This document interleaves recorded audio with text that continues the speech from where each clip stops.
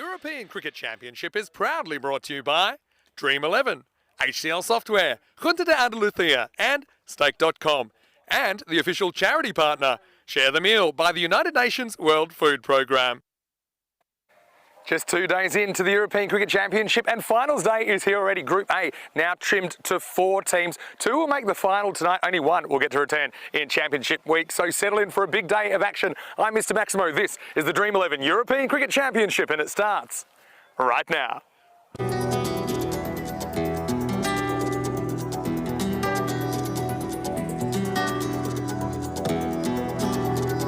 Ven conmigo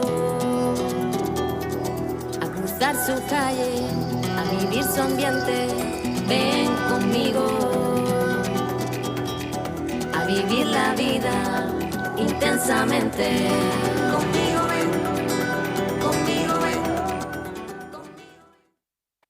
Bienvenidos and welcome back. It's great to have your company wherever you're watching from around the world. Going to be a huge day and night, of course, in European cricket. It's day 3, which is finals day in Group A. We've only just gotten started, but already we're going to have to say goodbye to some more teams. Of course, Czechia in Group A not able to qualify for today, but we still have 4 teams all vying for that Championship week spot. So first up, we've got the Eliminator, the 2 teams that finished in 3rd and 4th spaces respectively. It's Isle of Man taking on Greece. Let's see what happens at the coin toss. Rob Kemming is with the 2 captains. Thank you very much. Yuko. European. European is called? It is European. We will ball first. You will go first. Good. So it is Aslan Mohammed, the Greek captain, who's won the toss and he's elected to field first. I know he thinks it's a bit of a jinx when he wins the toss. They don't win the matches. He'll be hoping that's not the case today. Now, Greece, only the 1 solitary win in the group stage, but they certainly started to play better, didn't they? Their batting seemed to click. I think they're a bit of a danger team, to be honest. I love that they've got a real diversity of backgrounds as well in the Greek side. A lot of good native Greek players in there. Georgios Galanis, I think, could be a bit of a key with the ball as usual. The question is, can they score enough runs? First, though, they have to restrict Isle of Man. We know Ollie Webster, the only centurion in the tournament so far, he's likely to come out. And Isle of Man, I think all of their batters now, they've gotten a little bit more time in the middle, and I think that they won't mind actually the opportunity to bat first. Isle of Man finishing in 3rd place, of course. Let's talk about the weather today. Lots of sunshine. That's why it's called the Costa del Sol. We're expecting a maximum temperature of 28, currently about 24. Perfect conditions. These balls, these grizzly balls we're using this year, they are really flying. If you look at some of the numbers and the amount of 6s we're getting, there's something to that. So I expect plenty more maximos today as we get ready for the first ball in the Eliminator. Greece winning the toss and deciding to field. Let's go over to the commentary box now. Andrew Ryan is standing by. Rhino, let's get ready. It's Group A, finals day. Vinny Sandhu, Mr. Maximo there with the day's preview for finals day of Group A here at the European Cricket Championship 2023. Thank you very much for joining us on the European Cricket Network, whether through our YouTube channel or our many broadcast partners around the world. Great to have you with us for the start of what should be a wonderful day of intense finals cricket.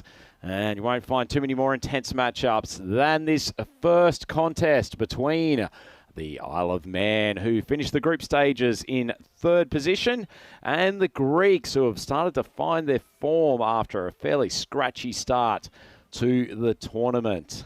As Vinny's mentioned, the Isle of Man will be batting first in this one. The batting's been largely led by Ollie Webster, the captain. At the top there, he's the century maker from day 1 and has continued his good form throughout. Had some support from the rest of the team. Nathan Knights has come in with the occasional good innings, and also Christian Webster showed capability to hit boundaries. Probably need the rest of their batting lineup to step up. Joe and George Burrows showed some flashes of form at times. Here we are. First ball, the Eliminator. Lovely shot from Webster. Rocks onto the back foot. Too short from Sinan Khan.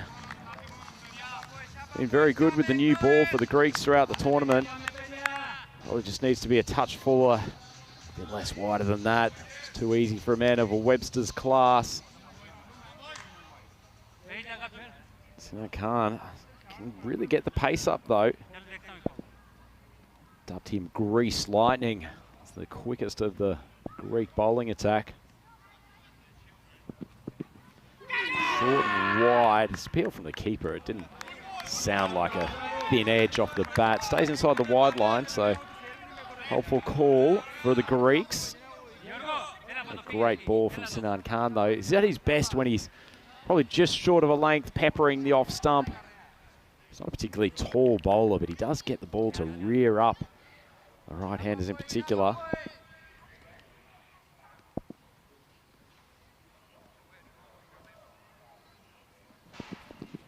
Another short ball. That one doesn't get up. Off-speed delivery. Webster picked up the length early, but was well through his shot. Nice bit of bowling from Khan. Continuing this short of a length attack. Certainly seen most of the pace bowlers here at this tournament so far fairly happy to pepper the chest and the rib cage of the opposition batsman, even the top order. Another short one. Top edge. Should be a catch. That's well taken. And Askul Nawaz, he's done so much good work in the third man position, but this time he's a little bit wider, and the big wicket of Ollie Webster in the first over. Huge dismissal from the Greeks. Isle of Man, 4 for 1. Oh, Sinan Khan, he's continued with this short of a length attack, really bends his back. As soon as it comes off the top edge of the bat, he thinks he's in with a chance. Webster just not enough bat to take it over the boundary, and the fielder, Gul Nawaz, couldn't be in much better position. That's a wonderful start for the Greeks, and credit to their skipper as well. Excellent fielding position. I've got the man at short third as well. I know these Isle of Men players, most of them are fairly proficient with the cut shot and perhaps with the pace of Khan. Just feeling like they'll have 1 or 2 out of control shots coming. So Isle of Man sitting 4 for 1. 4 balls gone in this first over. Good start for the Greeks. Feel like they're riding a little bit of momentum coming into this game, probably more so than the Isle of Man, who started the tournament really well, but felt like they lost their way a touch yesterday.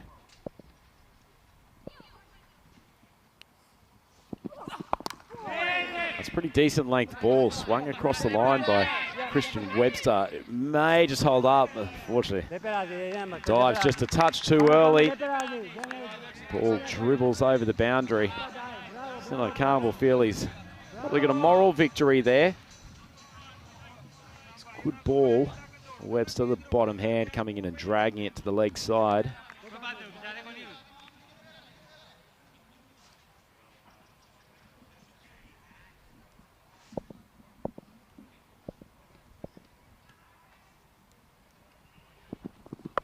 Another short one. And across the line. He comes around from square leg, keeps it to just the single. End of a fairly eventful first over. In this innings, Isle of Man, 9 for 1 after the first.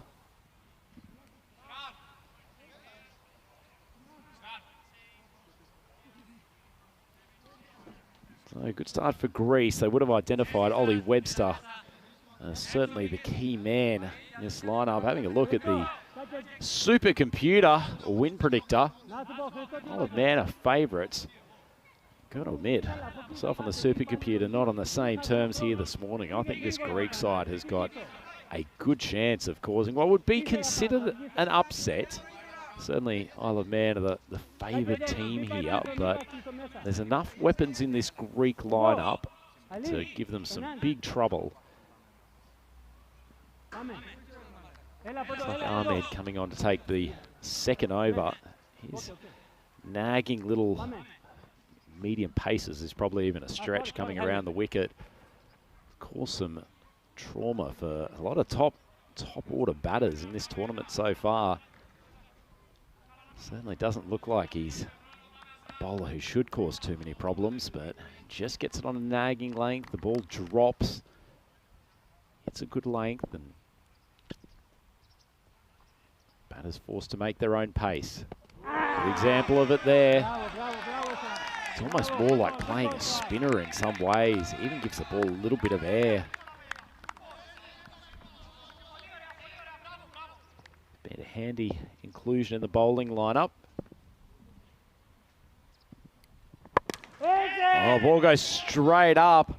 Fielder coming around from long on, runs straight past it. A bit of fancy footwork near the boundary rope. I think they've managed to keep that in despite their best efforts to do otherwise. At the moment, Ahmed might have thought there was an opportunity for a catch. Certainly wasn't a well-controlled shot. Webster sitting deep in the crease. The spin, ironically, beating the leg spinner, Georgios Galanis.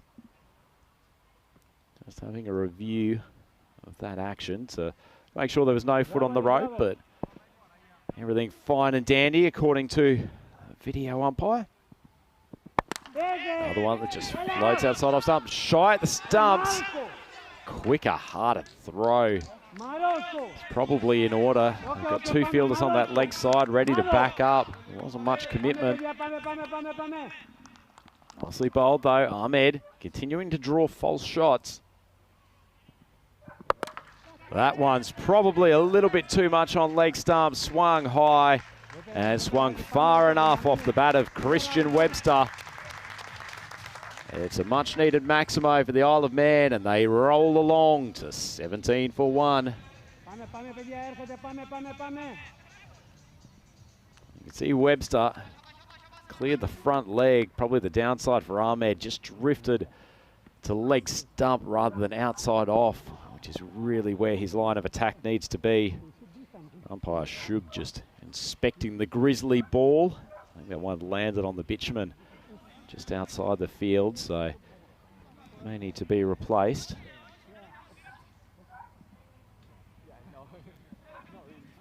Interesting start to this one. Greeks would love another wicket, maybe another 2 before the power play ends. We know their batting has struggled at times, so they've probably got a target in their head of probably somewhere between 100 to 110.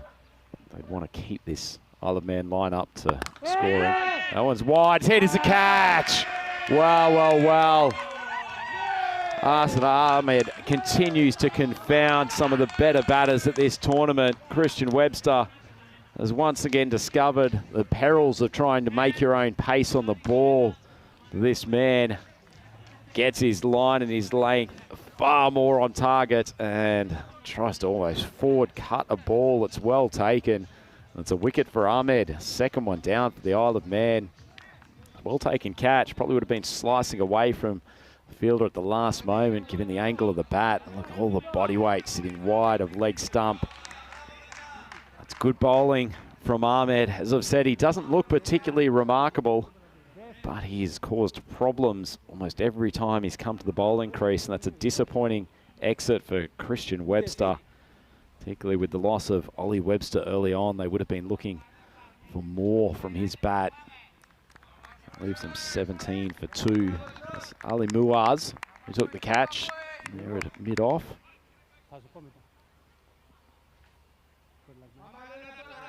Brings George Burrows to the crease.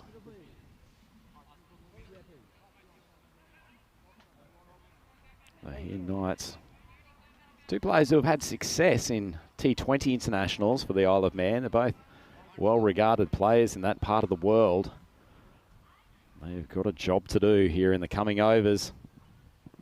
Ahmed once again gets it outside off stump. Big swing across the line. Nice piece of fielding. The Greeks look up for this. That's a great finish to that second over. Isle of Man 17 for 2. 2 overs gone. Sharp bit of work. Just a reminder to Burrows that there's no easy singles in amongst this Greek infield. Certainly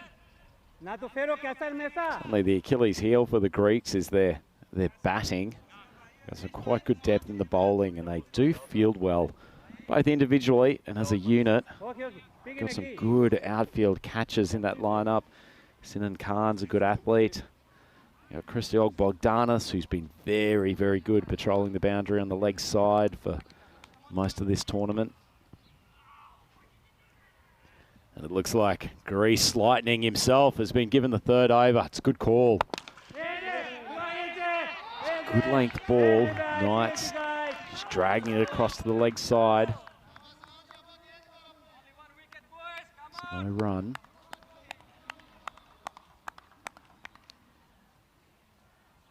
Greek team full of enthusiasm. It's a nice time to be playing cricket today. The sun's out, but it's probably not quite as warm as it has been the last few days. Small bit of cloud cover around the Cardimer Oval. Short ball, Knights swings across the line and he times that beautifully. It's probably no more than about 3 meters away from, I think, Kazir out there at deep mid-wicket. But absolutely rocketed past him. He's a tall man, Knight, so he won't be particularly phased by the short of the length attack from Grease Lightning.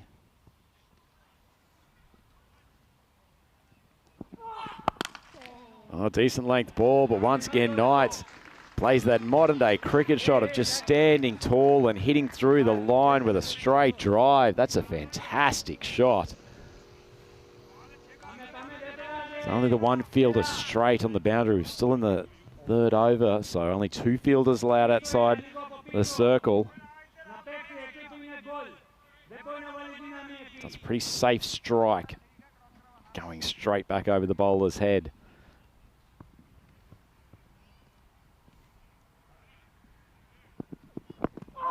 Through ball, no chance of an LBW, but it's a nice change of attack from Khan.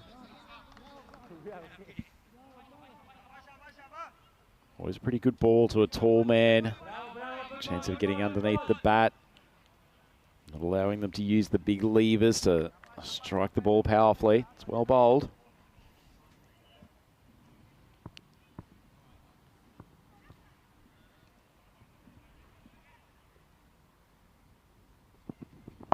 Oh, it's full outside the leg stump, but it essentially gives Knights a free hit. And he struck it nicely. That's a Manximo. As he races along to 16 off 5. And the Manxman, a bit of a recovery this over, led by this man on screen, Nathan Knight. Greek skipper, Aslam Mohammed, brought Sinad Khan back for his second over. Hasn't worked out for them yet. They'd love to have Knights back in the pavilion. Really get them into the teeth of the middle order. Short ball popped up. Opportunity for a catch. Unfortunately, Khan can't get back in time. Potentially a huge moment in the context of this game. Too far through his run-up. Ball just blooping over his head. Tried in vain. Nothing more than a moral victory for the bowler on that occasion, and Knights lives to fight another day. So do the Isle of Man. 3 overs down. They are 34 for 2. So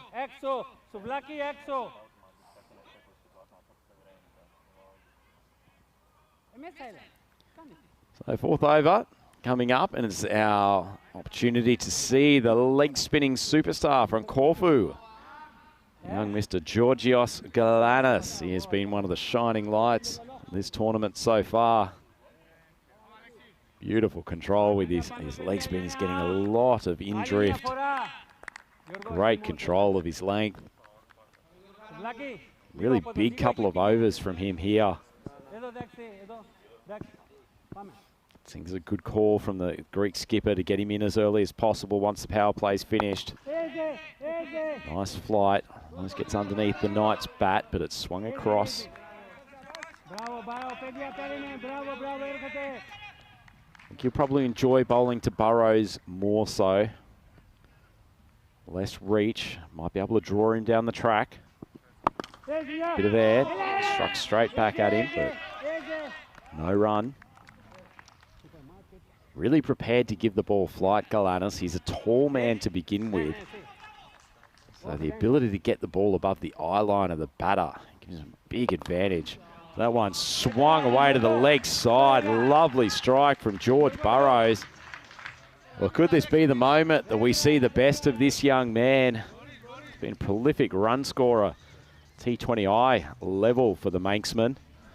Hasn't produced his best in this tournament, but gets off the mark with a Manxamo there. Wasn't a bad ball from Galanis, probably just drifted on to middle stump a little more than he would have liked. And Burrows took up the challenge, struck it sweetly.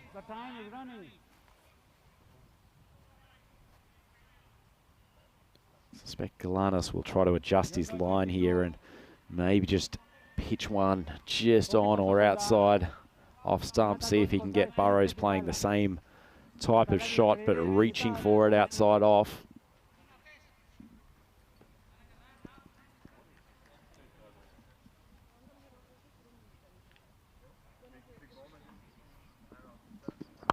There we go, he does go outside off and he pops it straight down the fielder's throat. That's an excellent piece of bowling from Galanis.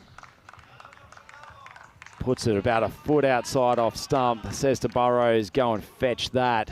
He has a crack and he hits it straight down the throat of, I think that's Sinan Khan down there at long on. Good catch from him. But a wonderful piece of bowling from Galanis. Burrows, to his credit, took up the challenge, but just did not get a good enough piece of it to send it over the boundary. It's just the difficulty once you have to stretch the arms out to that width. And the head goes back. He knows he's on his way. And yet another wicket to this leg spinning star from Greece. The Isle of Man, 41 for 3. Still 2 balls left in this fourth over. And it brings Sam Barnett to the crease. And it was very good for them last night. Top scorer in their game. Just drives that square. Fielder coming out from a deep cover. Started a little bit slowly last night. Greeks will feel if they can strangle his run scoring opportunities early. Might be able to get through a few overs without too much damage to the scoreboard. If they can keep Nathan Knights off strike. Another one with a bit of width from Galanis, but Knights has played it well. Hasn't tried to loft it over the boundary at all. He's freed his arms and found the gap between cow corner and long on. Good batting. Good contest all round, and the Isle of Man 46 for 3. It's the end of the fourth over.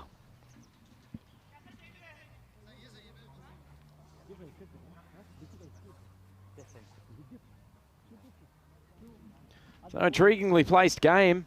Isle of Man 46 for 3. 4 overs gone. 2 at the crease now in the form of Nathan Knight. Sam Barnett have to do a decent bit of work to get them up to a defendable total. Left arm spinner Kasia. He's had an up and down tournament with the ball. Got some nice mechanics. Seen him bowl some good overs, but a couple of times in which he's just completely lost his length. As that one is drilled, but it's taken, and it's taken very, very well. Good air from Kasia. Nathan Knights tried to go with the spin. Maybe Sinan Khan again. This time long off, moves quickly to his left. Ball really hit hard and flat, but he's taken an exceptional catch. And that is yet another big wicket for the Greeks. Can't blame Knights for going for that shot.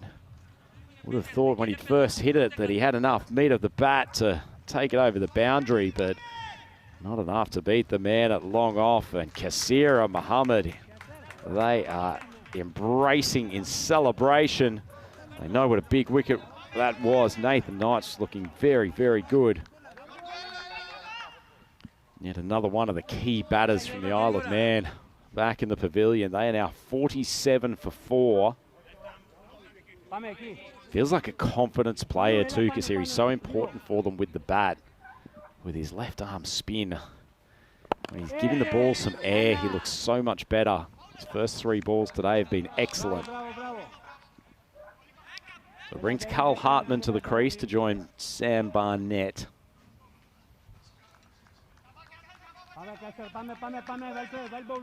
Nothing for these two. Got a little bit of a rebuilding job, but they're almost 5 overs through the innings too, so they can't take too many balls to get in. As I said, Sam Barnett, certainly from watching him last night, likes a few balls to get started. Big swing across the line. The ball goes up. This is going to be an easy return catch for Kasia. And this is what pressure does. It's the 5th wicket down. Barnett, due to the work of his top order, he's having to go hard and earlier than he really wants to. Swinging across the line, no control, and Kasia has 2 for 2. And what a moment to bring the doyen of ECN commentators, Vinny Sandhu, into the microphone. Yeah, thanks, Rhino. Good morning, everyone. Good afternoon, good evening, wherever you're watching from around the world. Yeah, Eliminator. This is why you really want the top 2. Isle of Man, not saying they're gone yet, but certainly things have gone awry, haven't they, in the first 5 overs of the day, consistently losing wickets. You can kind of steadily map the Greeks' progress through the group stage, can't you? They had a bit of a horror start, but obviously they've turned it on here. Taking wickets so important in this form of the game, even though it is a short form of the game. Anyway, because of the wicket, they'll have just a quick drink and the strategic timeout. And it gives us a chance to welcome you into the box here. Vinny Sandhu, Mr. Maximo for the European Cricket Network. I'm here with Andrew Ryan. And yeah, great to have your company as always.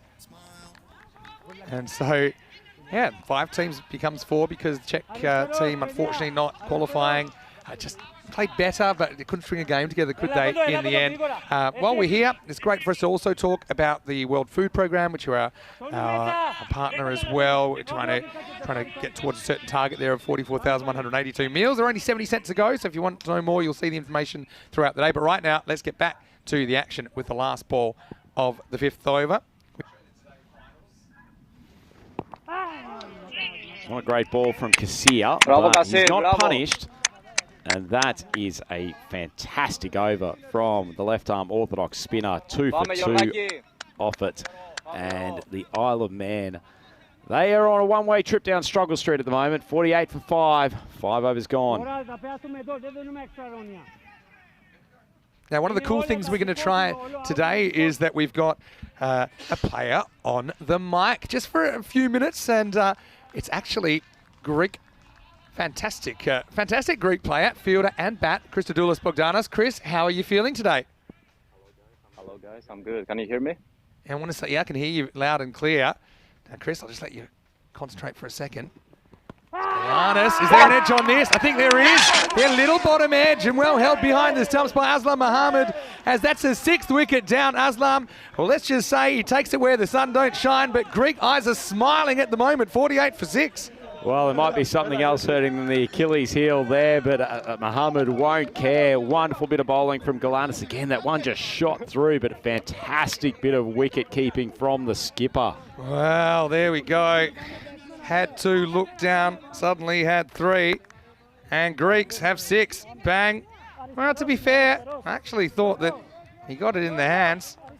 Anyway, it didn't stop Aslam Mohammed from a bit of a carry-on, but yeah, what a great start to the over for Georgios Galanis. Isle of Man, 48 for 6. And you see Chris is pretty happy with that as he gets back to his position. Well, Chris, we'll come back and have another chat with you. Well, you had 5 wickets, now you got 6. How are you guys feeling at the moment? It's feeling very good. I think the power play has gone really well. So we're going to carry on pushing and see if we can get 4 more and finish it under 100 runs. Left-hander now, so he should be safe for a while. This one doesn't leave the infield.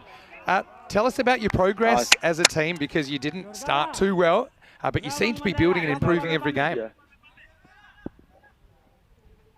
This ball. 1 second. Yeah, we had a rough patch in the start, but we had a few chats with the boys and we understand that we're a new team. But currently we start finding our feet, so we're going very well by the looks of it.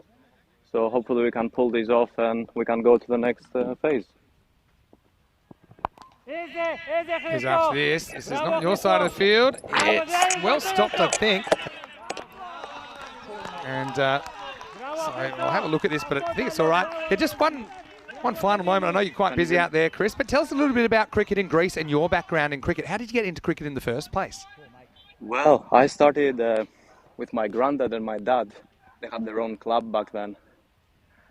And when I was 15, I used to play in Greece till I was 15, and after I moved to UK. Lannis pitched up. This one hit the sweeper. Yeah, go on, Chris. Yeah, and now I'm currently playing in the UK for the last 7 years for New Rover Cricket Club up in Leeds. In Greece, currently we have only, I think, 7 to 8 clubs, and there are a few in Athens. I'm not really clear about how many there are in Athens, to be honest with you. Fully over this one, Chris, and that's going to come out to you. And I'm sure you're not going to mess this up as he throws it in. And it's the end of the 6th over. And the score is 52 for 6. So, Chris, just quickly before you go, Georgios Galanis, he is someone that we always like to see as well. I mean, it's an example, in Greece, there are quite a few homegrown players that have been born in Greece and played all their cricket in Greece, or at least all their junior cricket in Greece. Well, now currently I have no clue. I haven't played junior cricket in Greece for the last probably 8 years. But I think now it's coming up. They try to grow the cricket back home and make it like bring some new talents in. I have heard there are a few people coming up to the men's team. You're a busy man out there. Yeah. Be able to see in a few years, probably you're going to be able to see a few talents coming up and helping the team go even further. Well, Chris, I know we've had a European Cricket Series in Greece a couple of years ago in 2021. Really enjoyed that experience. Mapreet Singh Memi just knocked away for one here. So, yeah, Chris, we wish you all the best of luck. We'll let you get back to your job here. You guys in great shape at 54 for 6. Best of luck for this game and potentially the rest of the day. Hopefully we're going to give you a good show today and we can win the game in the end. That's Chris Bogdanos there for Greece. Yeah, what a great insight to have a word with Chris at the moment. You can just hear his background in cricket and the passion that he's got. Ooh, pretty close. I think he gets the foot back down here. But Rhino, right now, the Greeks, they're playing like millionaires out there. Yeah, said at the start of the game, I disagreed vehemently with the supercomputer giving the Isle of Man such an advantage in this contest. The Greeks have built some good momentum and their better players have really started to step up the last few contests. Great to see Chris pull off a couple of good stops in the field during the course of those 2 overs. But as you say, great to hear the stories of how he got involved in cricket back in his homeland, has now sort of expanded his range of experience by playing in the UK. It's probably something you see a bit more in Greece than some of the other continental countries. That there is kind of multi-generational native cricketers. It's just something you don't really associate in a lot of the other countries we visit. 6 down here. This will be the end of the 7th over as Isle of Man trying to make something. It's 55 for 6 after 7. Yeah, not the only man from Greek cricket who's currently traipsing around the UK. Obviously, Ari Karvalis, who we saw playing for Corfu a couple of years ago, is in and around the county setup and has experienced some level of success. He's been doing well. We've seen him here at Carlton Oval before as well. Absolutely. Just quickly, Rhino, whoever wins today gets to come back in Championship Week. See these 5 countries that have been playing in Group A, of course. Czech Republic, unfortunately, they've been eliminated from the competition, but 4 still in the running. And Netherlands 11, they've already qualified. They'll be joined by the 6 group winners. I'll give you another name in Greek cricket that I believe qualifies. As this is an edge, it's going to fly away for 4. So it's the old proverbial kitchen sink, wasn't it? That Burrows threw at it, but the result is 4 runs. It certainly was. Don't mind that, though, too much if you're the Greeks. They're continuing to bowl to their plans. Ahmed loves to make players fetch the ball from uncomfortable positions, and that wasn't too far away from Georgios Stogianos, who's down there at 3rd man. Handy break, though, for Isle of Man. And now, called a wide. And I think the issue is whether the striker had moved or not. And we get a lot of these kinds of calls. But, yeah, I'll give you another name, Peter Hatzoglu. Very from true. the Big Bash, who I believe potentially could play for Greece. People don't realise that the criteria, you either have to be a citizen of the country or you need to fulfil the residency criteria to play international cricket for a particular country, and normally that residency criteria is to live there 3 years continuously. Tell you what, how hard would Hatzoglu's quick spinners be to play in T10 cricket? I think he could be a prototype T10 star. Goes straight and goes long. It's good strike, isn't it, from Burrows and the lefties. Just trying to make something of this target at the moment. Maximo, 6 to Isle of Man. Yeah, they need it. Joe Burrows, who'll play an important role with the ball for the Isle of Man later in when the Greeks try to chase this target down. Important for the Greeks, though. They put themselves into such a good position here. They don't want to finish with 3 loose overs. Hasn't been a bad over from Ahmed. Just the 2 boundaries so far, though, causing that score to just creep up.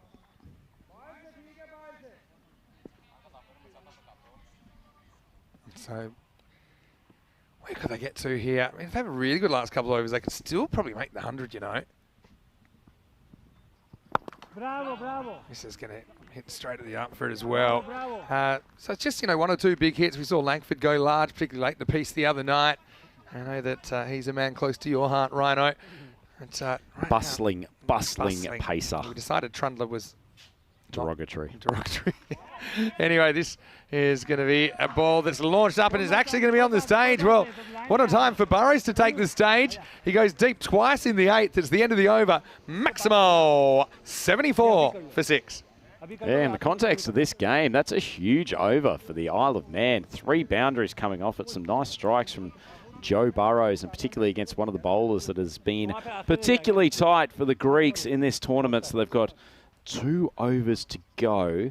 As you say, Vinny, if they can creep up their way to 100, we know the Greek batting lineup has had its issues at times in the tournament. I think the Isle of Man will still think they've got something to defend. I like the offie as well with the 2 left-handers. Seems like a good matchup. How about Aslam Mohammed behind the stumps as well? Still wondering why he was holding himself in an unusual region after he took the court behind. But I think he may have copped a Galanus knee. Oh, is that what it was? Awkward spot. All right, makes more sense. All right, this is high and it's straight. It's not going to carry to the outfielder, just a single. So coming back to a point you've just made of bringing the off spinner on here, Vinny, I think that's probably where the strategic call was wrong in that last over of Ahmed, always drifting the ball into the left-handers, really pushing it into their hitting zone. Not sure he was the right call at that time. Not really gotten hold of. This will be a single. But having said that, I mean, Greece, let's say they're set 90 or whatever we're looking at like here, let's say low 90s. It's no foregone conclusion. I think their batting has sometimes stood up, sometimes hasn't. Goes after this and hits it towards the fielder. And he drops it. Wow. Sinan Khan out there, Grease Lightning. He's probably looking straight into the sun. Seemed to have it under control. That's a lucky break. Well, Grease Lightning looks like he's got greasy hands out there. That was a pretty easy catch for someone of his ability. Now, Dot, as Burrows admonishes himself. Might admonish himself, but it's the difference of having the ball moving away from the batter as opposed to coming back into them. Even if you hit that, there's 2 fielders waiting for it in the infield. Potential catch, or at least to make the stop. Now a big swing and a miss, and yeah, Greece liking their work at the moment. Isle of Man still fighting though. Walking stick, 77 for 6. So they've got 1 over available from Amin Kassir here, so I suspect he'll come on and bowl it unless they want to bring someone on who's a right-arm spinner, given the success of that last over. And it does look actually like they've switched and they're going for Gul Nawaz to bowl the 10th, Vinny. So I don't actually mind that. Amin Kassir, if he starts just drifting onto the pads and with the ball spinning back into, particularly Langford, who does like to swing to deep square. So it's so situational, isn't it? Very much so. Can't believe he wouldn't bring it back. It took 2 for 2. This is hit in the air and it's straight down the throat of the fielder and caught. So no such issues on that side of the field as Langford can't reproduce his nighttime heroics. He holds out for 6 as it's all the 7s. The slot machine, 77 for 7. Yeah, there you go, Vinny. That's good captaincy from Aslam Mohammed. It's not all about just bringing your best players on in certain situations. It's thinking your way through it, and just see there, Langford, just the difficulty of the ball's already wide of off stump. He's having to fetch it from almost a metre away from his body, unable to get power behind the ball, and tidy catch. So it's a good piece of bowling from Gul Nawaz. There's still 5 balls to go. And that isn't Carl Harton. He probably won't be too impressed with everyone being reminded that he went for 1 off just 2 balls a little bit earlier in this innings. Shame not to see the 777s up on screen. There, we got it now. Well, now, it's not like baseball where you can switch the pitcher in the middle over either, because now you do have the right-hander against the off-spinner, and this is Fraser Clark, who works the first one away for a single. Still, I think with Burrows, the main man out there, they'll be happy once again to have the ball turning away from him. I suspect you'll have the same line from Gul Nawaz, putting it wide. All right, it made a good sound, and that's going to go a long way. Maximo! Burrows plays it on length, puts some length on it himself as Isle of Man move up into the 80s. Well, it's not bad bowling, but it's pretty good batting from Burrows. He once again had to really stretch, but he's kept his shape long enough, got the wrist through the ball, hit it cleanly. Much needed Maximo for the boys from the Isle of Man. They've been such a great addition to the competition. Really enjoyed having them here. And now he's going to reach for this, and he's going to put this into the jungle as well. Maximo! Well, there's the 90, and with 2 balls remaining, an outside chance of triple figures if Burrows keeps going like this. Yeah, probably 2 errors here from Gul Nawaz. First and foremost, he was far too much on the stumps, but also he flattened it out, so he actually gave Burrows more pace to work with. I'd like to see him just give it some air well outside off. It's a bit flatter. Same kind of a shot. This time should be gone and caught. So, well, guess my predictions are on again today. I said they'll bring it about 90 exactly in the end. Burrows, they owe a debt of gratitude to him, don't they? The Maxman, he finishes with 34. And so, well, I was going to say it's the last ball. I thought it was, but it looks like we still got 1 to go because I might be good at predicting scores, but I can't count to 6 clearly. That's 90 for 8 now with the ball remaining. Yeah, just the difference. Burrows not having quite as much zip to work with on that one. Had to drag it from not shockingly far outside off stump, but decent bit of bowling from Gul Nawaz. Look at him, the gangster of Malaga. Looking very cool in his shades. Now I recall that there was 2 to come. I'm obviously pretty keen to get to the morning tea, coffee at the innings break, but this looks like young JJ Griffin coming out with 1 ball to face. Looking forward to seeing him. Here. Yeah, looking forward to seeing him with the ball, I think there's a very good chance that he may run down the pitch and get stumped off this ball. I think against JJ, but he's got a free shot really, doesn't he? He got the 90. Maybe he'll smack it for 6. Let's find out. Missed time down to long on. Okay. We're both wrong, but I was closer. It's the end of the 10 overs. Isle of Man 90 for 8. And we've got a game on our hands here at the Gardner Oval in the Eliminator. In what way did he charge down the pitch in any shape or form? Well, you had him hitting it. I had him missing it. Simple as that. In his mind, he was charging. Anyway. Vinny Maximo, the casino man, putting the odds in his favour. But look, Isle of Man, they would have wanted more than that. Greece, they'll be happy where they are at the moment. But we mentioned that they've had some similar problems, haven't they, losing too many wickets early on. But all I can say is 2 teams have shown, but 1 has to be shown the door at the end of the next 10 overs as we have a look at the highlights of the first innings of Group A Finals Day. Yeah, it was just a story of early wickets. It was a great start from Isle of Man, though. Ollie Webster, he pumped his first ball for a boundary, but then managed to find Gul Nawaz not long after as Greece Lightning Sinan Khan took his first wicket. Georgios Galanis, he's befuddled batters all tournament with his spin, but he was the man who was confused out in the outfield. But just the wicket in particular there, huge one from Ahmed, getting Christian Webster to miss time 1 to mid-off. Nathan Knights, he stood tall both literally and figuratively for the Makesman. He hit enough boundaries to keep their total moving, but Kassir, the introduction of the left arm spin, he took 2 for 2 off his over, and he really put the brakes on in the middle. Then it was Nathan Knight still hammering away, even being able to take Georgios Galanis down, which not too many people have done in this tournament. But the Greek fielding all round was very, very sharp. They took their catches. Arslan Mohammed, he got cracked in a tender position, but not before he'd taken an excellent catch off the bowling of Galanis. Plenty of swipes down the ground. Joe Burrows, he fought hard at the end and hit a couple of good balls. That was one of the few fielding blemishes from the Greeks. All around, they were actually pretty good, and Sinan Khan was in the action all around, as was the bustling Langford.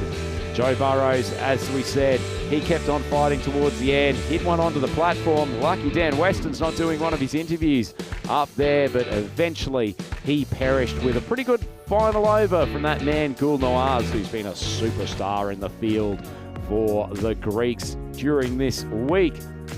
So we are set up with a pretty interesting chase here in the Eliminator. We know the Greeks have had their struggles with the bat, so 91 as the target, not necessarily an open and shut case for them. Have a look at that batting lineup, and Joe Burrow's done very well down the end there. 34 off 18. They would have been in dire straits had it not been for him. But Nathan Knight's also opened up very well at the top. Tall batter, gets on top of the ball. He wasn't too fussed about the short of a length. Bowling attack from the Greek speedsters. Batted very well, but apart from that, not a huge amount happening, particularly in the middle overs. And that was where they got really tied down. Genuinely an excellent all-round bowling performance from the Greeks. So each of these bowlers had at least one really good over.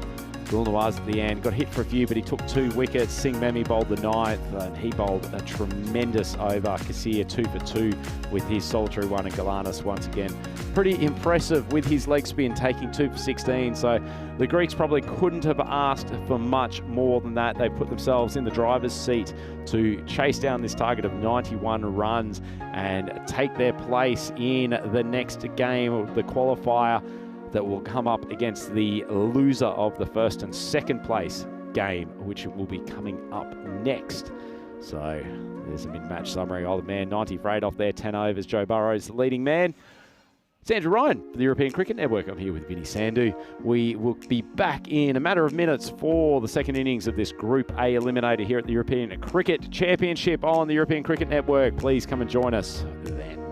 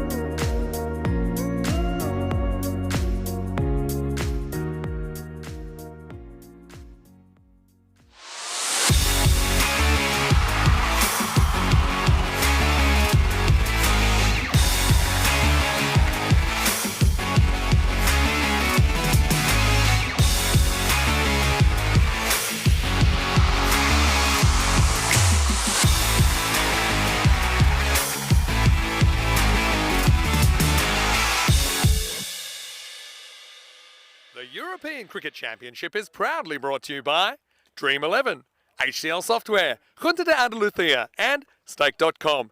And the official charity partner, Share the Meal, by the United Nations World Food Programme. Hello, cricket lovers, and welcome back to the Carter Oval. It's the home of European cricket, and right now it's the home of the European Cricket Championship. And what a game we got in our hands here.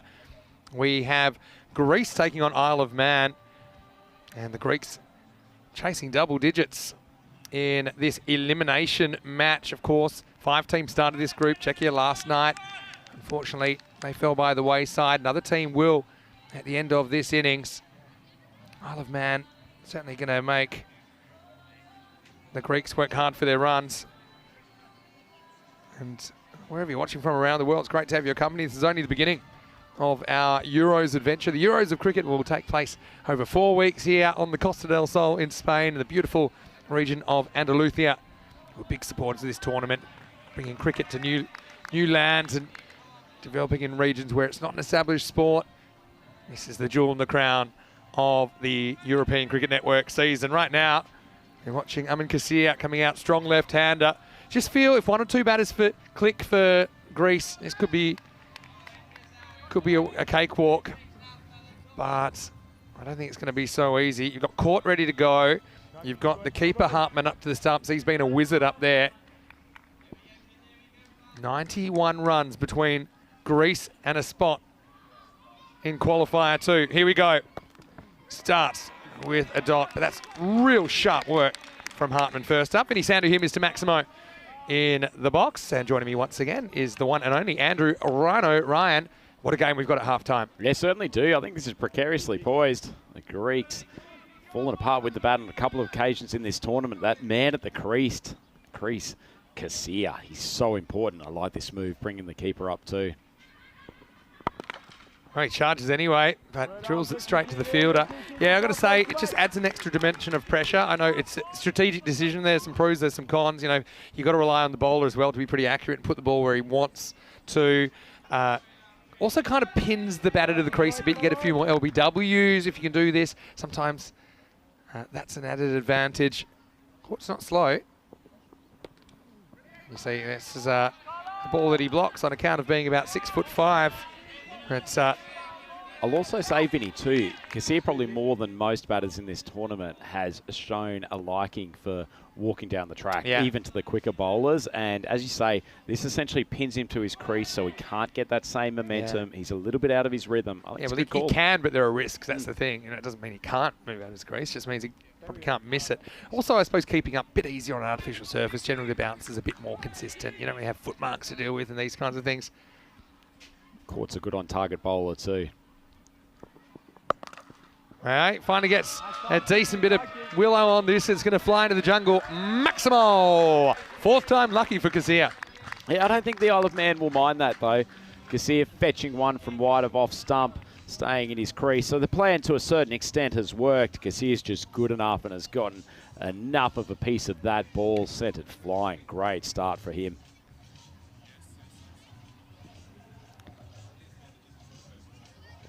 So Court, 6 runs off the over after 3 dot balls to start with.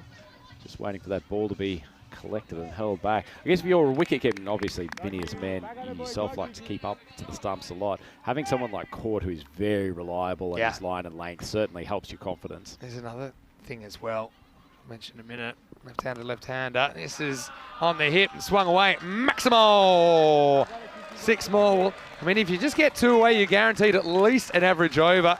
And we might have started with 3 dot balls, but since then we've had 2 sixes. Yep, certainly. And Kassir seems to have found his rhythm, irrespective of what the wicketkeeper or the bowler's doing. Lovely shot. I was going to say Court typically moves the ball away from the outside edge, which just gives you a bit of better look if you're keeping up rather than if the ball's swinging into the batter. Oh, he knocks him over.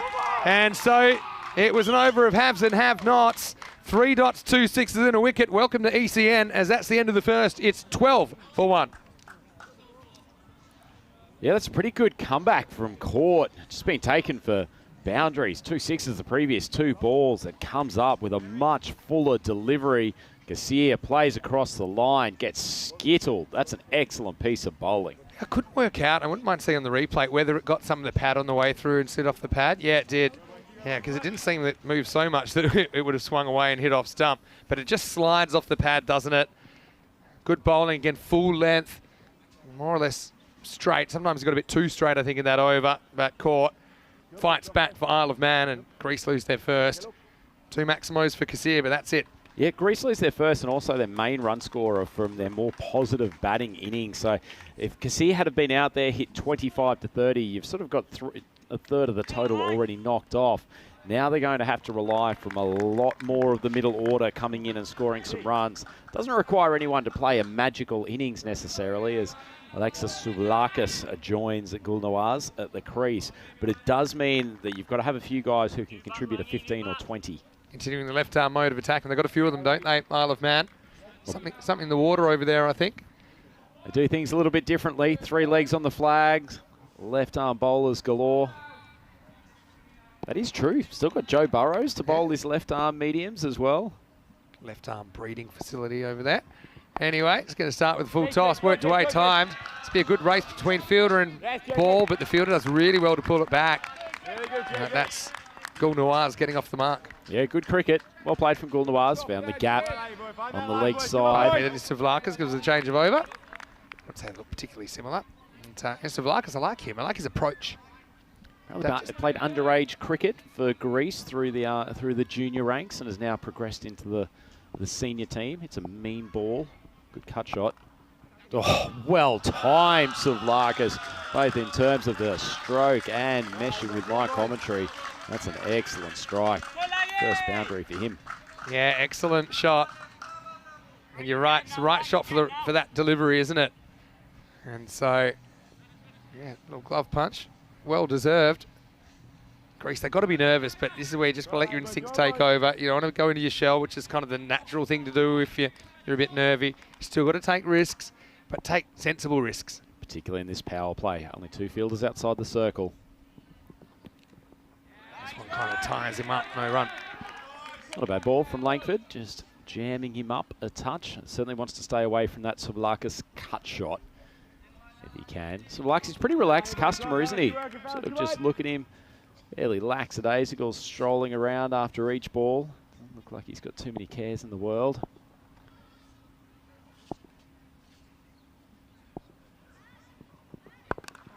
Yeah, again, good footwork, but punches this straight at the fielder. But yeah, it does like to cut, and I think there's value in the cut here under these conditions. It's rarely protected with an outfielder in that kind of quarter of the field. And with this extra bounce in this pitch, you can even go over the infield fairly regularly. Sometimes it goes over the fence. Yeah, essentially he's only has to beat that man just slightly backward of point, and that's a 4. There's no protection on the cover or point boundary.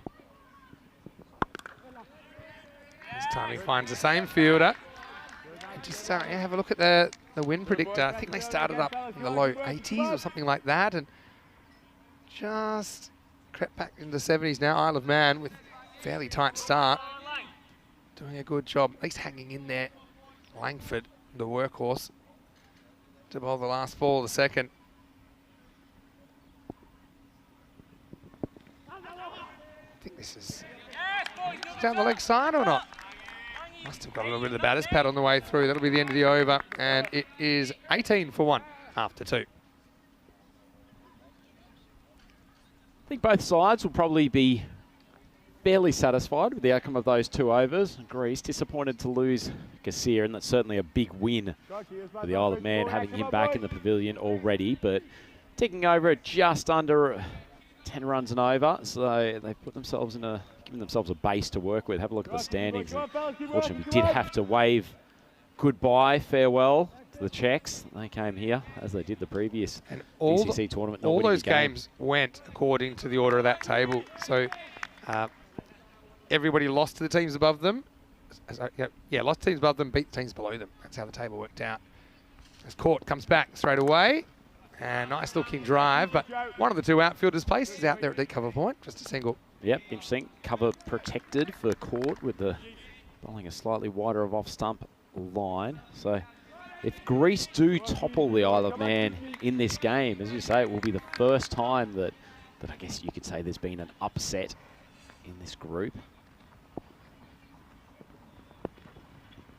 This One just ties up Suvlaka. He really feasts on that width with his technique, doesn't he? He's kind of looking just to work. We'll see some batters really trying to flick and make something of that. You know, square legs up in the circle. But he just plays it fairly cautiously. Yeah, if I was the older man, I'd probably actually put the infielder to cover and have the deep fielder on the point boundary, but let's see how this plays out. This time's to drive another dot ball, so there's been plenty of dot balls in this power play. Yeah, Savlakis, aside from that lovely cut shot for 4, he hasn't been able to work the singles easily to date. We've had 1 run in the last 7 balls, so 6 dots out of the last 7. That was since that cut 4 from Savlakis. Great keeping, but it'll be a wide. Nice for the cameras though. The man that I affectionately dubbed the octopus because it seems like he's got these big tentacles that seem to cover everything when he's up to the stumps. That was an excellent piece of keeping. He's got smooth hands and nice movement behind the wickets. Good all-round keeper. Anticipation is the key with those takes behind the batter. And this is fairly straight, tries to elevate. Savlakis is itchy for a run, but he won't get one. So yet another dot ball. Well, he's probably at the stage he has got to force here. I mean, he's sucked up quite a few balls now. I think that's what he's trying to do there. Trying to go over the top, just didn't time it.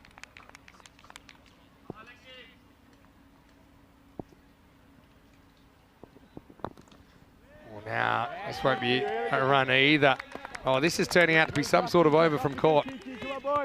Certainly is. He's a tight bowler, Corton, when he just finds his line and length. He's difficult to get away. Only 2 runs off the over so far. Savlakis, he's got to find the boundary here off this last ball. 6 off 10 in the power play. Gul Nawaz, he's only faced 1 ball so far. Yeah, it's not ideal, is it? Last ball of the power play now. Oh, it's a bad one. And it's going to be, it's either 4 or 6. It was just outside my field of vision, but it has been called 6. Maximo! Well, we'll have a look on the replay. I think that's carried the boundary by a couple of inches here. Well, I had the flag in the way, so let's have a look from this angle. Oh yeah, it's definitely 6. Definitely 6. So, yeah, I think the I'm sure that will be reviewed, and because that is clearly carried the boundary, and not only that. Maybe one more. I haven't seen it. Yeah, you can see that. Definitely 6. So it's going to be a 7-up and a free hit coming up. That's a huge ball in the context of this game, isn't it, Vinny? The no ball going for 6, and now the free hit from Savlakis. Especially after you've strung a string of dots together. As my old captain would say, it looked like they were scoring with a fork. But now, you got one more chance. He can charge it. This can't be stumped. Savlakis can swing away. Last ball again of the power play. He does, and he hits it. Well, when the pressure was off, he was very, very good. 13 come off the last ball, and just like that, Court undoes all that pressure.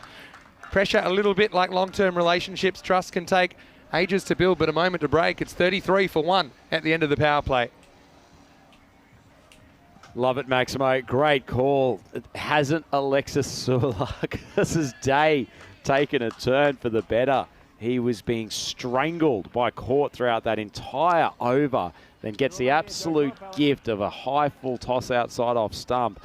Top edge that flies for a Maximo, and then on the free hit, comes up with a really good shot, actually. Wasn't a bad ball from Court, but just kept his shape. 2 off the first 5 balls, and one of them was wide. The over ends up going for 15. I haven't seen, in good level cricket, I haven't seen an over turnaround like that too many times before. We guarantee you more 13s than anyone else in world cricket, as we'll get ready for over number 4. And shocker, we'll have another left armour coming on. Statistically, left armers are pretty effective weapons. Joe Burrows is the bowler. Starts with a wide, and Nawaz, he hasn't really had too much to do out there. He's only faced the 1 ball, and that won't count as ball face because it's called a wide.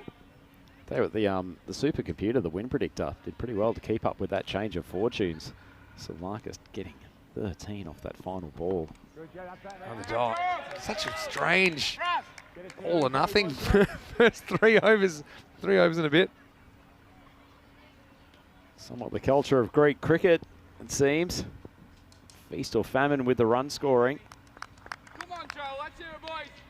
Joe Burrows should be pretty confident after his batting innings. Not a bad looking shot. Gilnoise says, all right.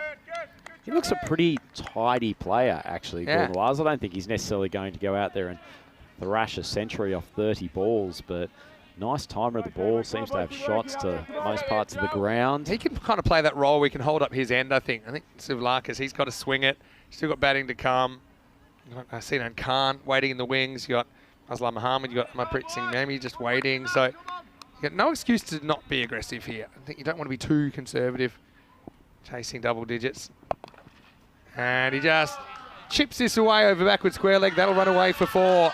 So Sivlakis, this time he does get a bit more on that straighter delivery. 4 more runs to Greece. Yeah, nice shot from Sivlakis. You can see he's just waited to the last moment to play it as late as possible. Good piece of willow on it. And almost takes it to the boundary. Lovely stroke. Burrows drifting too much onto leg stump.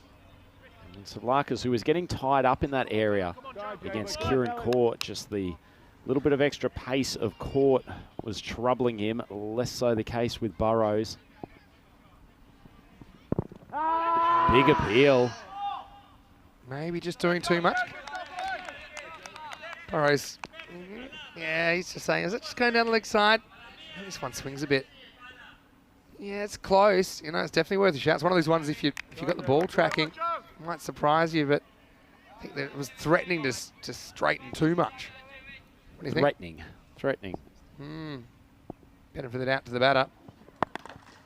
Now steps across, and he's been good at hitting the gaps here, hasn't he, Suvlakis? And he finds another one here. Cuatro carreras más. Well, for a man who looked like he was going to end up with a strike rate of about 50 at one stage, he's now playing a little gem of an innings. That's a good shot. Once again, not a bad ball from Burrows whatsoever, but Sivlakis just kept his top hand in front and has manipulated it across to the gap between deep mid-wicket and long on. Excellent batting.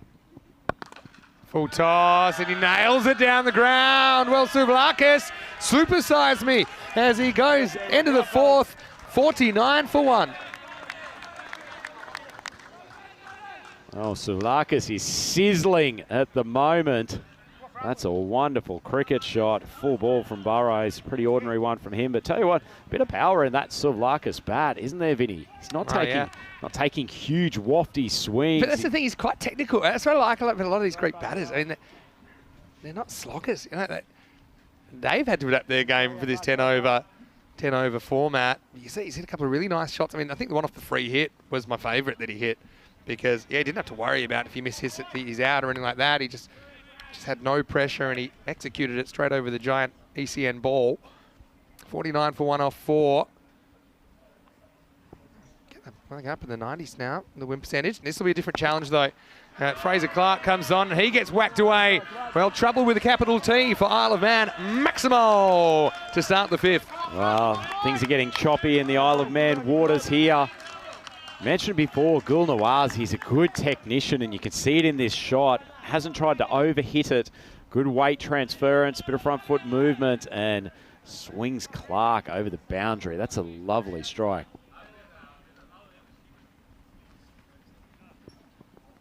This time he goes the overspin, and yeah, Fraser's quite an interesting bowler, isn't he? Because he has I don't even know if he's got a stock ball. He's got a variety of deliveries that he'll try at different times, depending on the situation, depending if it's right-hander or left-hander.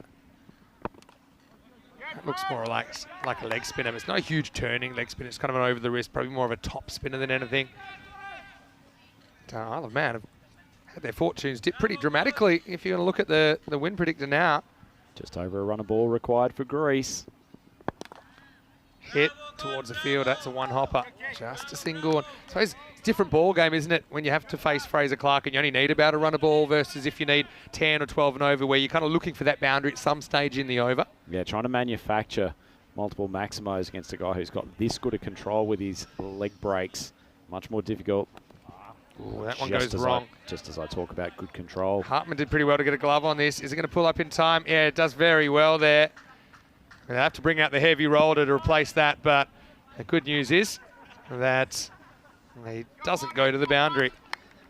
Yep, good chase. Good chase. Barnett and Langford, two sizable chaps. I mean, they're all for the Isle of Man. It was like two bullet trains at Yokohama coming towards each other. The Makesy Shinkansen. Yeah, it was. We've had that experience.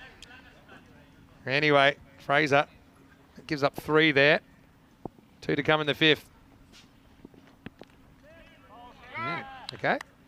But yeah, it's a win, isn't it? Fraser Clark is something a bit different. They've been pretty much exclusively left armers so far. And then it's funny, just a right arm medium pacer would be a bit of a change up here. Yeah, it's funny. Well, again, tries the slider down the leg side, and that'll be another one to the total. Look, I know people are going to think I'm crazy, but I've seen games lost from here.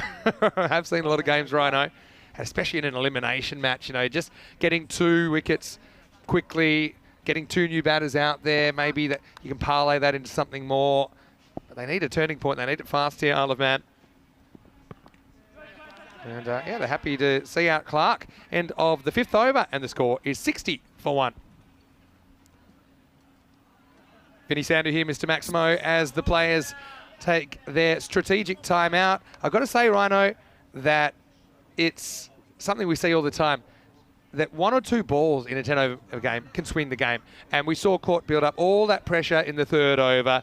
Then he just gets 1 ball wrong, a full toss gets hit for 6, a free hit also gets hit for 6, 13 runs right there, and with only 90 runs on the board, that you feel like that minute swung this match. Absolutely, and not just in the context of the Greek score, but the confidence for someone like Souvlakis. He was struggling, couldn't get caught away at all in that 2nd over that Court bowled, but by releasing the pressure there, got the 6 off his top edge, suddenly he's boomed one down the ground next ball, and he's played a little gem of an innings, and if the Greeks chase this down, he's probably going to be the hero with the bat. Yeah, definitely. So it's kind of a microcosm for life, isn't it? Sometimes things look like they're heading a certain way, but that turning point might just be around the corner. I want to say a big thank you to everyone as well that has supported our Share the Meal charity partner, which is something we're doing at the moment. You see down there, you can scan that QR code and you can donate 70 cents. That's it for a meal. So if you're enjoying this, that's something that we'd like you to support, and we do have a goal to get a certain amount, 44,182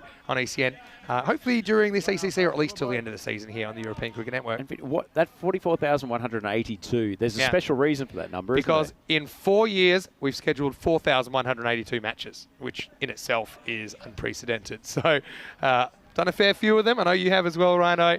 I think it's a great cause, and ECN obviously wants to improve cricket in a number of countries, but also, you know, we are interested in making the world a slightly more comfortable place for those that are in need. And I certainly have already done my share, especially on that the golden arm where you donate €2 to have a go on the speed gun. My shoulder's still hurting.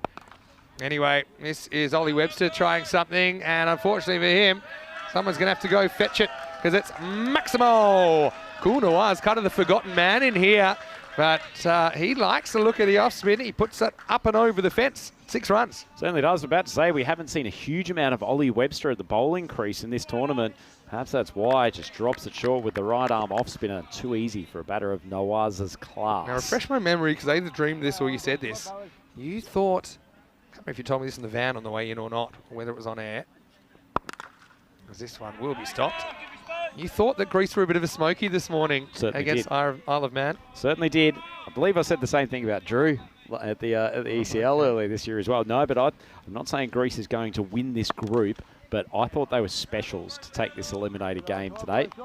To just pull one out of the fire when it was required. Yeah, the Swami, Andrew Ryan. I've been patting myself on my back for some of my predictions in the last 24 hours, but you do get a feel for these things, don't you? Yeah. I mean, you know yourself this, Vinny, that you're watching teams and you see them build up their confidence over a period of time. You also see that maybe as other teams get to know the respective strengths and weaknesses of other outfits, that they adjust their plans. And I feel like the Greeks are actually quite a cerebral cricket team in a way. I think they've got some good thinkers amongst that group, and their plans this morning were great with the ball. Probably they've got one main issue that they run into.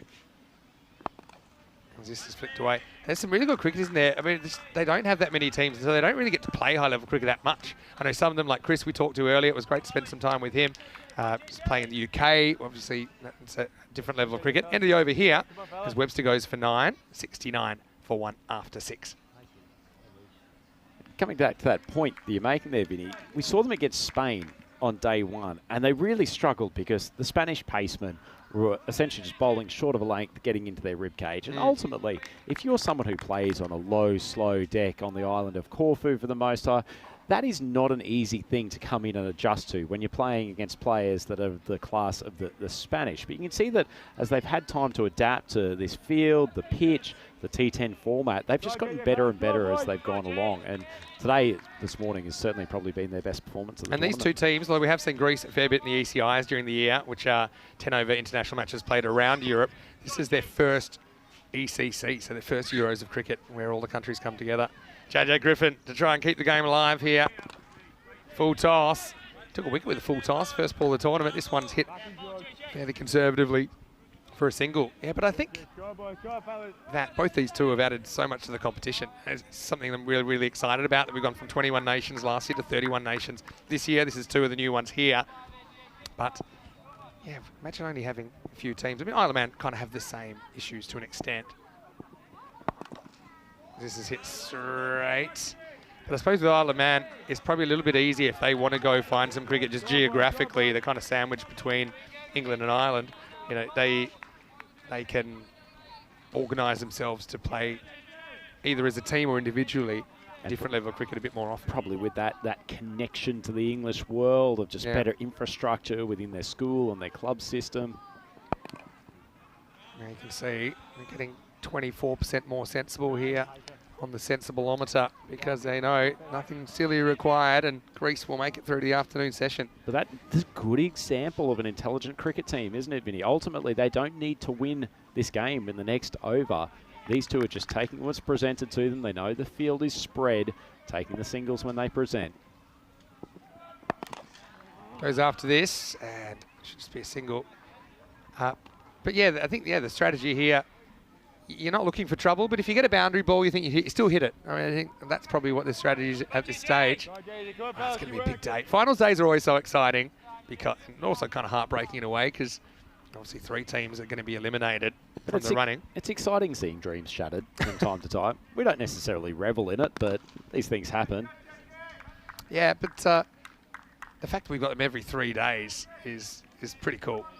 And we got 7 finals days, including the championship week finals day at the end of the tournament. Difficult stage to bowl at, isn't it? Griffin's bowled a pretty reasonable over here, but he's just easily being punched around for singles each ball. Greece needing 18 off 20 here. Gulden was on strike. He's played a little... I think he's just waiting to see if this was too high or not.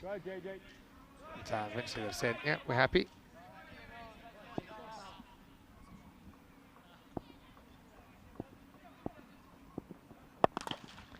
Full toss. It should be gone. And it is. So, well, need to pull the game as deep as possible. Ollie Webster, the captain, takes the catch. Full toss. That probably should have gone the distance. Savlakis, he'll be happy to hang his hat on his 35 as he gets them most of the way there. As Griffin comes up with the goods again off the fully, it's 74 for 2. Well, Savlakis has been skewered by a full toss from the young Griffin there. It feels like he's just gone for a little bit of a halfway shot, not committing to the Maximo, but also not just punching it down the ground for a single. You see that, the check drive, and a pretty nice catch in the end. A little bit of a disappointing end to what was a very good innings from him. Savlakis started... What's the opposite of a blaze of glory? Finished with a blaze of glory. He goes for 35 at 74. His midsection was a blaze of glory. His finish was relatively controlled, just put on the low grill. Yeah. Maybe it was just preheating his first 6 or 7 balls.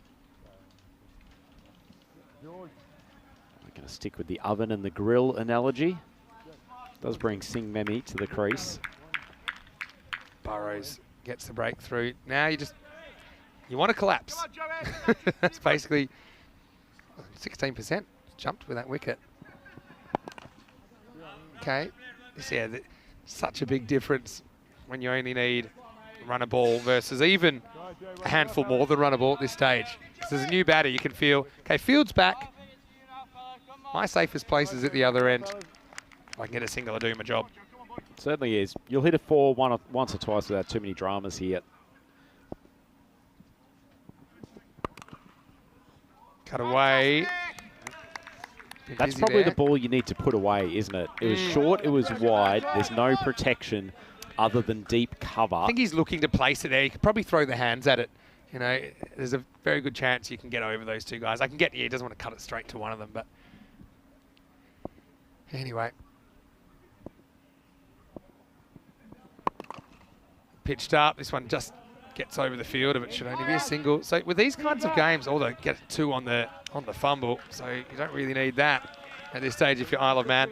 With these games, I always just think the deeper you take it, the more likely that the batting team might make a mess of things. And so if you can take it to the last over, you know, you probably have a slightly different field with more infielders trying to create dot balls. Where's the slow ball? And he's made it. He's got it wrong. Don't know if this is off the glove or off the pad. And my instinct was it was off the pad. I agree with you, Vinny. I think it's a good call from umpire Shub. To be honest, though, he probably should have just got the front leg out of that and let it go for wide. You know, I know what Hartman's thinking there. He wants to flick it back on the stumps, but the problem was the batter was in the way because he knew the batter actually was probably out if he back flicked it straight away. Top ball, though. And they're going to get a single, although they had to wait for it to get past Burrows. Just feel the tension rising a little bit. I mean, every ball we're seeing the win predictor swing quite wildly at this stage of the game. And as you said, Vinny, 6 off 6 is very different when it's the last over as opposed to scoring a run of ball otherwise. Love a boundary, and they're not going to get one.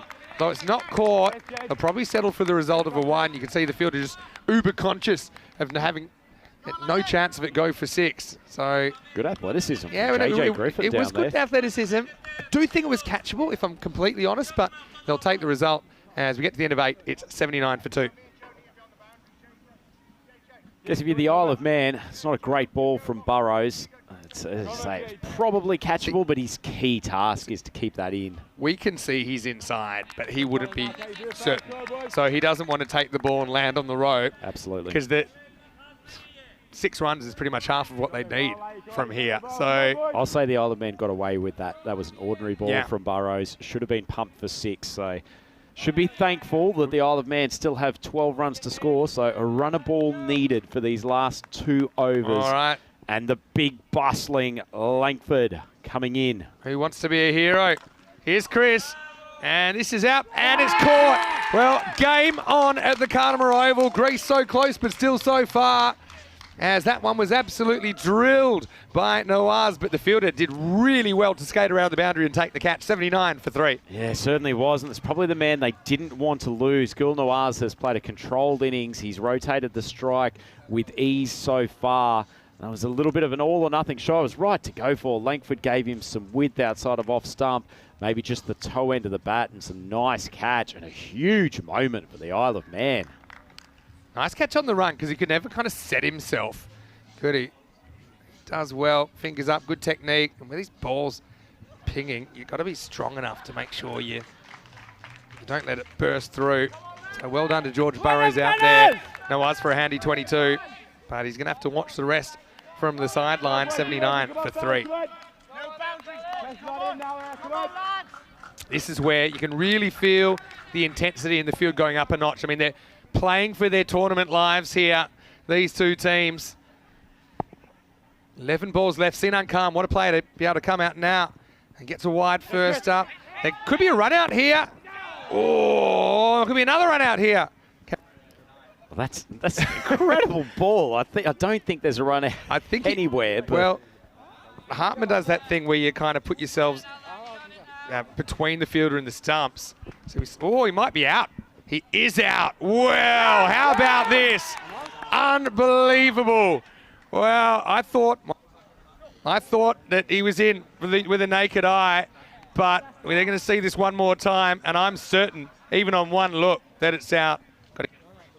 Yeah, I agree with you, Vinny. Naked eye, I thought he was home there. That's a fantastic work, and the long arms of the octopus, I think, is taking the bails off. Because they're old and they can't see.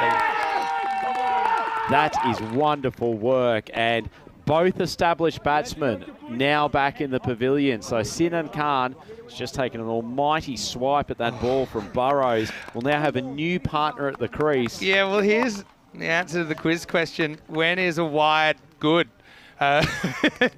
Even a fumble. I mean, Hartman will not be pretty annoyed that he fumbles that, and it looked like he'd given away an extra run. And actually, it got them another wicket, and it'll just make Greece a little bit more nervous. And the score now is 80 for 4. Amarpreet Singh Memi, the unfortunate victim. But, I mean, you've got your captain and most experienced player with probably your most explosive player at the crease now, because you've got Aslam Mohammed out there with Sinan Khan. So you give this situation to Greece, they take it every time, needing 11 off 11 with 6 wickets in hand. I get the feeling neither of these two are going to be shy swinging hard. Pretty good shot. First ball finds the gap. Long chase. 4 runs. Well, there you go. Aslam Mohammed. Got to say, I'm a little bit surprised he hasn't batted already. He gets a wide full toss, gets the placement, gets it past the infielder and then the outfield, and that's an incredibly important boundary for Greece. A great shot, excellent placement from a man facing his first ball of the innings. Langford just erring in length, and unfortunately Burrows, despite his best effort, can't stop the ball from crossing the boundary rope. Change of angle now as Langford goes around the wicket. Throws the hands at this, finds the fielder, they won't run. 7 off 9. Tell you what, if that rocket was either side of JJ Griffin, that was racing for a boundary. Big stop from the young man. Hasn't this gotten tasty all of a sudden? 95, it's a bit generous. I think there's a lot that can go wrong here. Nice shot, take it on. I go the long way. I would have gone to the 53-year-old Zen personally, although he is in pretty good shape. They scramble through for a single. I think fair enough taking the single there. Coming down to these late stages. Man trying to hit the stumps from almost side on. Take your chances. When you get this close, you're just taking every run possible, because every run is such a big proportion of what you need. Oh, they're going to push and run. And well, this could have been the most incredible run-out / own goal ever as he kicks it onto the bat of Sinan Khan.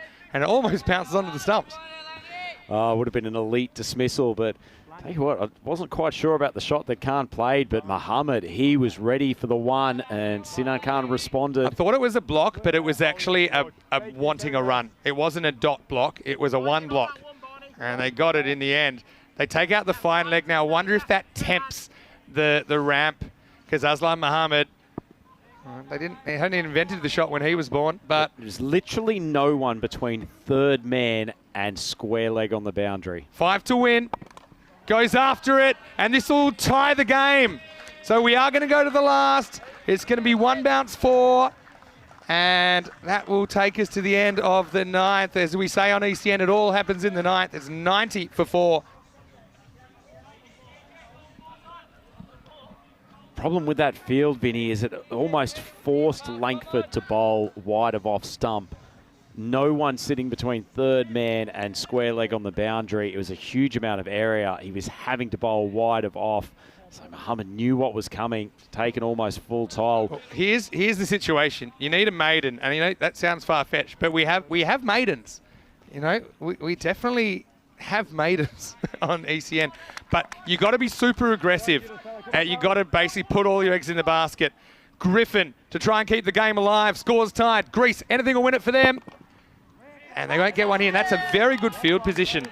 Very, very good field position, because you'd rather gamble by having people in. You also need to organise somebody to take the bowlers and stumps if the run-out's on there.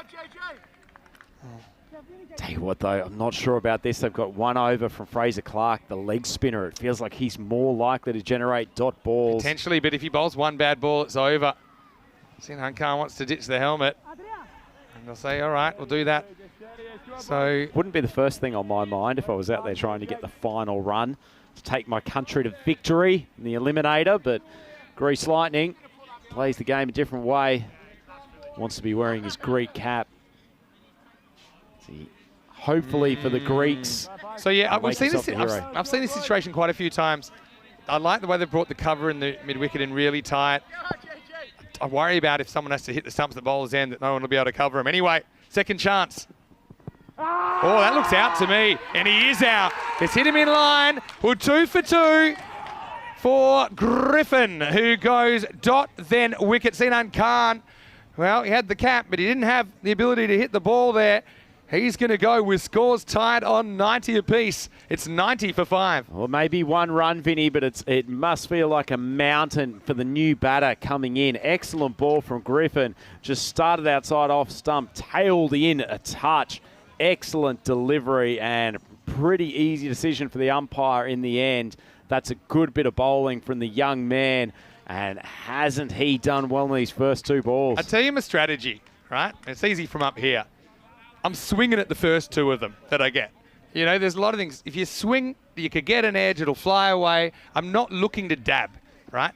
I might start panicking after 2 misses, and I'll really be panicking after 3 misses. But I think you got 2 shots here, and it's kind of good. He's a good man for the situation here, Galanis. Left-hander just disrupts things a little bit, and he's got an old head on young shoulders. So Georgios Galanis is going to try and win the game. 2 teenagers battling it out.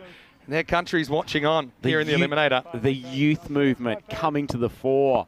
Galanis, he's done so much with the ball. Can he be the hero with the bat? Scores tied. Greece need a run. They'll get it on a wide. So it'll just be the 1 wide in the end. And it was the change of angle that did the trick. Like letting the air out of a balloon. And can you believe what you're seeing? Isle of Man eliminated as Greece pull off an upset in the Eliminator.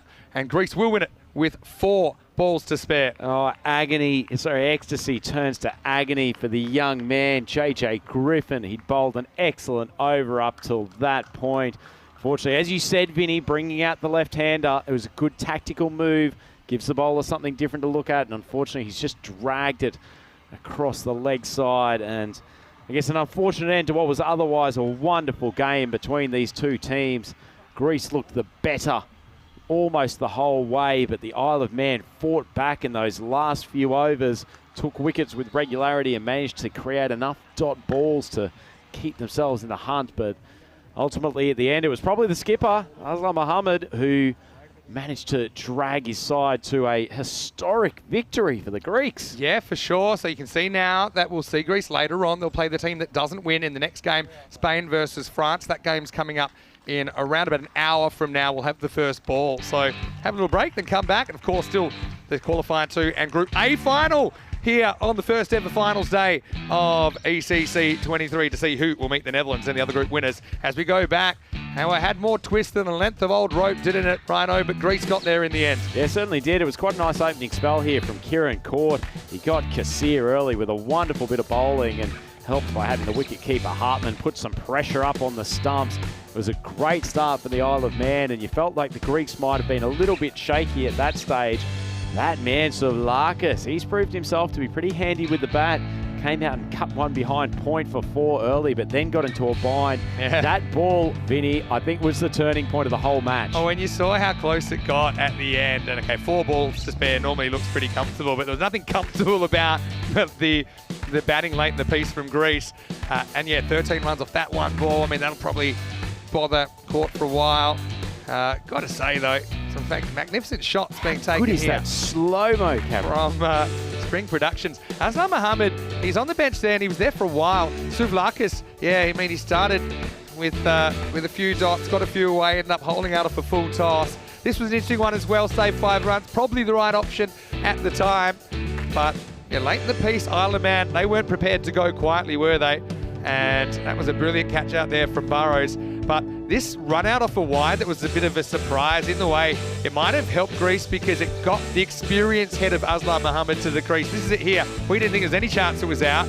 It was just out, but Aslam essentially would be at the crease right to the end. Yeah, it certainly was. Great bit of work from Hartman, the wicketkeeper. He's been so impressive. And then young JJ Griffin, given the responsibility with the final over, came up with the LBW, sent Greece Lightning packing back to the pavilion, and then tragedy at the end. Well, with the Greeks involved, the Greek tragedy, it was actually Greek celebration. Griffin drags it down the leg side.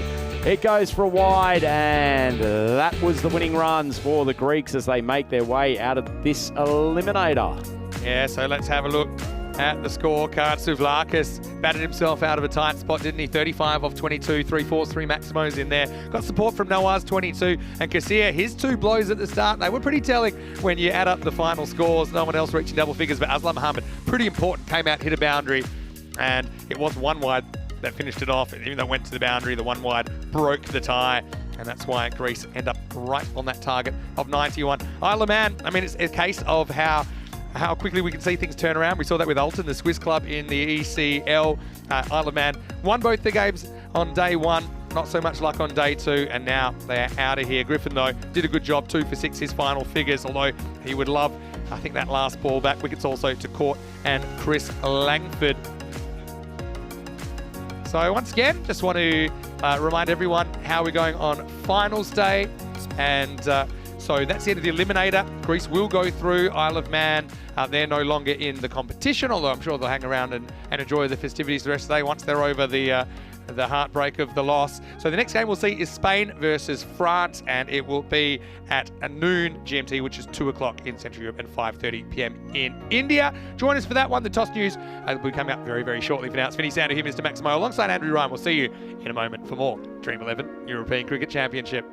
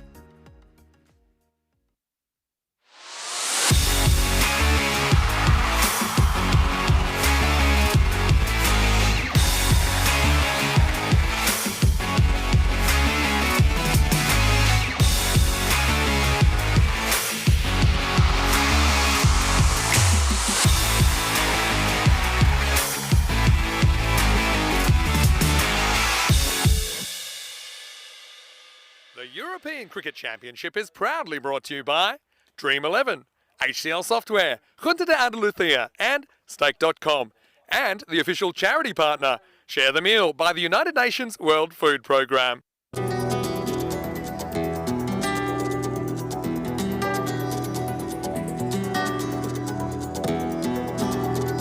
Ven conmigo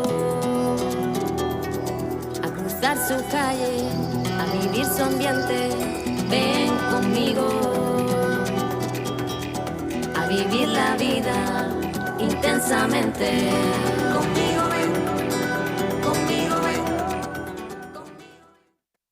Hello and welcome back to the Cartama Oval. We're just off the Cartama Oval right now in the training area, and we've got the kids here from the Aloha College here as part of our cricket school program again. Are you guys having a great time today? Yeah!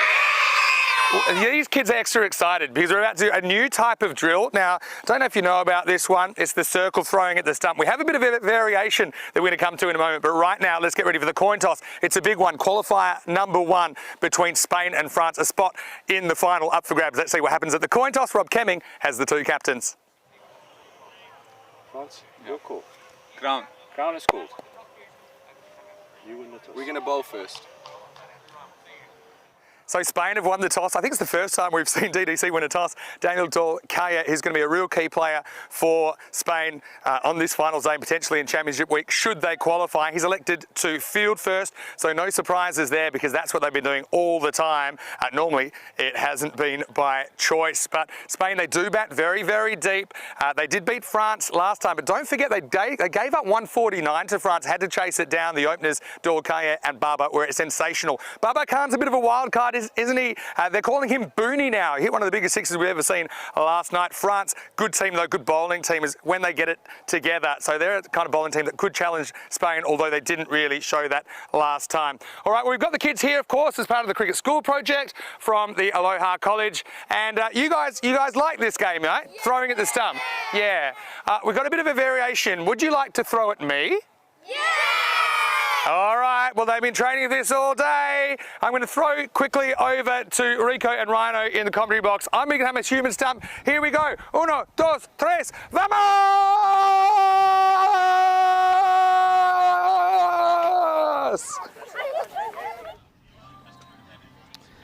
Loving it. Good morning, everybody. Buenos días. ¿Cómo estás, mi familia? Bienvenido al campo de Cartama Oval. Well, I reckon that myself and Rhino, who will be joining me shortly, would like to have a go at that. Mind you, I think we'd rather use the old grizzly balls instead. Mr. Maximo being very brave there. But yeah, look, as you said, a very important match. So one of these 2 teams, Spain or France, will book their place in the final later today, the Group A final. So the winner goes through to the final. The loser of this match, well, they're going to have a tricky tie up against Greece, who were victorious against the Isle of Man. Well, the flag is flying high. Will it be flying high at the end of this match as well? Remember, these 2 teams have met. They played the very first match in Group A. France batted first on that occasion as well. They made a very good, a very respectable 149 with Umar Bashir making 38 and Numan Amjad, the captain, 28 of 10 balls. And Kanasani was in the runs as well. But Spain knocked them off with an over to go. Mohamed Baba, 62-21. And Daniel Torcaya, 59 of 24 in a partnership that was worth 120. As a result of that, and also I suppose that Spain have been unbeaten in the group stages so far. They're 70% to 30 on the win predictor to be victorious in this one. And I hope everybody around the world, around the globe, is getting ready for what promises to be a cracking encounter. Mohamed Baba has the ball. Going to start off bowling to Zain Ahmed. Here's the first. And Ahmed hits it straight to the fielder. And no run there. Sharp pickup from the man at square. And hello to everybody. It's a good stop there by Hamza Salim Dar. Rika Full in the house. We are, of course, your good time crew. I say we because joining me for the first time today is Andrew Ryan. Rhino, welcome. What a duo. Not to mention a great duo out there batting for the French. And Bashir has lived up to his name. He swings a mighty Maximo straight down the ground, and the French get rolling. None for 6. Yeah, well, Bashir came back strong after a first baller against Greece yesterday. And he was fantastic, 63 of 19 in the victory against the Isle of Man, which he won by 9 wickets. So certainly the man you want to get out early. Babar, he uses the sweat of his forehead to polish the Grizzly, and he comes again. Short, but they'll take the single this time. So Adamagar makes a stop. How are you this morning? Looking very dashing. I'm loving that shirt. Looking dashing, Rio, but after my sprint to the commentary box after finishing lunch, I can guarantee that things have warmed up considerably here at the Qatar Oval. Not surprising that big Mohamed Babar is wiping that sweat off his brow. It's turned warm all of a sudden, and that cloud cover that was around this morning has genuinely disappeared. The skies are as blue as can be. Fabulous afternoon, but it's warm for the players out there. Just moving the field around here now to the left-hander. Zain Ahmed hasn't really put a big score together in this championship so far.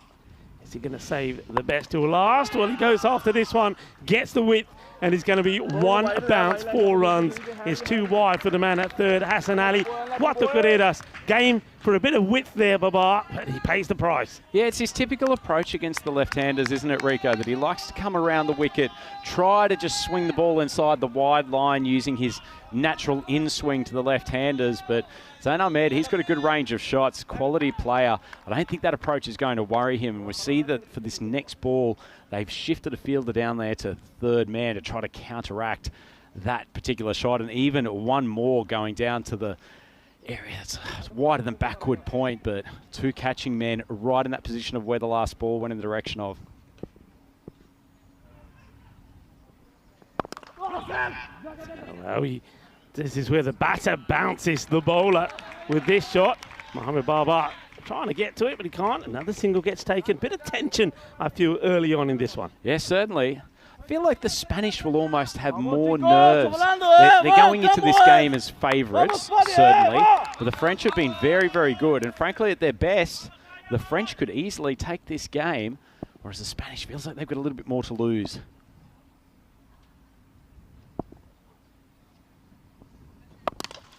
This one, toe end of the bat, doesn't find the middle.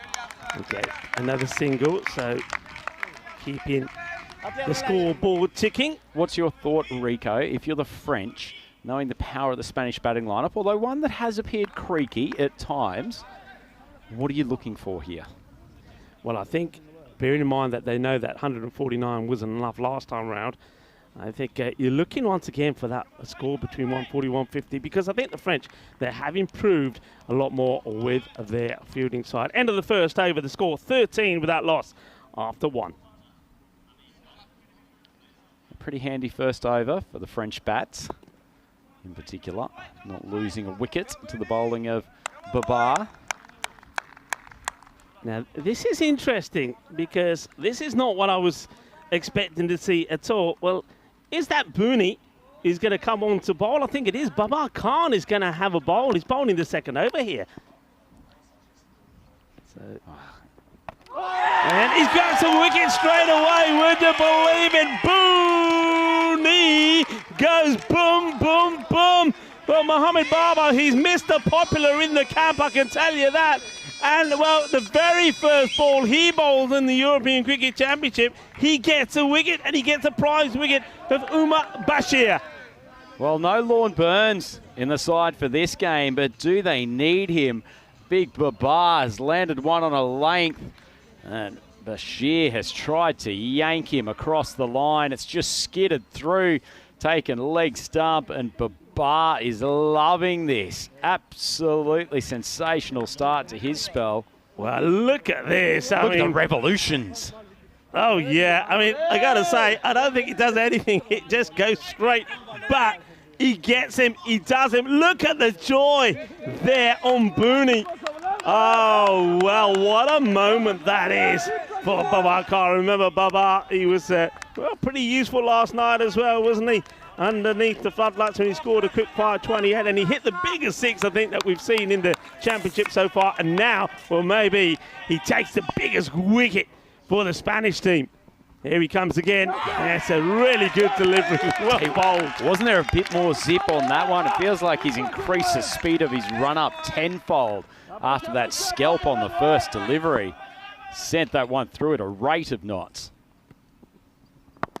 Yeah, down the ground, but this has been well hit, and this will go all the way. Bullseye! Bolle, bolle, in the zona. Shaka! Yeah, well, Cher says, Sonny Babar, I got you, babe. I'm just going to hit with the spin out to long off. That's a lovely strike. Great comeback from the French. Slightly shorter, is up in the air. Has he got the legs? Yes, it has. Gear. Shaka! Say smash. Yeah, wonderful shot. It wasn't a bad reply from Khan, but Cher hitting off the back foot really roasts this wide of the long-on fielder. Had a good day yesterday, didn't he, Zara? He scored a lovely half-century in the first match. He gets beaten there. This is out. He gets another. It's a second wicket. It's a wider delivery. He goes after it, and Zara has gone as well. 2 sixes, and he goes. Baba Khan does it again. Booney.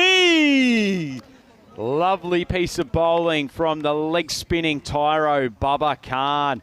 I think he saw Cher start to get some forward momentum, pushes it wide. Wonderful work from the wicket-keeper, Herbert Aladdin Jackson. And two of the big guns are back. Awais Ahmed, with the gloves. He is back in the pavilion. Huge wicket. Oh, wow. What a lovely delivery. Watch this here. Nicely taken and knocks him over. Great work from Awais Ahmed. Tell you what, how good is that super slow-mo camera from our friends at Spring Productions? Great view from behind the wicket, giving you the wicket-keeper's perspective. Two huge scalps in the opening pair of overs. France going at a rate of knots here. 26 on the board, but 2 wickets down. Baba. Well, what a little bit of genius in terms of the bowling change here. Baba been given the over here, and he has done the job, hasn't he? And, well, asking the question for LBW. Of course, they're all going to go up, not out, going down the leg side. Good call from the umpire, Rico. Babar is coming from very wide of the crease, so he's going to have to turn the ball a long way back to get the LBW decision. Mukta Ali Gulami is the batter. Hits this well, he's going to get 4 runs.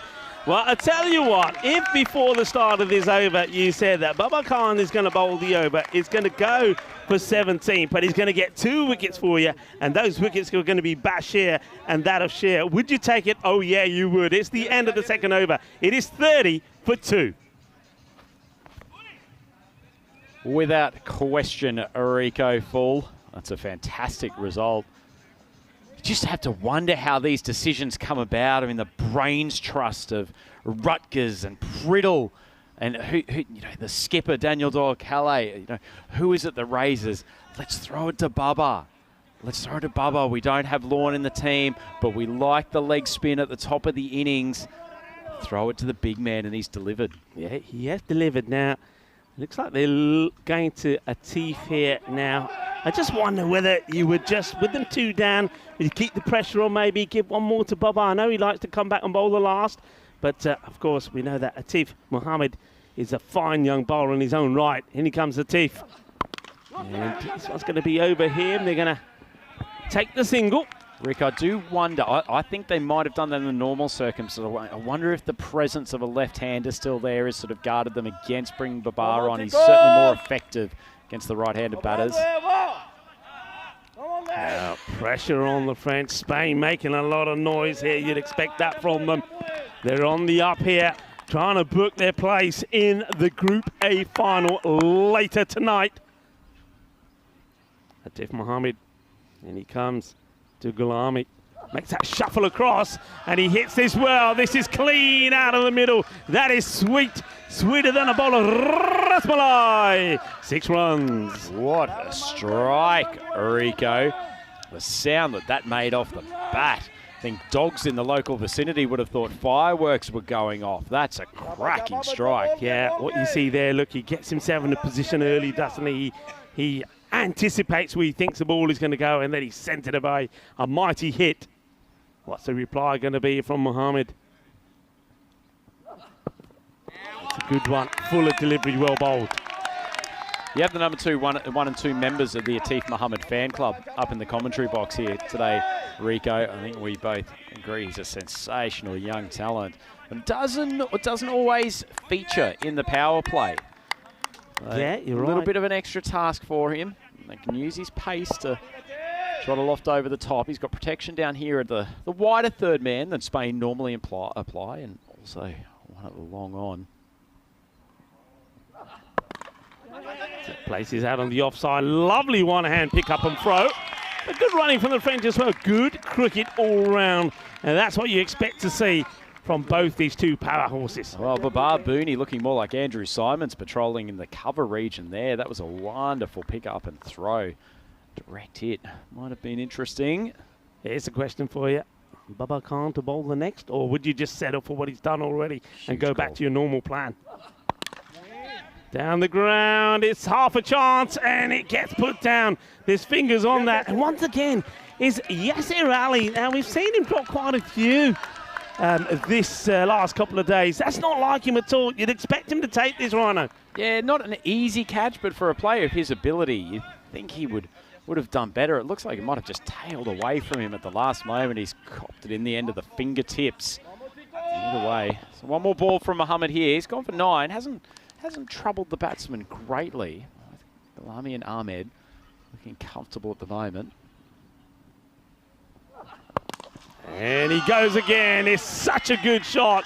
Once again, gets outside the off stump, waits for it, and this time he smashes this in that long off area. What a tremendous strike that is. It takes the score into the 40s, 45 for 2, 3 overs in. Well, it's not too often you see Mohammed go for an over in the mid-teens. It shows you the quality of this French batting lineup. That's a lovely strike. They do hit the ball hard, the French, don't they? They have been hitting well on that. So reflect, look, despite the wickets going down, it's a healthy rate at the moment, 13, 17 and 15. They want to be looking to keep that up. And I think the French are very similar in their approach to what we've seen from the Spanish. They're just going to go out there and have a go. I want to say a big shout out to everybody watching around the globe. A lot of people watching via fan code. Namaste, salam alaikum, sat sri akal, aibowan, vanakum. Hello to everybody. Buenos días, bienvenido. Aquí en Andalusia, España, the Katama Oval, the field of dreams. Particularly to the folks in our YouTube chat today, Rico, too. And I see Mr. Maximo himself lurking around, talking to the community. Yeah, hello to everybody. The likes of James Stewart's on there as well. Yeah, Vinny is having a chat. As we saw Zain Ahmed having a swing. Good ball. Nice little bit of pace. This is Hamza Salim Dar. Saw a nice little showing from him with the bat in the final game last night. Good all-round cricketer. Sends it through at quite decent pace. Yeah, James Stewart is there as well as Dave and Clever. Nice to have you all with us. Hope you're enjoying the action. And this is the match, isn't it? What's at stake? Place in the final. If you win it, if you lose it, you've got a tricky match up against Greece, who, as you said yesterday, are getting better all the time. Ahmed there. Body weight just getting out towards mid-wicket. And Salim Dar pushing it across with good pace, almost Yorker length. Scoots underneath his bat, so good start to this over. Pair of dot balls. Yeah, Hamza seems to be far more confident, doesn't he, when that ball just slightly older. Has a little bit more control. Ahmed, he's just been tied down a little bit here. I'd love to get one out the middle. And, well, it's not the middle. It's up in the air, and it's going to be well stopped. Patrols the boundary really well. Nicely done there by Rubal Khan. Looking forward to seeing him. I don't think we've seen the best of Rubal, you know. He can bowl with a bit of pace. Been a little bit short in the bowling that I've seen from him so far. I think if he gets the ball a little fuller, he can be very dangerous. A man who knows what he's talking about in the fast bowling department, Rico. Full credit to the batter there too, Rico. I think he opened the face, tried to use the pace of Salim Dar. Fortunately for him, fielder scooting around from 45 on the boundary, cuts it off. Misses out on it, doesn't he, Gulami? Does the right thing, goes the right way, but maybe not the right shot selection here. I think you should be looking to cut this or play it into the vacant backward point area. Nobody on the boundary out on the offside at all. You've got third man back and you've got a wide long off. You've got that man straight behind the bowler as well. So the Southern Cross field in place. And well, nobody's going to be stopping this. This is going to go all the way. It clears the marquee, and I think that might have even gone into the food hut and ordered a burger. Gee, Gulami is smoking it at the moment, isn't he? Absolutely glorious shot. Was this going to provide a fantastic view? Just got the front foot across, gets the levers out, swings it high. What I see him doing there, stepping across, you know what I'll be tempted to do is come around the wicket. Come round the wicket and angle the ball short into his body. Stop him playing that shot. Stop him going across the offside and playing there. Just watch this. There'll be that movement here. Wait for it. There he goes. And, well, there it goes as well. Boom! Shaka! Lagia que guay, que genial, que grande, 6 carreras. It's like Guy Fawkes Day, Rico. Just bang, bang, bang, bang, bang. And that is the end of the 4th over. And the Frenchman, 58 for 2. 4 overs gone. Going well, aren't they, the men in blue? And though they did lose those top wickets, you have to say, losing Bashir and Zadashir, 2 batters that were in great form yesterday, both scoring half centuries. You thought maybe the French were going to struggle a little, but no, it's not the case. They've done well. And now it looks like the game with Hassan Ali. So Hassan Ali looks like he's going to be given the ball before the likes of Rubal Khan. It's interesting, he bowls a little bit of a fuller length, tries to swing the ball a little bit more than some of his fast bowling compatriots in this Spanish team. I don't think this is a bad move from the skipper. It's played out, will just be a single. So at the moment, Zain Ahmed, I mean, all right, he's not hitting the ball cleanly. He hasn't quite hit his stripes, but what he is doing is not tuning up deliveries. He's getting a single and he's getting Gulami on strike straight away. So he's playing his part in this partnership. Certainly is. Sometimes rotating the strike is the best thing you can do, particularly when you've got a guy who's beasting it like Gulami, 29 off 9. Plenty of chat and vocal out there.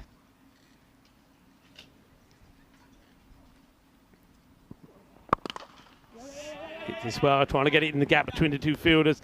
And, well, a little bit of foot fielding. Well, Corey is a man who hates foot fielding. Well, Corey, what are you thinking about that? A bit of foot fielding from the Spanish players. Jeez, I'm surprised he hasn't stepped out of the team box there and hurled some instructions. That's a pretty ordinary bit of work from an athletic young man in the form of Yasir Ali. He's already dropped 1 catch today. It's one way to get into the Corey Rutgers bad books. I think Corey's got the red marker out already, and he's putting a big cross next to Yasir's name. It's well bowled, good areas. I said at the start of this over, Rico, Ali will come in and bowl a much fuller length than the chaps who have come before him, and it has proved to be a nice change-up. He's not necessarily swinging the ball greatly, but he's not getting that jump off the pitch from short balls that are allowing the opposition to get underneath. Yeah, and remember what I said about the angle? Come around the wicket too. Well, you've got a left armour here, so he's coming in at that angle. This will make it far more difficult for Gulami.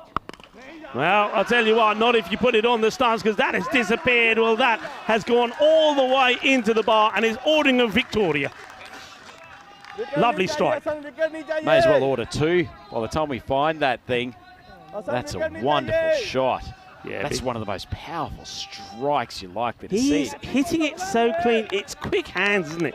Quick hands, gets the timing right, goes all the way, models it well. Quick hands from Charles Croucher, the sheriff as well, putting them up in the air like you just don't care. 6 runs. It's also Great so batting. far away from being a slog, isn't it, Rico? The amount of talent it takes to swipe a ball like that almost across the front of your front pad, coming from a bowler who is bowling quite reasonable pace. That is just wonderful batsmanship. Yeah, tremendous strike. It really is. He's hitting it so well. And didn't they need him to perform after losing those earlier wickets?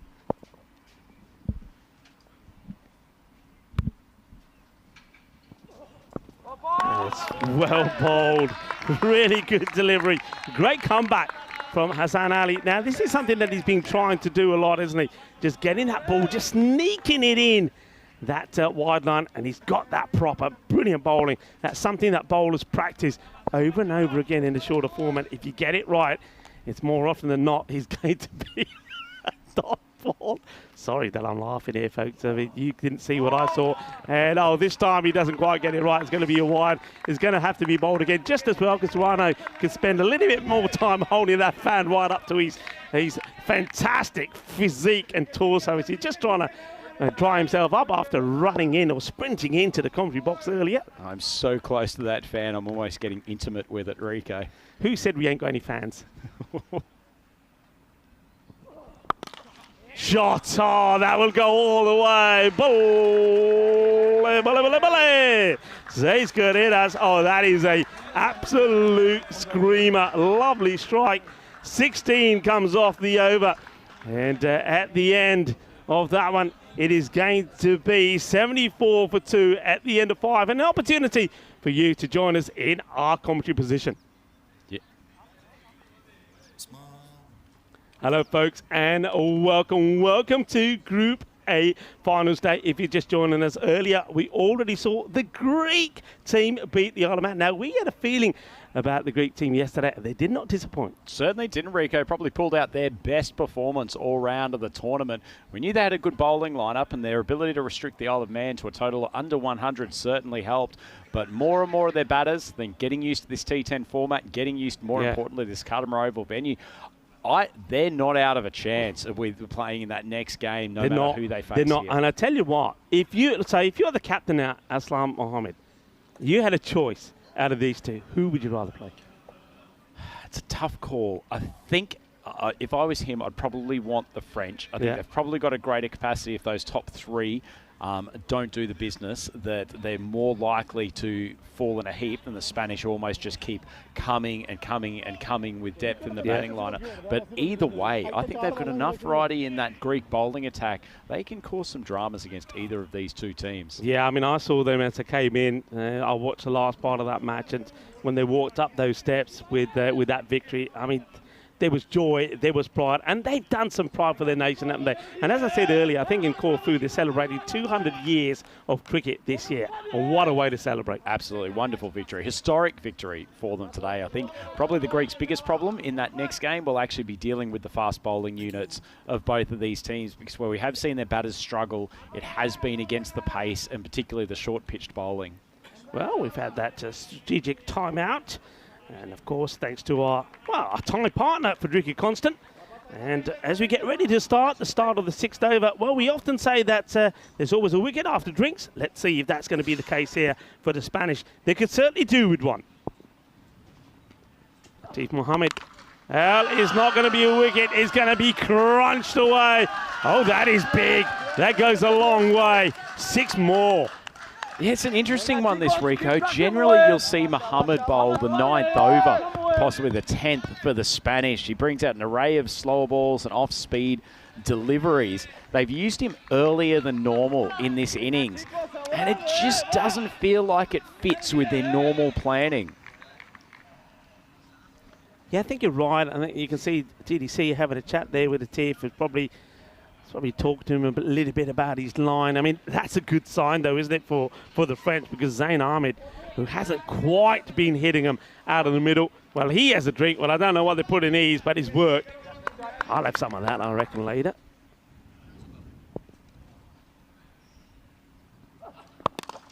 Shots, and this one is going to be 6 more. Back-to-back sixes. ਪਟਾਕੇ ਚੱਲ ਪਏ ਤੇ ਦੇ ਪੈਰ ਨੂੰ ground ਦੇ ਉੱਪਰ boom boom. Well, this is what we're talking about. Así me gusta. It's shaka time. Yeah, it feels like, and I don't know if this is deliberate, but maybe you saw Mohammed's action there. The arm just got a bit lower, perhaps striving for a tiny bit of extra pace, given he's got such a force against him. Does he go too wide here? No, he keeps it in, so gets a dot ball. I suppose when you look at that last shot there, Rhino, that probably is sometimes the downside to this Southern Cross field, because that fielder, the man that we're talking about here, a long off, is much wider than what he would normally be, right? Certainly is. It's got a fielding structure with a lot of upsides to it, but French batters have clearly thought their way through this. This partnership 60 off 23. This time it will get fielded. They'll just take the single, and that's not a bad thing. Well, I think Yasser is having all sorts of problems out there today, isn't he? Yasser, we see him drop a catch. We saw him do a bit of foot fielding, and even with this one, which is a straightforward stop and throw, he struggles with it. Maybe a few nerves coming into the qualifier game. Maybe the psychological mind games that Coach Rutgers has been playing with this Spanish lineup. Just frazzling Yasser. And this is out, and it's up. Is Yasser under it? And Yasser, well, he may have been struggling, but he does get the wicket. It's the slower delivery from Atif Mohammed. And Yasser Ali, well, I was saying he was having all sorts of problems. Well, fortunately for Spain, this time round, he holds on to it. And, well, they get the prize wicket of Gulami, who was batting so well. 43 of 15 deliveries. A huge wicket, but I tell you what, Yasser Ali's very fortunate that he's got such a good set of hands. Have a look on the replay. He actually hasn't got himself in great position to take this catch. The ball just curling a touch in the air. Probably should have been a regulation opportunity, but it's gotten away from him at the last moment, and he's only just held it. Pointing to the sky, suggesting the sun could have been an impediment. We'll have a word to him afterwards and see if that's the case. But either way, it's a wicket in the books and a much-needed one for the Spanish. Yeah, much-needed one. Wave the flag, as they say. Well, the Spanish and their supporters, they are waving the flags. And a lot of Spanish support in here, as you would imagine. The home team here in Spain, Andalusia. What a beautiful province it is as well. If you haven't had the pleasure, you've got to come down to Andalusia. It has so much to offer, and come down to the Cardimal Oval. It's the European cricketers' field of dreams, the home of European cricket. Here comes Atif Mohammed bowling to Kanase. Gets off the mark straight away. I think that's what he has to do here now while he finds his form.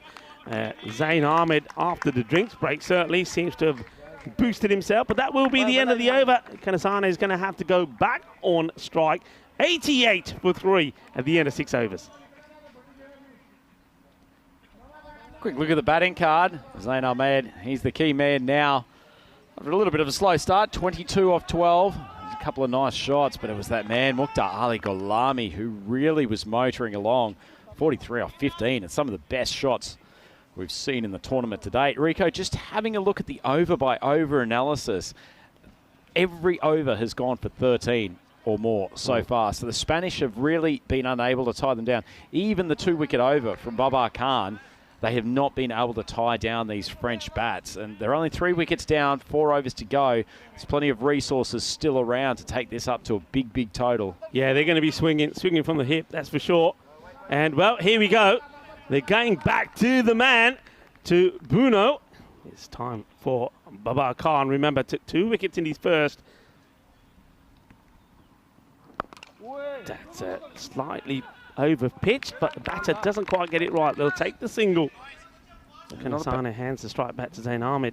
I thought Babar might have started with a wide of off-stump line here. He's thrown one up. The dip has almost gotten under Kanasane's bat. Yeah, this is the big moment here now. I think Zain Ahmed will feel the need to get going. He's the batter that's established. Let's see if Khan rips a googly. It's quite a wide delivery again. 2-2-2 is the shout, but I don't think they're going to get there. It's a good, quick pick up and throw from the captain of Spain, TDC. if I'm Babar, I count that as a big win because bowling to the left-hander, far more likely with the ball spinning back into him that he's likely to be able to swing into the leg side. Just a single. That's a win. This isn't a win. This is a win for the French. That's going to go a long way. And that is, well, right up there, knocking on the door of the officials' tent.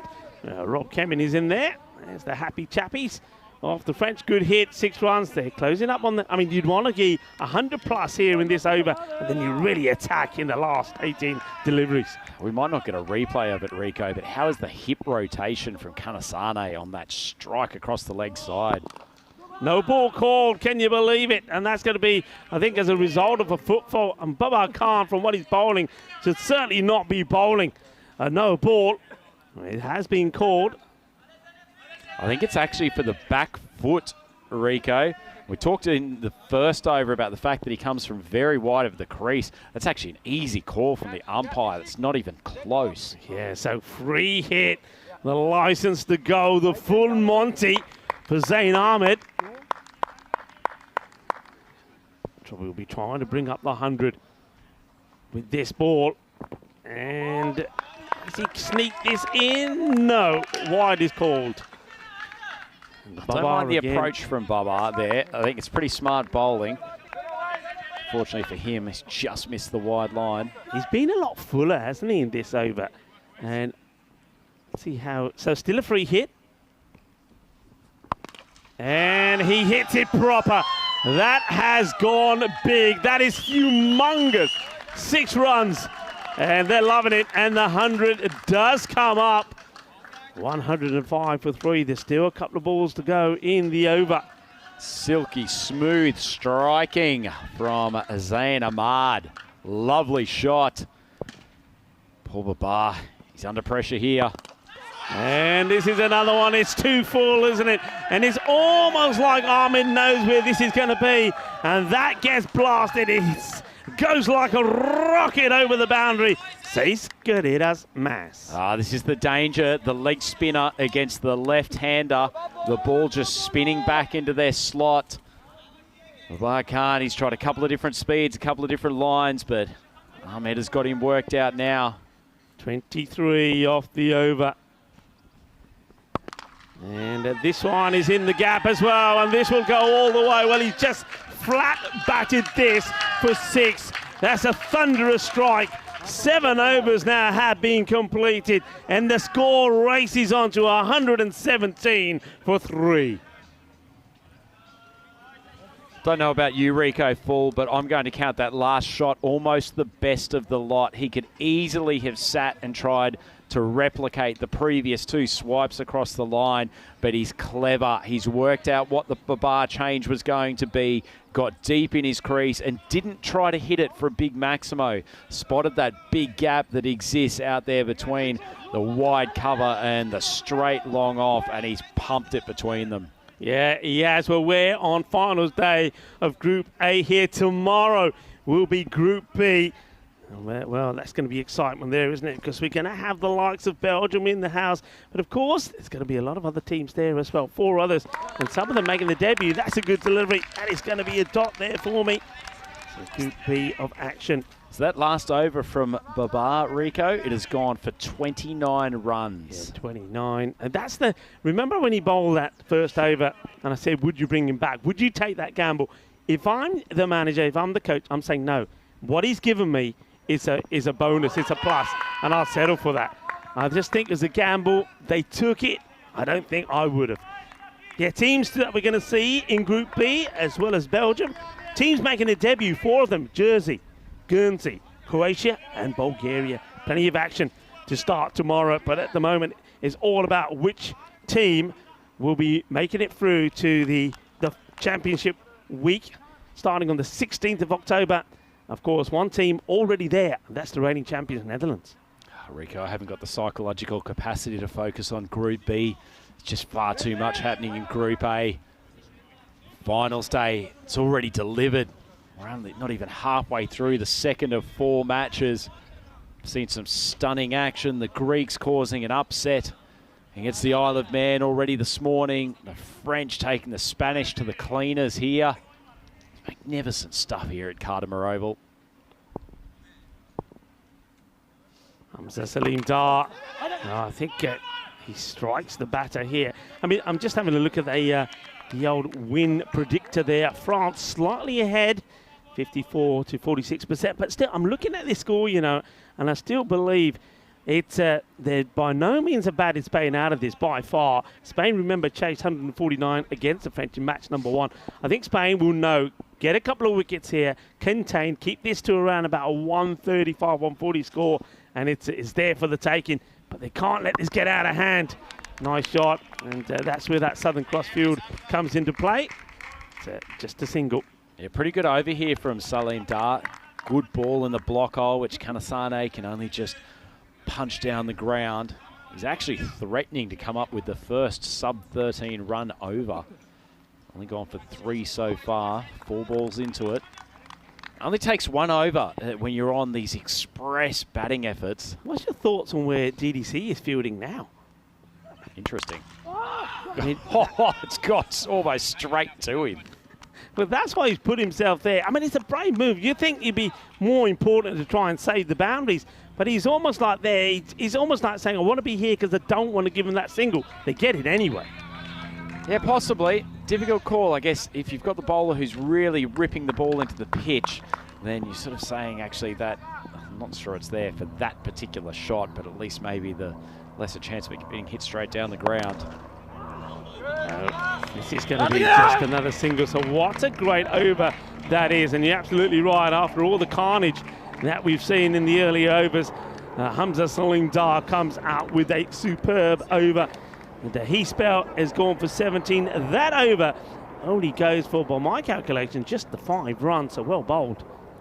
Yeah, phenomenal over from Hamza Salim Dar. It's gotten things back on track for the Spanish. French still have a fantastic total on the board, but they'll be eyeing off that 150 mark, I think, and that's still 28 runs away, so plenty of work to do here. And Hassan Ali, who actually bowled a pretty good over aside from getting smoked for a Maximo on his last ball, he's come on to bowl the 9th. And what does happen in the 9th, Rico? Everything happens in the 9th. It all happens in the 9th. We know that, and if you've watched enough European cricket, you know that is the case. Ali is hoping it happens for Spain. Well, he's going to start with a wide delivery. This one sort of comes out awkwardly out of his hands when I look at that. Does a little bit. It's almost like I saw this the other night when he tries to bowl the away swinger to the right-hander. I think he exaggerates his arm and his wrist movement in a desperate attempt to extract a bit more swing. And that's when he loses control of that ball going across the face of the batter. Kanasane.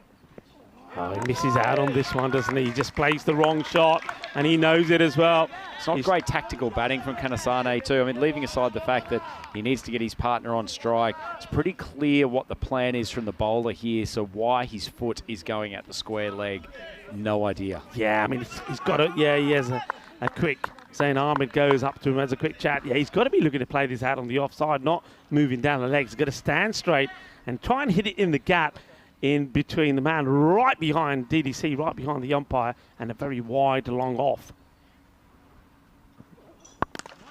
Well, that'll do. Oh, well, that's almost taken the fingers off the fielder. That is Atif Mohammed. That was absolutely travelling. That is gone at the speed of Knox, and he does well, I think, just to get fingers onto it. I'm glad he does. Still goes for 4. Well, Atif Mohammed almost had his hands ripped off. That was like a tracer bullet. And you can see how hard he's hit it, that Mohammed's actually got a fair bit of hand on the ball, and it's still flown for a boundary. Well, Kanasane, I suppose you could say that's sort of half a chance. Gets dropped on 11. So, yeah, this one gets over a ways, and it is the 3rd man, Mohammed Babar. Watch out for him with the bat. Well, he's going to have to do something, isn't he? Because they're going to have to chase a few runs yet again. Now, look, Spain, they have chased. We've seen them very good with the chasing. They did chase 149. We know that against the French. They also chased 144 against the Isle of Man. So they'll be used to this. They're not going to be put off by a chase in around about the 140 to 150 mark. That is what the French are trying to do here. See Babar field that last ball down at 3rd man for a tournament where there's been so many runs scored down there. It feels like the almost complete absence of outside edges in this particular innings. Drop well, doesn't carry for the catch and take the single. Certainly a plan from DDC, the captain of Spain. When Zayn Ahmed is batting, he comes all the way up inside the ring, dead straight, right behind the umpire. But to the right-hander, Kanasane, he goes all the way back. Talk about that in a moment, I think, Rico. Toe end of the bat. It was a full toss, but again, just moving too early, isn't he? Just moving too early. Where I do find it a bit strange, I'm not sure you can't position that slightly more optimally. You're almost behind where the bowler ends up. Ultimately, the bowler in his follow-through is still going to be able to stop some straight balls. Worked away, got to get the stop on. He does, gets fingers to it. They take one, they're going for the second. This could be out, it should be out, it will be out. Brilliant work, and it's our man, Babar Khan. And I don't know what the thinking here is. There's never 2 runs there. They didn't need to do this.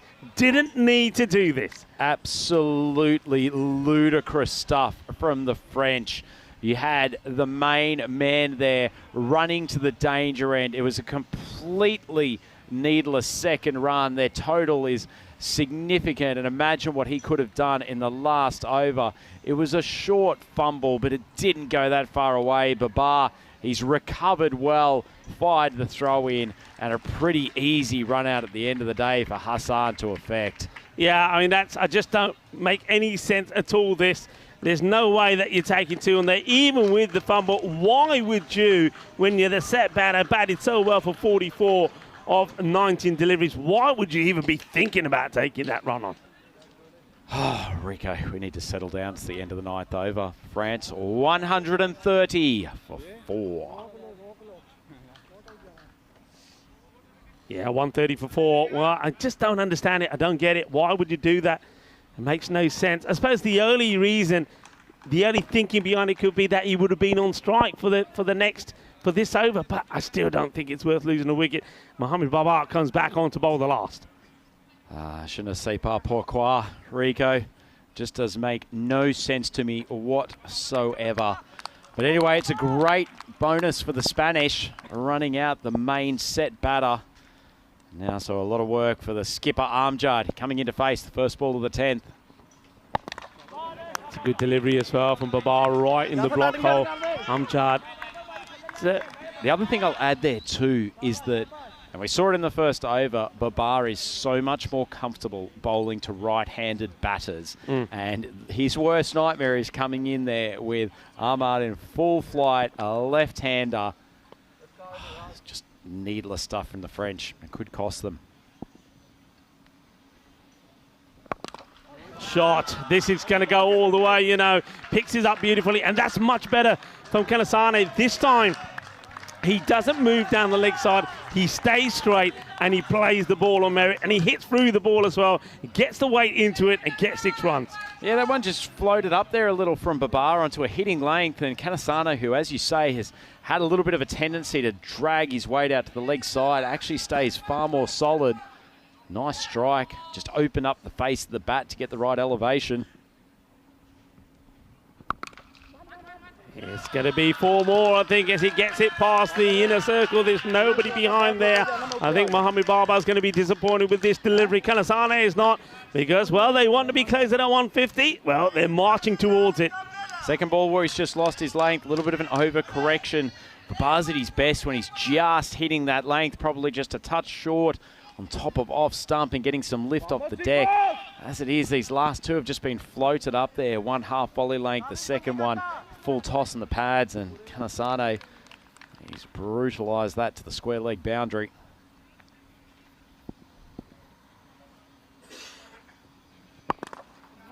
Doesn't quite get to this one. It was there, really. They'll take the single. He's ready to come back for the second, is Kanasane, but the captain of France, Nouman Amjad, says, no, stay there. Now, he can give the ball a good whack as well. There's no doubt about it. He's a very good, talented player with bat and with ball. I think he'll be key with the ball as well, you know, Nouman Amjad. But at the moment here now, he's got a couple of deliveries to try and get them to that 150 score.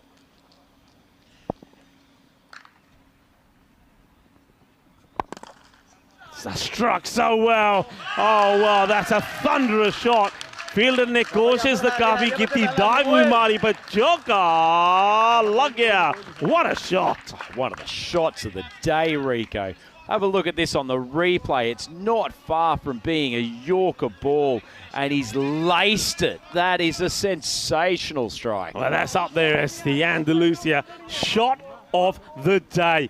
An absolute screamer. 146 for 4. A ball to go in the innings. Oh, he's missed out on it. They're running hard. And, well, we're going to have a photo finish here because it was a little bit of under, Iba to try and get there. Will it be 146? Will it be 147? We're going to have to wait and see. I get the feeling that he's out here. Yeah, so do I. I think it's probably fair likelihood Amjad went back in his crease, if anything. That ball was on typical half-volley length. Actually, all he needed to do was move forward. Probably should have been popping that for a Maximo, but a nice bit of work from Owais Ahmed. Great vision from our friends at Spring Productions there. I think that's going to be a fairly easy call in the end. Yeah, I think he's short. You see there, if we go backwards here nice and slow, he's going to be well short. So good work from Owais Ahmed.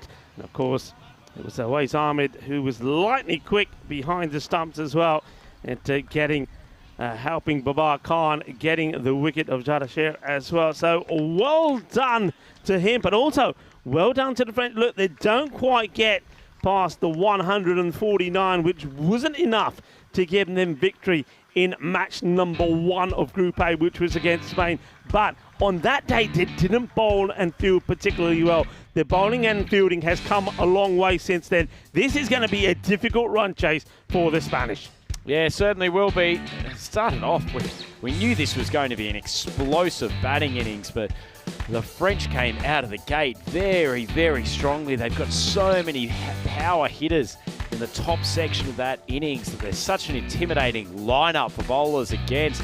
But it was the genius move of Babar Khan, the leg spinner, and he got all the way through Bashir and Babar in slow motion. Is there a better sight in European cricket? Oh, well, that celebration, I could watch that again and again and again. The thing is, though, even though he did pick up that wicket, and there was another to come as well, this one, and that was a lightning quick hands there for Owais Ahmed. Just look at Babar here. Well, he's bouncing up and down like he's got springs in his feet. Look at him go there. The over does go for 16. The problem was, though, when he came back, it was a different story. More on that later. But I tell you what, the partnership then after that between the likes of Gulami, who batted beautifully, and Zain Ahmed, well, it was a treat to watch. Yeah, it certainly was. They just kept on hitting hard. In fact, some of the hardest sitting that we have seen in the ECC over the years just brutalised this Spanish attack at times. That was one of the shots of the day from Gulami. He's taking a ball in his pad, swinging across the line and making full contact. But it really didn't matter where the Spanish bowled for the most part. Yes, they got the wicket there, but even Atif Muhammad, who is normally so reliable with his economy, was still being taken to the boundary. Yeah, I mean, they found a way, didn't they? And then when we saw the wicket go of Gulami, it was the time for Zain Ahmed to find his form. He did really well as well. But then the crazy bit was the run out. The run out, we'll never understand that. And I'm pretty sure if it weren't for that, there could have been another 10 to 16 runs on the board here. I mean, that was it there. It made no sense at all getting into the last over. Yeah, certainly didn't, although Kanasane did manage to hit a couple of bombs off that last over from Babar. In fact, him going for 16 off that last over has almost allowed the French to get up to the 150 mark. Just a touch short, they've ended up 146 for 5 off their 10 overs. Early wicket of Bashir, that was a victory for the Spanish, but after that, Zain Ahmed showed a great range of shots for his 44 off 19. For, as Rico mentioned, he was run out in suicidal fashion. Mukhtar Ali Gulami, I think he was probably the sweetest striker in the innings. 43 off 15 and some cracking strikes.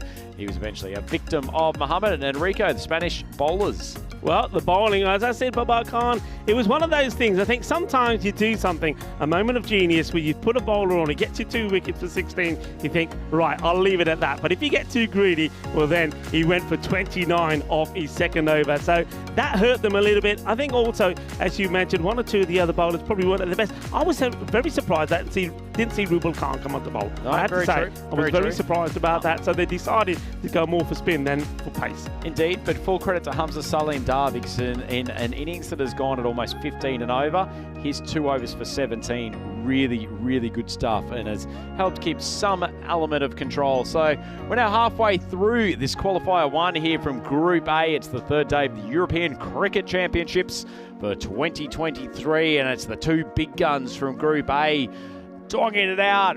France versus Spain. France put 146 on the board, so Spain will need to chase down 147 runs off their 10 overs in order to progress to the final later this evening. So plenty of action still here to come. It's Andrew Ryan here with Rico Full on the European Cricket Network. We'll be back in a matter of minutes for the chase, so please come and join us then.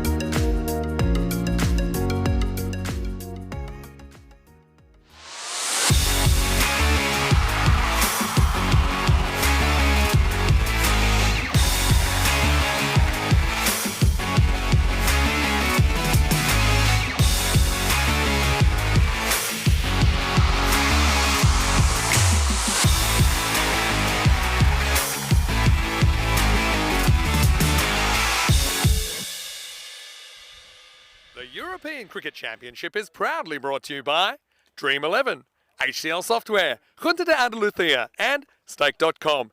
And the official charity partner, Share the Meal by the United Nations World Food Programme.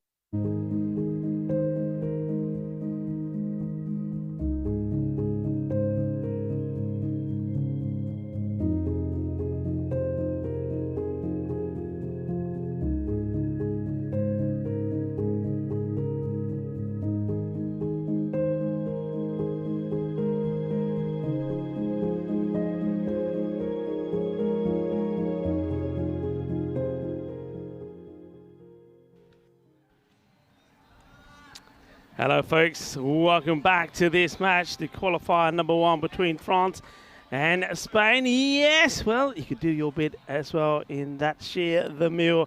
It's a lovely initiative that the European Cricket Network is involved with in partnership, of course, with the United Nations and its World Food Programme. You can just click on to the QR code and find out more information about that and how we all as a cricket community can do our bit to try and eradicate world hunger around the globe. This contest, plenty of work to do here now for Spain. France have set them 147 for victory. Remember, it's as simple as this. The team that wins this match will be playing in the final later on tonight underneath the floodlights. The other team is going to have to do battle against Greece to try and get there. So you get a second chance, but you rather get there straight away. The openers is Mohamed Baba and the captain, Daniel Kaya. Here's Numan Amjad. Gets this to swing in, and what a strike this is. A beautiful shot. It will go all the way. Well, swing or no swing, it still gets swung to the boundary. Baba is off and running in his own very unique style. Rico Full here, and joining me is Andrew Rhino. Thank you very much. Nice time to come in, Rico. The easy power of Mohamed Baba. Wasn't a bad ball from Amjad. Swung back into him relatively late, but stayed well balanced. Easy strike down the ground. Okay, up in the air is an opportunity. Huge moment. It's not easy. They made a mess of this. They were coming in from everywhere. There was all sorts of people calling it, and in the end, it doesn't get caught or touched by anybody. What a let-off. This is fundamental cricket, Rico. The man coming in there from long on, Umar Bashir.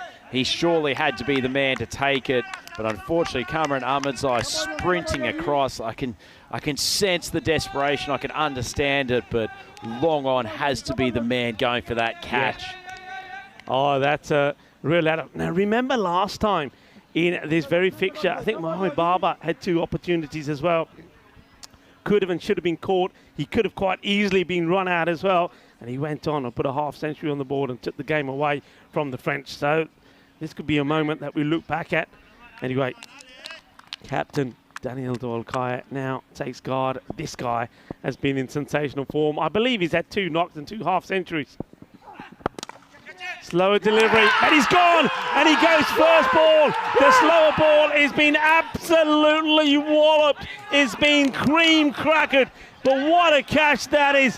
DDC will go for a golden duck. Yeah, fantastic moment for the French. Doyle Calais has laced that. Unfortunately, it's gone straight to a fielder. And the Spanish are going to have to chase this target down with their main batting gun back in the pavilion. A first ball duck. It was cream crackered, as I said, absolutely smashed. And William Singh has taken an extraordinary catch. Well, after we saw one mess up in the field, Singh takes that one. And there's Golden Derek. And DDC goes first ball. Derek looking resplendent. It's not often Derek will come out when DDC's at the crease. That's a big, big wicket. 3rd consecutive pretty good ball from Amjad. He's putting the ball on a good length, getting some swing into the batters. Doyle Calais tried to open up, go over cover. Fortunately, as we said, hit it straight to the welcoming hands of William Singh. And now, 2 Babars at the crease, Mohamed Baba and Babar Khan. Babar Khan got plenty of time at the wicket last night, so he should be seeing the ball well. Yeah, he made a good 28, didn't he? Did give a few chances, though. That's how he does. against Amjad. It's that swingy delivery again. I heard a bit of bat on it. If I have to say, I heard the sound of a bat, but actually, it doesn't matter. Look at the stumps. The stumps have been knocked over. Well, we're all looking at the appeal from Numan Amjad. Everybody's looking at the umpire, and you can see that the sheriff's saying, don't look at me, look at the stumps, because they've been knocked over. It is 2 in 2, and it's going to be another golden duck, and that also means that Numan Amjad is on a hat-trick. Oh, what an absolute peach of a delivery. Look at this, another big in-swinger. I think it was the right call, not giving the LBW, not that it was relevant regardless, but that's cannoned off his front pad and knocked out the off stump. So consecutive wickets for Amjad. He's pleading, absolutely begging the umpire to give him the LBW. Maybe the umpire's finger should have been pointing in the direction of the stumps. That is a golden duck from Babar and Rico. We have a hat-trick chance. We do indeed. Let's have a look at them. These are the hat-tricks that we've had so far on the European Cricket Network. And you know that Lorne Burns, well, he took one for Spain. And now, well, Numan Amjad are looking to take the second hat-trick here in the European Cricket Championship. Yes, Ali, the batter. Oh, what a delivery. He's going to go for 4, but that was the perfect delivery of a hat-trick ball. Yes, here, jabs the bat on it and gets 4. Yeah, yes, it actually hasn't played this too badly. Once again, it was some prodigious in-swing from Amjad. Look at that, just zero in on leg stump. Just bunted the bat at it, takes the inside edge and goes for a boundary. Much needed one for the Spanish. Oh, what a start that is. Everybody going in a chat, going crazy here. Doesn't quite get this right, and he's probably lucky he doesn't hit this any cleaner, because it would have gone to the fielder. And what a great over that is from Amjad. What a start for the French. They've taken 2 top wickets. They've removed the likes of DDC and also Babar Khan. 12 for 2 at the end of the first over. Oh, Rico, 15 matches since the last golden ball. Are you getting the tingle at all? Well, I tell you what, these two teams could certainly provide one. I got to say, I don't think I'm tingling too much. I'll tell you what is tingling me ankle, and I have to give a shout out, of course, to Magic Spray Mary. Well, there she is. I don't know if we can see Magic Spray Mary out there at the moment. She's just treating one of the players with a bit of a free spray, but Mary was treating my ankle earlier today. I've twisted it down. It hasn't got any better, and I thought, you know what? Who am I going to see? Magic Spray Mary. And you know what? As soon as I went in there, everybody else wanted a bit of Magic Spray Mary. Rob Kemin then was over there as well. And he took it. Yeah, he was there. He said, my foot hurts as well. I reckon he just wanted some attention from Mary. Amatai, short. And it's been hit all the way. It's not a good delivery. He's got to get the ball fuller, and that goes all the way. Manos arriba. As Yasser Ali, well, brings up his second boundary with 4 and 6 to him already. Yeah, not sure about this, Rico. Tactically from the French, I like Cameron Ahmedzai as a bowler in the later overs. He bustles, he gets some bounce off the deck, even with the slightly older ball. I'm not sure he's the man to be bringing on for this second over. Oh, well, he can't be bowling there. Every time you're going to drop it short, you're going to get absolutely punished. Don't bowl there. Boom. Shaka Lagya. Yeah, lovely shot from Yasser Ali. Pretty much his perfect ball, isn't he? He's just got this natural step back into his crease. So he's sitting very deep to begin with, swivels around, strikes it cleanly and up onto the tents of the hospitality area. Yasser Ali was in fine form yesterday, 44 off 11. Better areas, that's where you need to be. Gets worked away. And well, now Ahmedzai is going to have to bowl to the very powerful Mohamed Baba. But don't forget, he gave a chance earlier. That was not taken. I think that's mature batting, though, isn't it, from Yasser? Pumped 2 maximums to start the over. He's gotten a much better delivery from Ahmedzai on that occasion. Just opens the face, takes the single.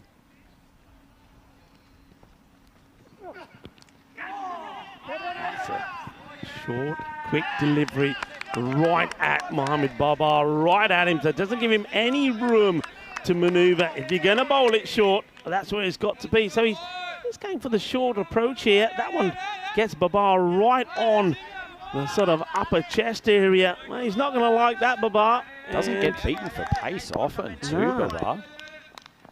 Well, he's gonna want his reply here.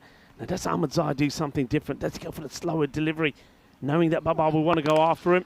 Well, no, he puts it there, and Babar says, well, you hurt me, and I'll hurt you, and he does it in his own way. I mean, watching him bat sometimes, I'm quite amazed how far he hits the ball, because sometimes there doesn't seem to be any effort. There's not even a follow-through in that shot. There's a part, and I say this with the greatest of respect, where it reminds me of a 70-year-old golf hacker who still hits at 200 metres. It's such a short swing plane that he has, and yet he hits it so far and so cleanly. No, miscue, but he gets it over the field of the chase is on. And it will be stopped. They're just, well, he's not even taking the two here. He turns away the second. He says to yes here, no, you stay there, or maybe because he wants to go on strike again. But you've got to take those. It is the end of the over. It's 32 for 2 at the end of 2. I think we can safely say that's an eventful start to this qualifier 1 here between Spain and France. It's the second innings, and the Spanish try to haul in a fairly hefty target of 147.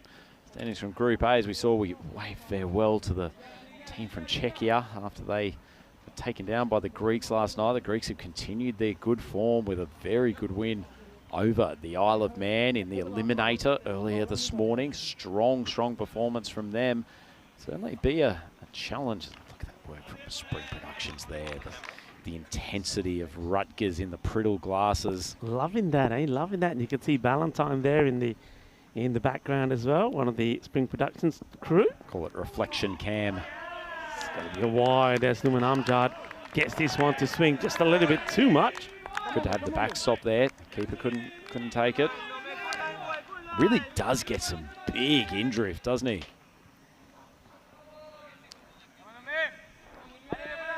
He's a fast bowler when he wants to, but I think he's actually better when he's focused on really trying to swing the ball, pitching it fuller. Shot straight down the ground, and that is going to be another boundary. I think it goes all the way. Manos arriba, Vitro. Well, maybe there, I mean, we've talked about this. Well, if you have that Southern Cross field there, that's right down his throat, isn't it? Yeah, it certainly is. Not just another one of those little almost short-arm jabs from Mohamed Babar. But it's a no-risk shot for a player of his quality, isn't it? So hard to tie him down during the power play overs. Have a look at this field for Amjad. They've got a relatively straightish long on and then one backward of square on the boundary. Plays this round a bit of a from Yes here. He's not happy with the shot that he's played there. Beg your pardon, that was Babar. That's a strike over now to Yes here. Still very much up with the run rate, aren't they? 2.3 overs gone. Well, if anything, they brought it down a tad, haven't they? Which is quite remarkable considering 2 wickets down. But those 2 wickets, well, they only used up 2 deliveries. Oh, that's really well bowled. Good delivery. So 2.2 overs down previously, 2.3 now. I'm not sure what Hassan is trying to do there. Sorry, Yasir is trying to do. He's such a good player when he just stays stable. He's got such a good leg side game. He should be quite happy the ball coming back into his pads. Yeah, I mean, that was a risky shot to play because if Amjad brought that in a little bit, he would have had the stump shattered. I think Amjad will probably go there again. He does, and he waits for it, and he gets it right. This goes a long way. That's a mighty hit. It's a blast. It's brutal from Yasser Ali. 6 more to him. Yeah, lovely strike, and a secret there, just held his position. He was well balanced, and change of pace. Just sat up and he swung healthily across the line. Yeah, I got the feeling there that was when he saw Yasser move early. I think Amjad just went for the slow delivery, but he got the length completely wrong. It was too short, and that's what Yasser was bargaining for. That's a fuller length, and well, we've seen this happen before. I think this is where the first ball that he bolted Yasser went. It's a similar delivery. You've got to feel a little bit for Amjad because I think he does beat Yasser here. Yasser, though, plays it well. He's going to get another boundary. Yeah, certainly will. That's another good delivery. Really tailed in late, and unfortunately for the French skipper, another inside edge that Yasser profits with for a 4. So Spanish 50 for 2, 1 ball left in the power play. Might be happy to have lost those 2 wickets early, but actually sitting in a fairly reasonable position. Oh, well, let's look at the height on this. I reckon this could be a 7-up. It's a no ball. He sees Yasser move early, so he wants to get the Yorker, and he doesn't get it right. Yasser winning the battle here, and that one is a 7-up. So he's gone for 37 in the spell. He's still got to bowl another one, and it will be a free hit. Yeah, talk about turning points. We had one this morning where our boy Soulakis was getting tied down, and he ended up getting a 6 off a full toss. That one that might be a similar situation in this game. This could be a dangerous last ball. Well, not out. You might as well run. Should think about running, and they think about it too late now. Nobody's looking. And it's going to be a dot ball. Remember, a free hit, everybody. So even though the stumps have been shattered, as a Yasser Ali try to get funky, well, he sees the stumps knocked over. But you can afford to do this when you're on a free hit. He doesn't get this anywhere near where he needs to be. But I think that's a missed opportunity on the run there, though. Yeah, certainly was, Rico. That's the end of the over. End of the power play. Spain 57 for 2. Well ahead where they need to be, as you can see there, 57 as opposed to 45. Both teams lost those wickets early, didn't they? But what a good recovery this is for Spain. This is going to be very encouraging for the people that are supporting Spain and the Spanish camp, because in the past, and I can say this from experience, in the past when Spain have had this sort of start, they've crumbled, and they've crumbled under pressure. But you can see here that they're a very different outfit from the team that I remember from maybe 3-4 years ago. Indeed. So William Singh coming on to bowl. His left arm orthodox. I don't mind this change from the French skipper. Although I'd prefer him to be bowling a better length than that. So that's an horrific opening delivery. And Babar just pummels it over the offside boundary. Yeah, I mean, okay, I'm with you. I think it's the right call to make. Take a bit of the pace off, but that's a real loosener, isn't it, from William Singh? A man who took a cracking catch, of course, to remove DDC. He's got to bowl better than that. This one is hit straight back at him. I remember the way that the Spanish dealt with some of the other opponents last year, the likes of Scotland Island, for example, is when the spin came on, they had one thing in mind, and that was go after the spinner, go for him big so he doesn't get that second over. And I think that's what they're looking to do here. They don't want the spin to get on top of them. Yeah, it's not a bad ploy. Brings opportunities for the French, though. Singh just trying to manipulate his field. He's actually just in the process of moving the fielder from deep cover over to a far wider position, wider cover position. And that is high up in the air, and is going to clear the boundary fence, and it keeps on going. It's 6 more, just not getting the line right. Lovely strike once again from Mohamed Babar. Yeah, it's a lovely strike, and you could almost say that Singh has possibly beaten him here, but the ball is coming in at a flat trajectory, which has given Babar to pace with. I think he's just got to pull the pace back, give it a bit more loop. Take the single, good running, good backing up this time from Yasser. These two are leading the recovery well, aren't they? Remember, they came together with the score only on 7, so more than a 50 partnership has come up already. Got him. And, well, that was needless, really, from Yasser Ali. He'll go back and look at that and say, why did I do that? There was no need to. 13 had already come off the over, so you were well in front. Yasser goes for it, and the keeper doesn't make any mistake, and it is this time Jackson, Action Jackson, in the action, taking the bails off, and that is the end of Yasser Ali. Yeah, indeed, a lovely bit of work with the gloves Although, I tell you what, he was so far down the track, there was no pressure whatsoever. Well, Rico, it's a tough one, isn't it? We talked earlier in the over, the Spanish love to put the pressure on the spinners, don't like to let them settle into a line and length. Fortunately, Yasir's probably just charged at the wrong ball. Whether or not Singh saw him coming, it was wide of off stump. Much bigger opportunity to play and miss, get done by the wicketkeeper. So he's back in the hatch, and things just take a little bit of a turn. Hasn't been a bad over here from Singh. Salim Dar coming out of the crease. If they can get a 4th wicket and just get into the teeth of this middle order, the French will feel like they're just one step closer. Yeah, Hamza Salim Dar, a very aggressive left-hander, hits the ball big, and being given preference as opposed to the likes of Awais Ahmed, for example. And he's going to get lucky with this first one. Once again, no third man back.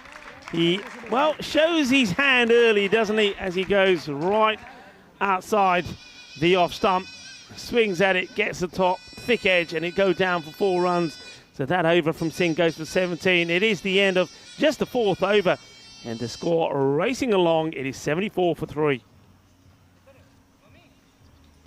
Mentioned in the last innings, Rico, there weren't actually too many runs at all that ended up down in that area at third man. A fine leg. Already the Spanish have had plenty that have gone through them, including those 2 inside edges off the skipper, as well as that one flying off the left-handed bat against William Singh.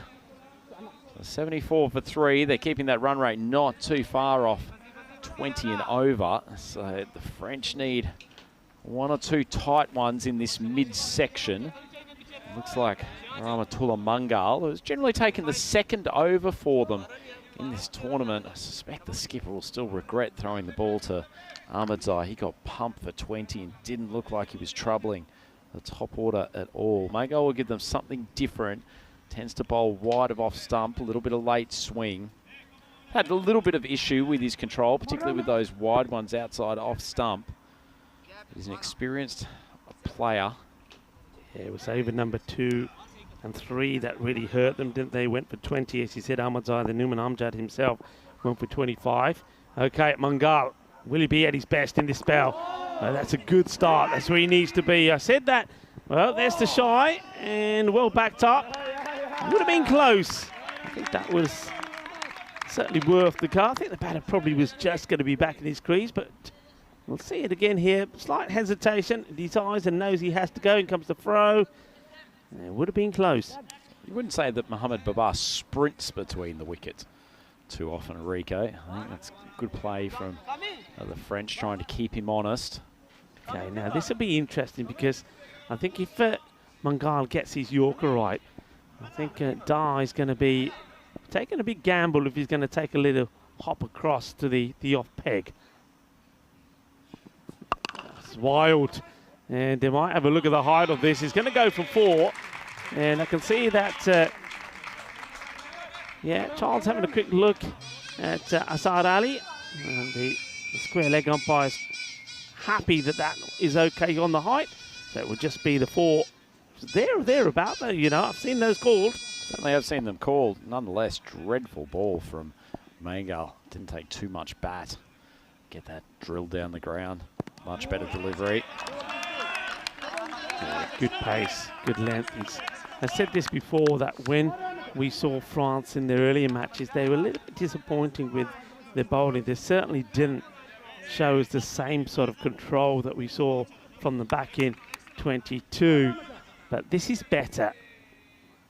Here comes Rahmatullah Mangal once again. It's well bowled. Should just be the single. You can see the French shouting out, saying 1, 1, 1, only 1. As Babar goes back on strike. Remember, Babar was on 6 when he skied one up in the air, which nobody really put a call on and weren't able to catch. He's now, since then, added 29 more onto the total, so that could be a real decisive point in this match so far. And this one is going to go all the way. What a hit that is. And once again, it's just like a short arm jab that gets played away. Sensational striking from Babar. Mangal just over pitching again. If there's one man who can hit those low full tosses with regularity to the boundary, it is Mohamed Babar. Just his easy power and that lack of an extravagant stroke means that he can still create power for a minimum of fuss. This one gets played away. Double is a shout, but I don't think Babar is in too much of a hurry to get there. But at the moment, Spain quite easily holding the upper hand as they get on to 87 now. 87 for 3 at the halfway point. So, well, we invite you back into our superb commentary position, looking at the action from here. I've got to say, though, every time I get up here and I look out there, it's absolutely fantastic, isn't it? I mean, what a sight. And again, you know, we've seen this a number of times. It's our 5th time here at the Cardam Oval, but every time I'm here, I still can't believe that we've seen this, and what this is happening in a venue in Europe, in Spain. It's quite amazing. It's one of the most beautiful venues you could ask to play cricket at, Rico, and I'm sure all of our participants here at the European Cricket Championships are absolutely delighted to be on the coast of Malaga. Put up the Sunset Beach Hotel, fantastic venue to be staying for these 4 weeks, and as you say, the ground just looks an absolute picture. And at this time of year, it's just such a wonderful time to be in this part of the world. The sun's out, so the bite of the sun has been taken away as we start to move a little bit closer towards winter weather, but absolutely optimal cricket conditions. Yeah, it's fantastic. Now, look, a lot of people have been asking, look, where can we find out more about the European Cricket Network? Where can we find out more about Share the Meal? Well, look, very easy place to go to is to go to our website, EuropeanCricket.com. All the information is on there, and a few people have been asking about teams and the other groups. Everything is on there, folks. So just go into the European Cricket Network website and just click onto the European Cricket Championship, and all the information about this particular, the Euros of cricket, is up there for you to follow. And even for those fancy young kids who are good with technology, you can even download the official app as well. So essentially within one fingertip tap on your smartphone, access European Cricket Network info at any time of the day or night. And there is action basically any time of the day or night on the European Cricket Network. Certainly is indeed. And of course, I wanted to say a big thank you to all of you that have been following us on the social media as well. And thank you for all your lovely messages and all your support for the European Cricket Network. And I hope you're enjoying some of the information that we've got on there, and I hope you're enjoying some of the action here. Well, I'll tell you what, if you're supporting the Spanish, you are enjoying it, because that's another big hit from Mohamed Babar. He now goes closer to his 50. What a great shot that is. Yeah, this Mediterranean melee, it feels like it's slightly tilting towards the favour of the Spanish at the moment. And big Mohamed Babar, he is too short of a half century, putting his team on his back. And he's going to get it with this shot as well. That is going to be back-to-back boundaries as this crashes in to the boundary fence. Stronger together. Well, you got to be stronger together. And the Spanish team looking to be stronger together and book their place in the final. They're racing along at the moment, 99 for 3. And we're only halfway through the 5th over. And high in the air. Will they take this opportunity? It's so big, this is. And they do take it. That is key. So Mohamed Babar brings up his 50 with 6, but then he falls the very next ball. Could that be the turning point in this match? Oh, huge wicket, and they could not have left this much later, the French. As you said, Babar bringing up his half century on the previous ball. Singh puts one into his leg stump. Normally he eats those for breakfast, Babar. But as it is, the French have finally got their act together in the field. It's a good catch for a ball that went very, very high. And Babar is on his way. Sensational catch from Mungal. Yeah, that's a really good catch. I mean, when you have a look at that, you can see that Bashir is running right into him. You can see Babar is really disappointed with himself. And I think he's more disappointed because, once again, he's playing that shot, isn't he? I mean, it's his shot, so he can't criticize for him. It's that jab shot. He just knows that if he went full with it, if he followed through, if he got that bat to go all the way through, he would have cleared the fielder. So he goes, but look, one good batter goes, and then this guy, I know you're a fan of Mohamed Ishan. I love him. He's probably the closest thing you find in this tournament to a batting closer. Comes out in the second half of the innings, and how often does he come in this situation, Rico, where decent amount of runs required off the last 20 to 25 balls, and he just continuously does the job with power and precision. Oh, this could be close, you know. That's straight, he's gone. He is gone. I think he's going to be 2 in 2. William Singh has done the damage. I think he plants that foot across the line, you know, goes across. And I reckon this ball is going to go on to hit. So Ishan is going to be the 3rd batter from the Spanish side to be out for a golden duck. That is fantastic bowling from William Singh, and don't underestimate what a huge wicket that is for the French. Ihsan would be normally relied on as the man to get Spain home no matter what the situation. It's an easy call from the umpire, hit dead in front. Wonderful bowling from the left-arm orthodox spinner coming around the wicket. And isn't he happy about it? Aren't his teammates absolutely pumped? Wow. We thought the 1 wicket, that great catch taken by Mangal to remove Mohamed Baba was key and could be decisive. That one now 2 in 2, removing Ishan for a golden. Well, how big is that? Wais Ahmed. Normally, well, look, we've seen this guy opening the innings, so they're not short on batting. They can still win it from here, but it's all about the pressure now. All about the pressure. One of our favourites, Rico, the tumble dryer coming out to bat. Salim Dar, the senior partner, the left-hander. He needs to guide them through here. William Singh, hat-trick opportunity. Gets back onto it, stay there, says Hamza Salim Dar.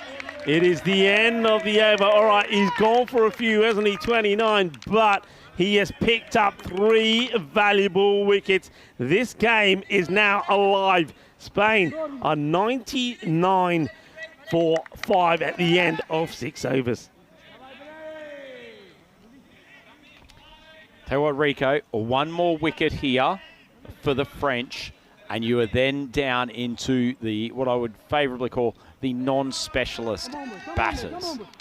I think if they can get 1 more scalp here, and in particular in this 7th over, they will be a big shot of defending this. And that last over from William Singh, what a recovery from the young man. Smoked for successive Maximos on the 2nd and 3rd ball, and then comes back wicket, wicket, dot. Yeah, a bit of concern there from Corey. Hope you're picking a winner there, Corey. Doing a little bit of self-grooming while he's watching, quite nervously. Okay, so who are we going for now? Yeah, okay, I was going to say Jabakel bowled beautifully yesterday. We both like what he did yesterday. Can he keep it going here today when it matters? Jabakel comes in, starts with a short one. It is going to be absolutely walloped. It's a Gandhi ball, really. And Gandhi balls at this level get put away. And you can see there, Corey saying bye-bye. Yep, bye-bye, Grizzly. It's a goner.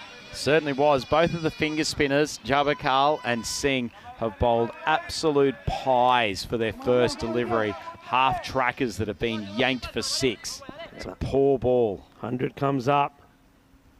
105 for 5. Okay, this one is better, and oh, just out of the reach of the fielder. But you know what? It still goes all the way. It still goes for 6 runs, even though he doesn't get it out the middle of the bat. Just for a moment there, I thought perhaps the fielder might have been in for the shout. Just too flat for my liking from Jabakal. Give the ball some air. Push it outside off stump. You know Salim Dar, if he's going to hit big, he's going to try to pull towards that leg side area. Get him hitting across the spin. Well, just with those 2 Maximos have already got the 12 they need per over.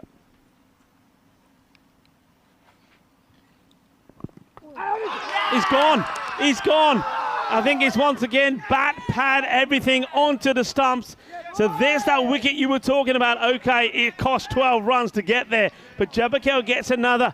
And Hamza now has to take a walk back. This match becomes pretty exciting. The wicket falling on the Nelson. Yeah, Jabakal gets a wicket. He's clearly listening to Uncle Andrew out there. That ball had a little bit more air to it. So the left-handed batter had to stop and wait. He's hitting across the spin, gets an uncontrolled edge. Luckily goes back onto the stumps, and the French have another wicket. And a big one. It was a set batsman too, so Hamza Salim Dar back into the hatch. He's gone for 21 off 7. Yeah, Hamza goes. They're going to be disappointed here. You can see DDC is the captain sitting there quite anxiously. As a new batter comes in is Adam Algar. Remember, yesterday started with a lovely shot for 4 and then gave his wicket away the next ball. He knows he's got to stick around a little bit here. The rate required, look, it's okay. You're going to need about 10 and over. These two are more than capable of doing it. Just got to, I suppose you've got to really put the pressure behind you and get a partnership going. That's the key here. You need a partnership. Certainly do. 37 required. 3.5 overs to go. So they've still got plenty of balls.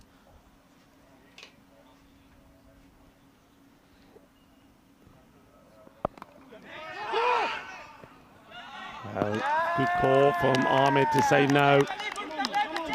So all of a sudden the voice is coming back to the French. They're on the up. Spain. Well, they're running into a bit of trouble here. Need to steady the ship. Goes for it and taken. What a great catch this is.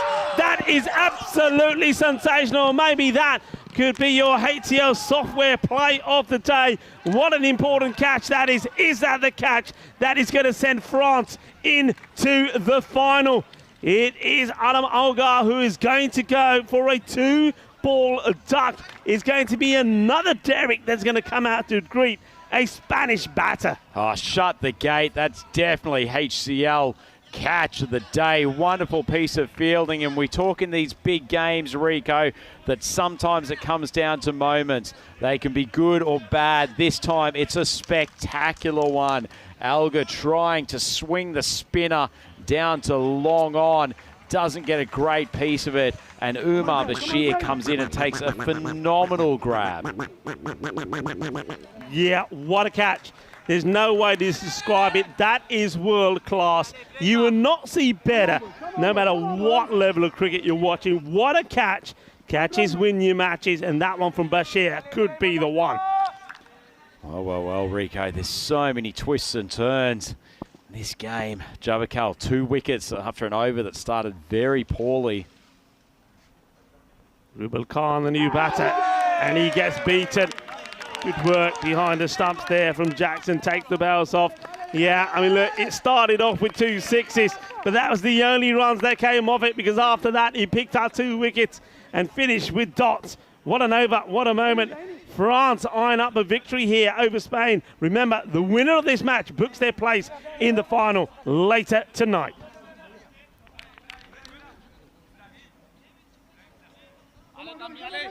So 3 overs to go. Spanish sitting on 111, chasing a target of 147. So whoever loses this game goes into a sudden death qualifier against the rampaging Greece unit. Rico, such pressure on both of these units. They're desperate for not only the direct passage into the final, but if they lose this game, they effectively have to play 3 consecutive matches. Yeah, and you know what? Any one of these 2 teams, if you were in normal circumstances saying you're playing Greece and trying to get into the final, you'd say, yeah, okay. But I tell you what, the pressure going into that fixture against Greece have got nothing to lose. They know they're the underdogs. They've got nothing to lose. The pressure on any one of these teams will be huge. Tell you what is huge. This shot from Owais Ahmed, that is his shot. You bowl there to him, he will punish you. There's no doubt about it. What a way to get off the mark, Owais Ahmed. Well, I said before, we've seen this guy opening the batting for Spain, and he scored stack loads of runs. Now is the time for him to deliver. Oh, it's a huge shot. Cameron Ahmadzai, that's exactly what he did in the first over, just bowling short of a length, but dropping onto the hip of the batter, and it's just too easy for a batter of Ahmed's ability. He holds the key to this chase now. Spain still easily within touching distance. Yeah. 30 off 17. He's going to love the pace. There's no doubt about it. I know Owais Ahmed, he likes the pace. If they had the spin options, it would have been a little bit trickier. Ahmadzai didn't bowl the best of first overs, did he? He's surprised. Well, that's a bad delivery. It's going to be a wide. They'll take just the one. So Rubel Khan will go on strike. So this is an opportunity now maybe for France to work on the lower order batters. Rubel Khan hasn't got off the mark yet. But yeah, I mean, it was a surprise for me when he came on and bowled the second over. It went for 20. And he hasn't made a good start in this one either, has he? He hasn't, but you have plucked the one positive out here, Rico, that they did rotate the strike. So Khan, the new batter, comes on. Face Ahmadzai, he's got to get his line. If he's bowling that short of a length, get outside off stump. Better. Yeah, would you put a bit of pressure on Rubal Khan here by bringing the fielder up on the leg side to stop him getting that single, to stop him getting the likes of Always Ahmed on strike? Would you bring two men in close on either side? I think I'd leave things as they are, Rick. I think he'll feel the need to go hard at the ball regardless. It doesn't look like he's trying to just drop a single. Well, this one is very short. Definitely will be probably one for the over, but in fact, wide is being called by the umpire at square, saying that this one has gone over the head of the batter. Let's have a look. Yeah, correct call. Very good call from square. So Siles Croucher signalling that's wide over the head. It's also one for the over, so you can't bowl another delivery that is going to be over the shoulder. Otherwise, it'll be called a no ball. So pressure now, once again, on the bowler, Ahmadzai.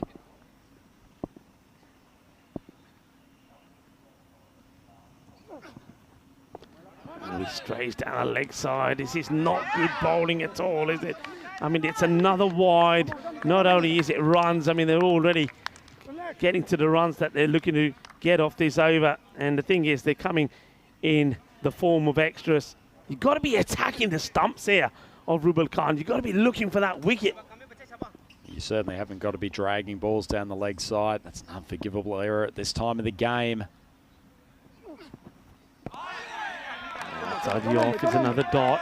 But just get the feel. Okay, Rubal is looking to hit straight down the ground, that's for sure. And you see there, where's Armin now just going to have a bit of a chat. This is where I talk about not bringing the extra fielder in, Rico, despite the single probably being the sensible thing for him to do. I don't think that's in his mind at the moment. He's looking to push the ball hard. Yeah, he is. I'm noticing that long off is in. There is no long off, so you got mid off up there. But I would have my two men straight. Rubal is looking to hit straight.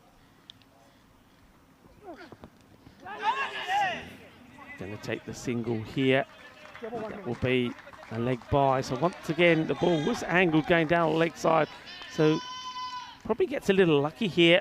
Probably not a bad result for either team there, because it does bring Ahmed back on strike. So he's got 2 balls to finish this 8th over. Ahmadzai will be happy to just give away the single. Don't bowl at his legs, though. That's what Ahmadzai can't do.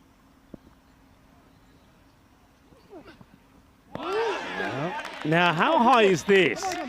It's worth having a look at this. If this is over the shoulder, well, the umpires are quite happy that it's fine.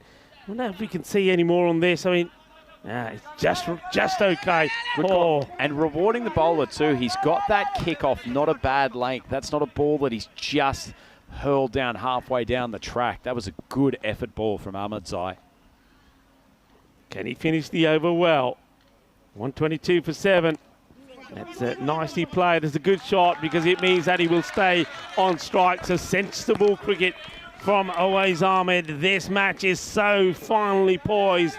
123 for 7 at the end of 8 overs. So Rico, you won't believe, but after what was a fairly mediocre over from Ahmadzai there, it's actually been the equal least expensive of Seriously? the entire innings. Admittedly, we've had a few that have gone for 12, including the 2 overs that preceded it and the opening one from Amjad. Yeah. But he's gotten out of it with a few dot balls and just a couple of ones towards the back end. Okay, well, you can see that they are now going to stick to spin. Now, we do say it all happens in the 9th. It is the 9th over, and it's going to be Ibrahim Jerbakel to bowl it. So, spin. Is it going to be spin to win? He's taken 2 for 12 so far. Remember, his first 2 balls were blasted for boundaries. After that, he took 2 wickets and no runs. Maybe just going to try to keep it to a single here if he can. Well, there's no single there. That is huge. And that is going to fly over the Spanish camp that were on their feet, jumping with joy as that one gets blasted for a big 6. Always Ahmed holding the key to victory, holding the key to the door that opens the way to the final. He's absolutely pulverised that delivery from Jabakal. Just a gentle ball drifting outside the off stump, but super ball striking from Ahmed. So 3 sixes from the spell of Jabakal off 7 deliveries. Goes wider and he goes after it and he's going to get 4 runs. It would have been a wide, you know. It would have been a wide. He's trying to get the wicketkeeper Jackson involved in the stumping, but Aways, I think he just stays in his crease. He just leans into this, gets it over the man at point, and he's going to get 4, 6 and 4. Hungry for more is Aways Ahmed. 10 off the over. And, well, make that 16. Bolle.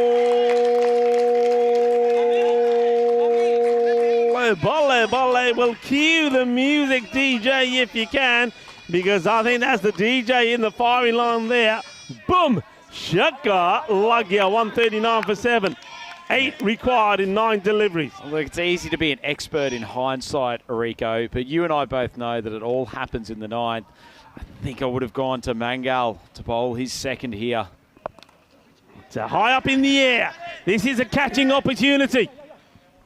And it goes down, and with that, you got to say that will be the match for me, because it goes down to just 1 hit could finish it. Aways Ahmed gives a chance. It doesn't get taken. That could have made all the difference. Oh, couldn't it, Rico?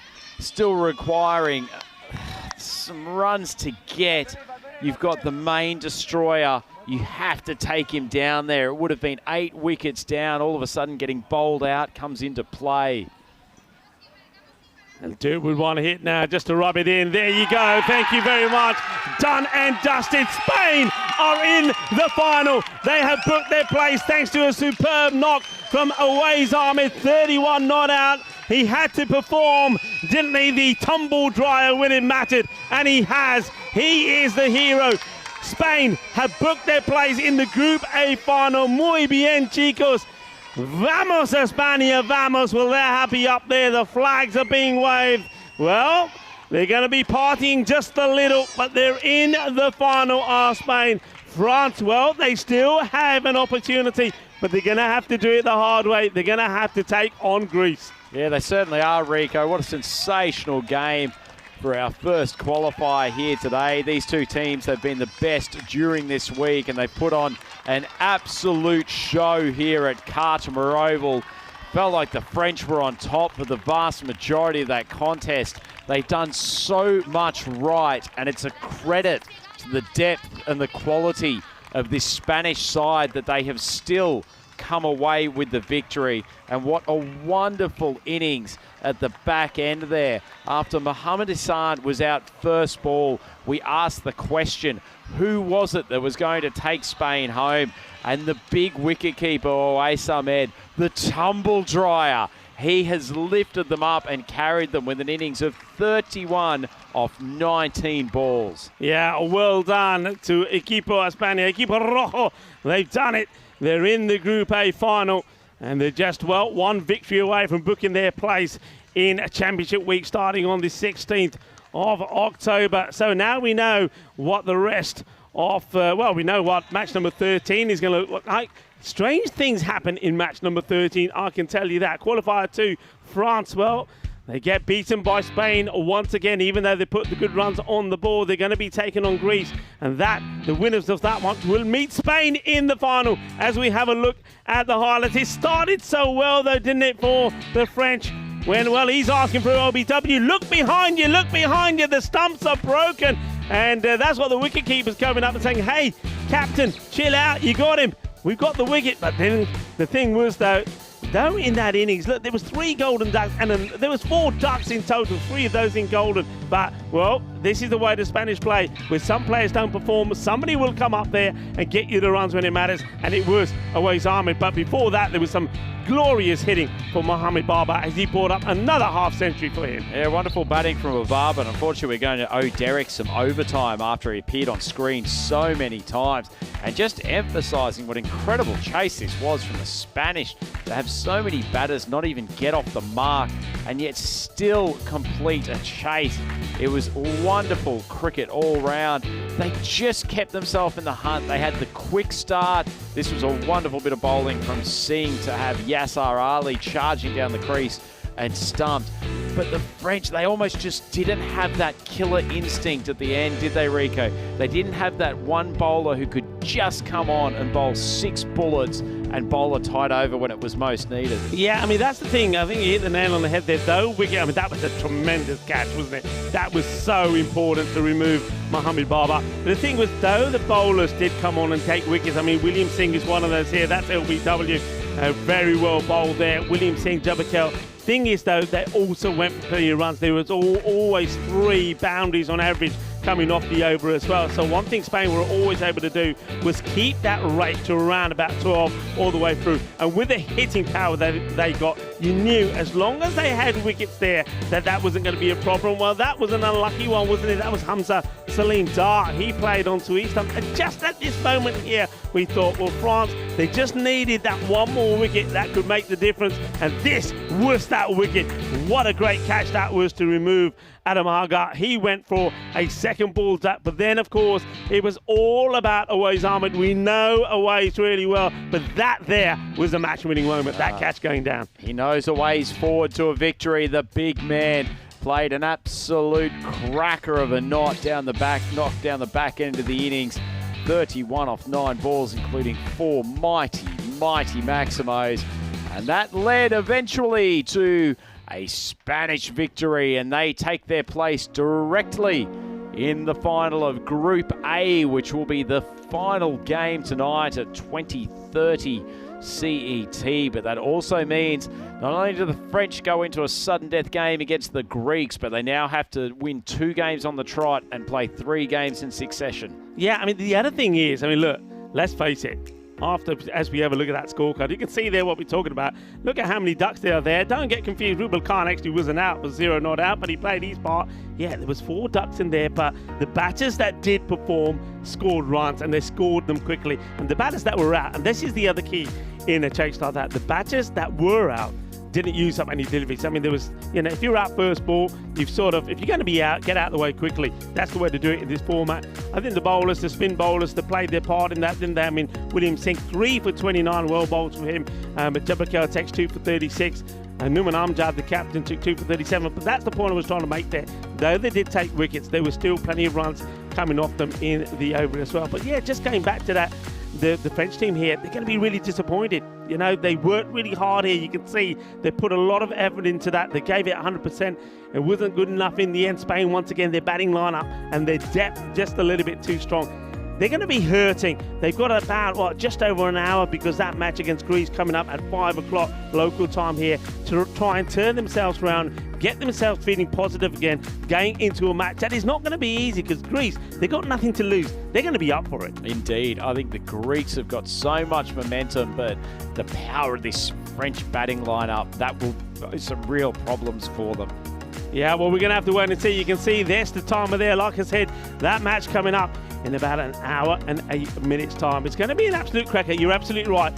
France, you would think, based on what we've seen and based on the depth of their squad, should win that one. But I just think you've got to get over the disappointment of that loss there, and you've got to go into that match feeling confident and feeling that, okay, it's happened. At least we've had a loss when we can still come back and go all the way. That's the way they've got to think about that. Greece, on the other hand, they've got to say, look, we've already achieved some wonders today. We pulled off an upset against the other man. And hey, if our bowling clicks and if we hold on to our chances, we could do it again. Indeed. Well, that should be a cracking game coming up in Qualifier 2, as Rico's mentioned, starting in just over an hour on the European Cricket Network. So please come and join us on the European Cricket Network YouTube channel or any of our big broadcast partners across the world. It is Qualifier 2. And on behalf of Rico Fall, it's Andrew Ryan for the European Cricket Network. Thank you for joining us for this game. We hope we'll see you in just over an hour for France up against Greece.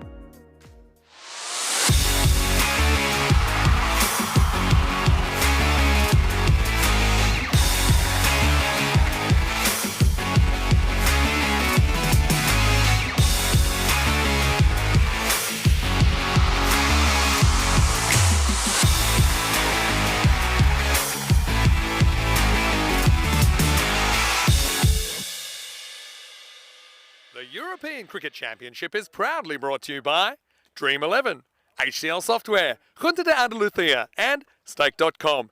And the official charity partner, Share the Meal by the United Nations World Food Programme.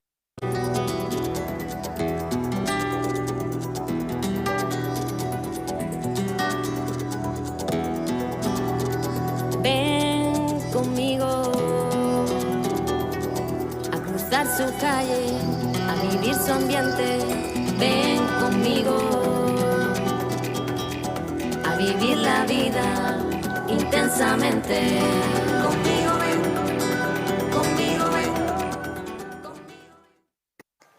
Hello, welcome back to the Timeout Oval. It is finals day here in Group A, the third day of this competition that will run over 4 weeks, and now we're heading into qualifier number 2. So it's the loser of the 1 versus 2 taking on the winner of the 3 versus 4. Those teams are France and Greece. Let's see what happens at the coin toss. It's a big one. Rob Kemming has the coin in his hand. It's a big coin. Let's see what happens with the 2 captains and that coin toss. Okay, your call. Yeah. Frederick. Frederick is cool. And it is. Your call. We ball first. Small, you go first. Okay. Have a good night, man. Thank you. So Greece win the toss, and well, that was a good omen for them this morning. This time they've decided that they want to bowl, and that kind of makes sense. They won chasing earlier on, and I suppose they'll be knowing exactly how many they need to chase against this strong French attack. We've got to single out a couple of players. Alexis Souvlakis, I've really liked his work. Had a little bit of a slow start, but stepped up just when his team needed him, didn't he, for Greece? And the other one is Mohamed Aslam, the captain. I don't think we've seen that much of him with the bat, but I do think that when he has been out there, he's been kind of a cool head in some tough situations, like when he came out earlier when it looked like that chase might head south. It was able to get them over the line. Of course, Greece beat Isle of Man in that game earlier in the day, knocking them out of the competition. France, well, they've come off a fairly narrow loss once again to Spain in a high-scoring match. I don't think they were very happy how they bowled earlier. And they will remember when they played Greece right here that Greece struggled to handle some of the heat that the Les Bleus guys were bringing, and so I suppose that will be quite important as well. So why don't we get ready for the first ball? I know that Rico Full is standing by. Let's get ready for qualifier 2. Rico, the Greeks, they've won the toss. They've sent in the French. Let's see how many the French can put on the board. Over to you. Let's get ready for this huge match placed in the final at stake. Thank you very much to Mr. Maximo. Hello, folks, and welcome back. I hope you've enjoyed your little break. Well, I'll tell you what, get ready, sit back, because it's time for qualifier number 2. One of these 2 teams will join Spain in the final tonight. Who will it be? Will it be France? France lost out to Spain on 2 occasions now. Both occasions got 140+ scores, but weren't able to defend it. They're going to be disappointed coming into this match, but they've got to put that disappointment behind them and do it all over again. They are going to be batting first. They're being put in by Greece there. I think that's a little bit of a gamble. If I'm honest, I think if I'm Greece, knowing that I've got a few frailties with the bat, I'll probably bat first and try to apply a bit of pressure on the French team. But you can see that the captain, Aslam Mohammed, decided that he'd rather put them in and chase. I think Vinny's right. We haven't seen too much of Aslam Mohammed. He's a good player. He's played a lot of cricket in his time, and maybe it's going to be this qualifier that we're going to see the best of him. 97 to 92 is what the bat versus ball wall is predicting in favour of France. No real surprises there. I think for me the biggest surprise is just expecting France to get the 97. I think they'll be looking once again to get past that 130 kind of score. They'll believe that if they can get to the same sort of score that they posted on 2 occasions in those losses to Spain, a 140 region score, that they should be victorious. But I mean, Greece, you can never put them down. They're a team that fight, they're gritty. They may not have the big talented players that we've seen in some of the other teams, but they play well as a team. They fight for each other, and I just get the feeling that maybe someone like Ampreet Singh Memi, as well as Sinan Khan, and also the likes of Kazir, particularly with these all-round performances, could be key. But it is going to be Sinan Khan to start. We're just waiting for Frederica Constant, official timekeeper, to give us the marching orders. Here we go. And it's not a good delivery. He's down the leg side, and it's going to be 6 to start off with. Balle, ginna sona, shakka lag gaya. It wasn't the best of deliveries. As that one gets put away. It's a great shot. Hello to everybody on the chat. I've just been saying my hellos to you all. Hello to John Gray, John Tucker as well, and Wayne. crew as well is on there. Lovely to see that you're all there and enjoying yourself and enjoying the coverage and the cricket and the action. Plenty of action. You can see straight away there that the captain having a chat with the bowler and say, look, you know where you got to be. And I think Sinan Khan knows where he's got to be. He cannot be bowling a short ball down the leg side, not to someone like Zain Ahmed. Zain Ahmed batted very well against Spain, didn't he? But a little bit of crazy running from him. He got himself run out when he was looking nicely set, made 44 of 19.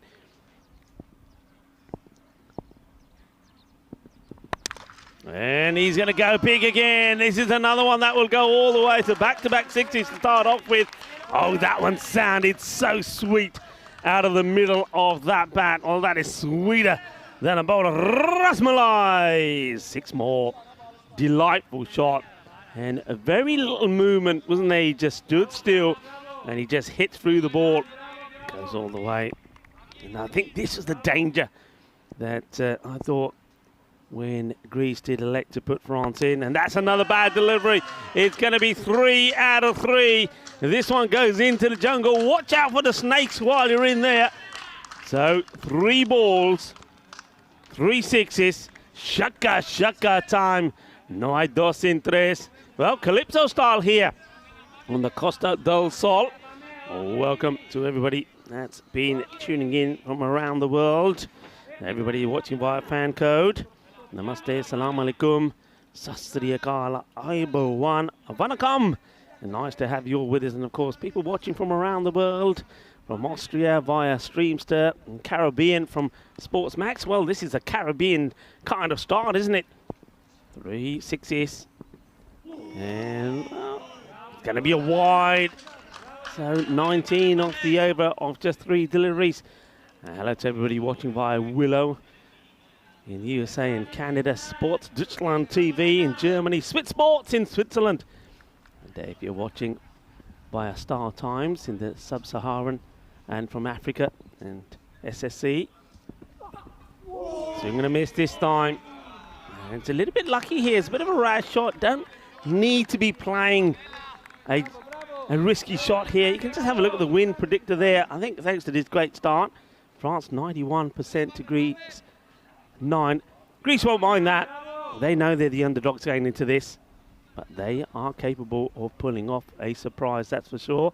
A lot of people watching in Saudi Arabia, the Middle East, North Africa by SSC. It's another wild swing and a miss. So after 3 sixes on the spot on a wide, we've had 2 dots via play in the United Kingdom and Ireland. And here, of course, in La Liga. Hola, ¿cómo estás? Muy buenas tardes. ¿Cómo estás? Bienvenido de Campo de Cartamao Oval aquí in Andalusia.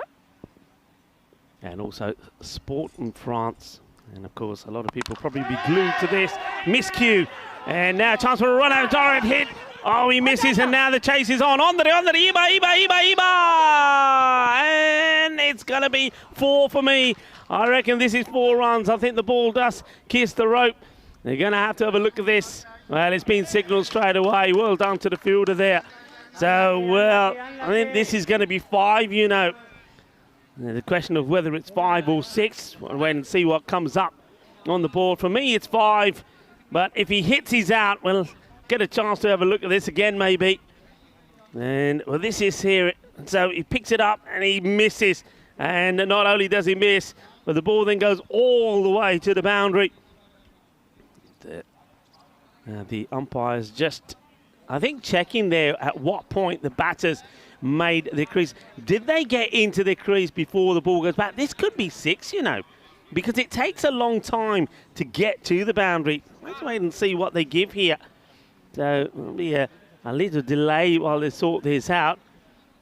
And I think that is the end of the over. So it will be 24 off the first. So 5 given for that one. 24 without loss at the end of the first over.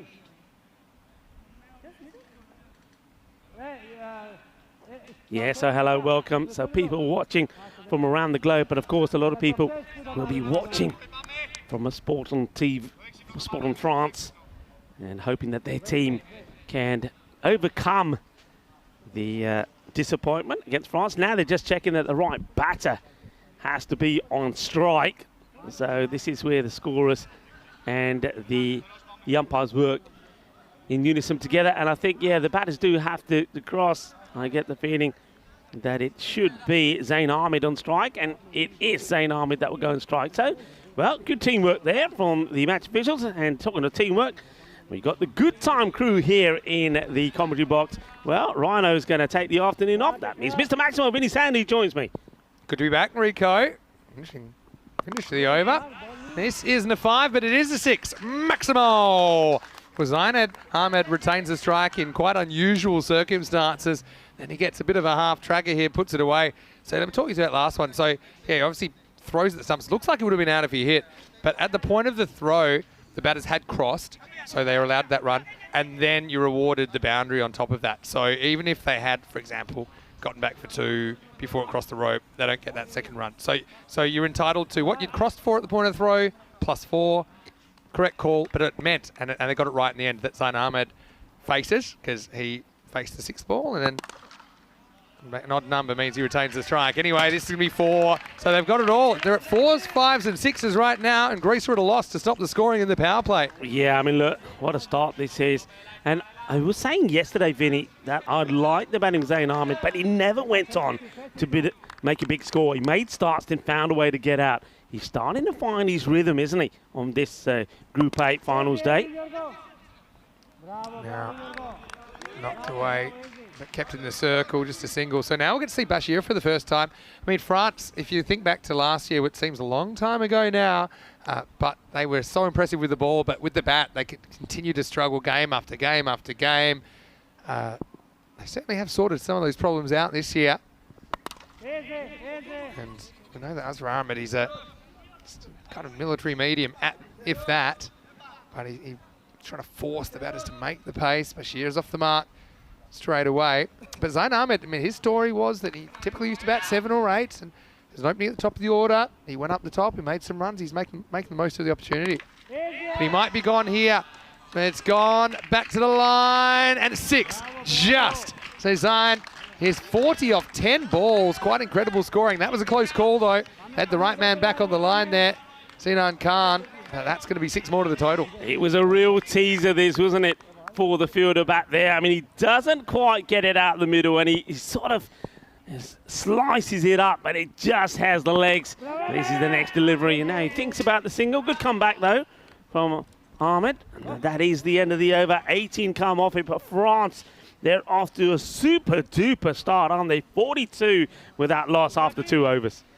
Yeah, well, the thing is, if you're Greece, you need to turn around quickly, because you have to ask yourself the question, how many do we think Greece can chase? If you look at the games where Greece have struggled with the bat, it has been against France and Spain, where they've had to deal with a couple of quicker bowlers. Now, I'm not saying they're not capable. Of course, they've got players in there that I think can handle themselves, like Kassir at the top. Yeah. You know, he's a guy who could go big for them, but I really don't want to be chasing, well, probably not more than 100, but let's say, 120 or something like that. If France put a 140, 150 on the board, like we saw in the last game, it's just very hard to see Greece going with them. Yeah, I mean, were you surprised there at the coin toss? Were you surprised at the decision from Aslan to put France in? I thought it was a dodgy call. I mean, you know that France can go big, and they can bat you out of this game because you know your own capabilities. I just thought maybe they would have been better off, even if they had got to sort of a 115, 120 score, which is around about, would have been a good score for them. I think at least it would have been the pressure of the chase on the French here. Yeah, I can see both sides of it. I mean, Greece won chasing.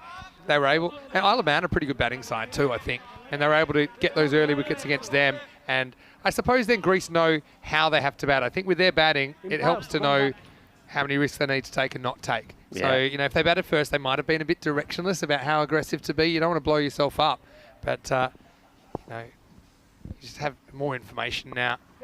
Now this is going to be down towards the fine leg region. That's going to be 4. Not a great ball from Souvlakis. Now he was a bit of a star in the previous game. As we have a look at the officials' tents there, looking very, very cool. But yeah, with the ball here, he doesn't get it right. He pays the price. Yeah, there's been too many, I have to say it, unfortunately, too many bad deliveries, especially to the left-handed. Zain Ahmed has been not very good down the leg side, been short down the leg side. It's been easy hitting for him. And the bowlers have just got to get this ball going right across him outside the off.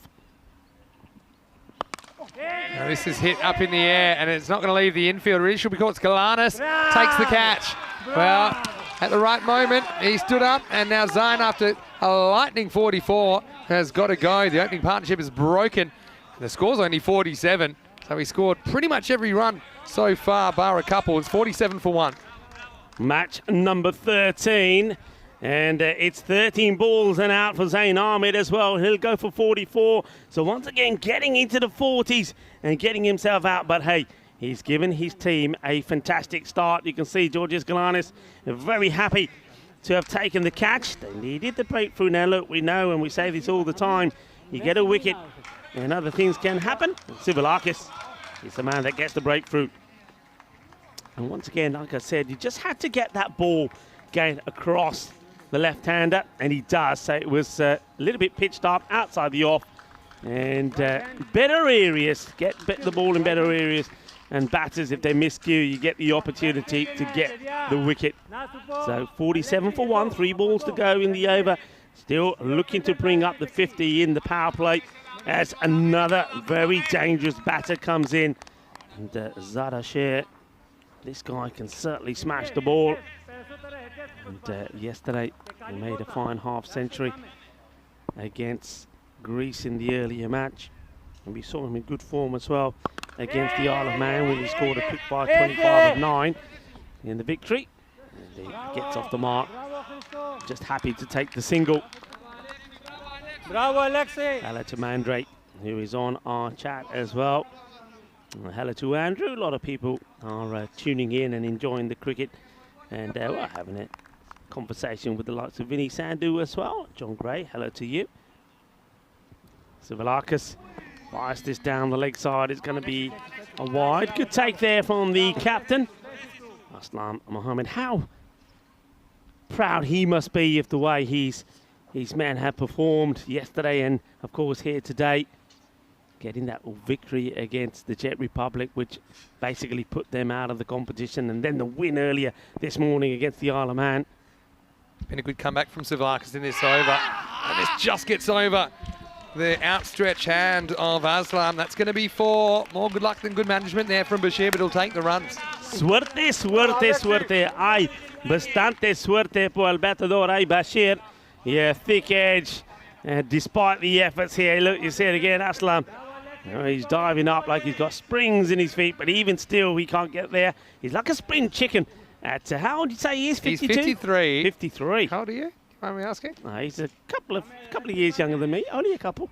Hey, at least I've still got some of my hair. I think I've seen you jump that high. And we had a snake in the box that time. Anyway, this is going to go straight. It's going to go straight over camera 1. Thanks for coming, Maximo. As the power play finishes with a bang. France are 59 for 1. Cracking shot, and we see it here again. This is what Bashir does.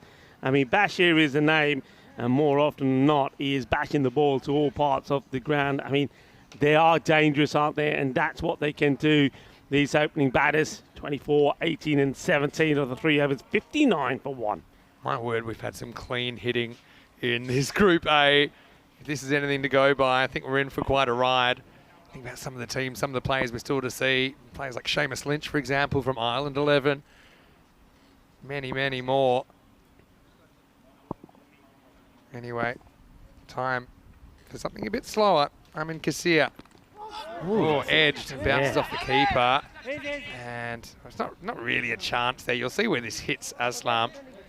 Hits him in the upper arm, but you know, another day, if you're lucky, maybe it bounces up and you can catch it on the rebound. Yeah, that was the thing I was looking at here. Maybe this would have carried to one of those 2 close fielders on the offside. But I suppose he does stop the ball going to the boundary, does the captain? Oh, that was a chance. That wasn't a bump ball, and it was a chance to get rid of Bashir. Because he would be so annoyed that he couldn't hold on. It was kind of an awkward one because he didn't have time to turn his hands around into a reverse cup. He didn't really have time to do anything except grasp at it. It was in that difficult area, wasn't it? Right into the middle of the body. Just couldn't get the hands around it. This one isn't catchable. In fact, that's going to pick the gap, and it's 4. So they haven't really pinched their long on, long off like we see sometimes, or other teams do the Southern Cross to really try and protect that straight boundary. But that one found the gap nicely, 4 runs. Yes, struck it well, didn't he? Once again, it wasn't that far away from Kassir. Kassir, we saw him bowl really well in the earlier stages of the group. think the first match or two. But then after that, the batters have taken a bit of a liking to it. Good length. It's kind of in the middle, isn't it? It was drivable, but not easy to drive. Not very easy to get the back foot either. So, Greece, they just got to try and put one foot in front of the other here. Keep taking wickets. Maybe they can catch France short in the second half. Another good ball from Kasia. He's only gone for 5 off 5 so far, so this is a really good over. But we've seen France at times in the second halves of innings as well, just kind of fall off the pace a little bit and lose wickets. Often we have seen them going right down to the bottom in their order. That looks pretty clean to me. Going, gone. Straight over the ghost cube. Maximo Bashir had a chance in that over, but he finishes it with a big 6, and that's the end of 4. It's 70 for 1. Yeah, good strike. And once again, making a habit, France, of hitting a maximo of the last ball. That'd be frustrating for the coaching staff of Greece. That's one thing you try to avoid. You want to try and finish your over well. They're not able to do that. And that's why France had a good rate here. And you just get the feeling here that if France can get it, and I'm sure they'll do more than that, but if they can get another 50 plus on the board here, you're looking then to try and bat Greece out of this equation. And now you know why I was a little bit surprised with that bat versus ball prediction there. 109 it was for France, and just had the feeling they were going to go beyond that. And you think so, but I mean, if you factors in last year's performances that were all a fair bit below that. But anyway, here's a guy with a lot of time for Georgios Kalanis. I wanted to say well done to him and kind of rub my fingers through his hair like you do, you know, with the youngsters. But let's just say the hair was not moving. It's pretty much battened down the hatches. Here we go in over number 5. Good start. And I really think every time I see him, he seems a better bowler. Yeah, well, we was talking about him, myself and Rhino yesterday, how he's matured from when we saw him back there in Corfu. He's got stronger. He's getting the ball he's flighting the ball up. He's not afraid to have a go. And he's looking at the business as well with his shades on. This one's slightly over-pitched, and that one's going to get smashed into the tent. Maximo! Game of fine margins. This one, I suppose, pretty much a half volley, so even if it turns, it's not going to break too much. Nice shot, though. And we've seen some great hitting through that region, through the cover region. Boys have been hitting the ball clean, haven't they? There's no doubt about it. And this one is in the slot as well, and this will go all the way. Kinna Sona. Shukka Lagia. Well, it's just bowling that slot delivery, isn't it? And these hard-hitting batters are just waiting to pounce on these. Yeah, and really, to be honest, it's not a bad ball. It's a kind of challenge length. And batter says, all right, this is going to be hard to catch up with it to drive, so I'm just going to take my chances across the line, but it pretty much spins onto the middle of the bat. Galanis looking for a reply, 13 or 3 deliveries. Yeah, one drops into the block hole. Thought if Savlakis could catch that off, might have been half a chance of a run out. Yeah, that's where he's impressed me, Galanis, because even though he's gone for 13, still not afraid to give it some flight. Yeah, again, it's well bowled, although this is into the gap and it's going to win the race. So, oh well, right now, everything running France as they get to pair of snowmen. 88, still a ball to go on the 5th over. Yeah, Galanis, you can see he's a little bit frustrated that one goes to the boundary, I think. You can see him sort of looking at the captain and saying, hey, I need those two bit together. That shouldn't go to the boundary. We should be stopping that. This one drops and it's a low full toss. Is handled. Bravo, they say, as we get to the end of the 5th over. And the score is 89 for 1. Well, it looks like the players coming out, and it gives us a chance during the strategic timeout to say hello to you wherever you're watching from around the world. Vinny Sandu here, Mr. Maximo, back in the box with Rico Full for the first time today. Rico, it's been a cracking finals day so far. Equipa Rojo in the final already, Team Spain. Yeah, in the final already. They had to do it the hard way. They were made to work hard. But in a way, I think a lot of when I was speaking to a lot of the Spanish supporters and people that have followed and supported Spain for a long time, I think they were very pleased with that performance because Spain were able to overcome difficulties that they've had in the past. Where they would normally crumble, they didn't. They found a way. It was quite amazing, really. They got to that target, but there were 4 ducks in that inning. So it just goes to show that they've got that depth, and also they've got the mindset and the attitude to say, it doesn't matter, we're still going to go out there and win the match, and they did. Yeah, and they're really serious about that. Corey tells them, just forget the wickets column, doesn't exist. Just while we're here, it's a great opportunity for us to talk about the World Food Program. You know, it's a UN-backed organisation, and you know it's looking to change the lives of those that are going hungry. So if you can just scan that QR code. Yeah. You can also go to our website for more information for as little as 70 cents. Yeah. Hey, listen. This one is going to go all the way, so let's talk about this shot first as it goes for a big 6, a 6 more, so they keep the onslaught going. Well, I can see that you've had a go at the golden arm. I saw that your name was up there on the board. What was it, 100? Yeah, well, you got to hit the stumps. So I think I did 103, but it just missed. Okay. Let's just say now there are certain rules about using bad language around the golden. It's called the golden arm, I think. In the air and 6. Maximo. Oh, these two right now are just going absolutely bananas out here.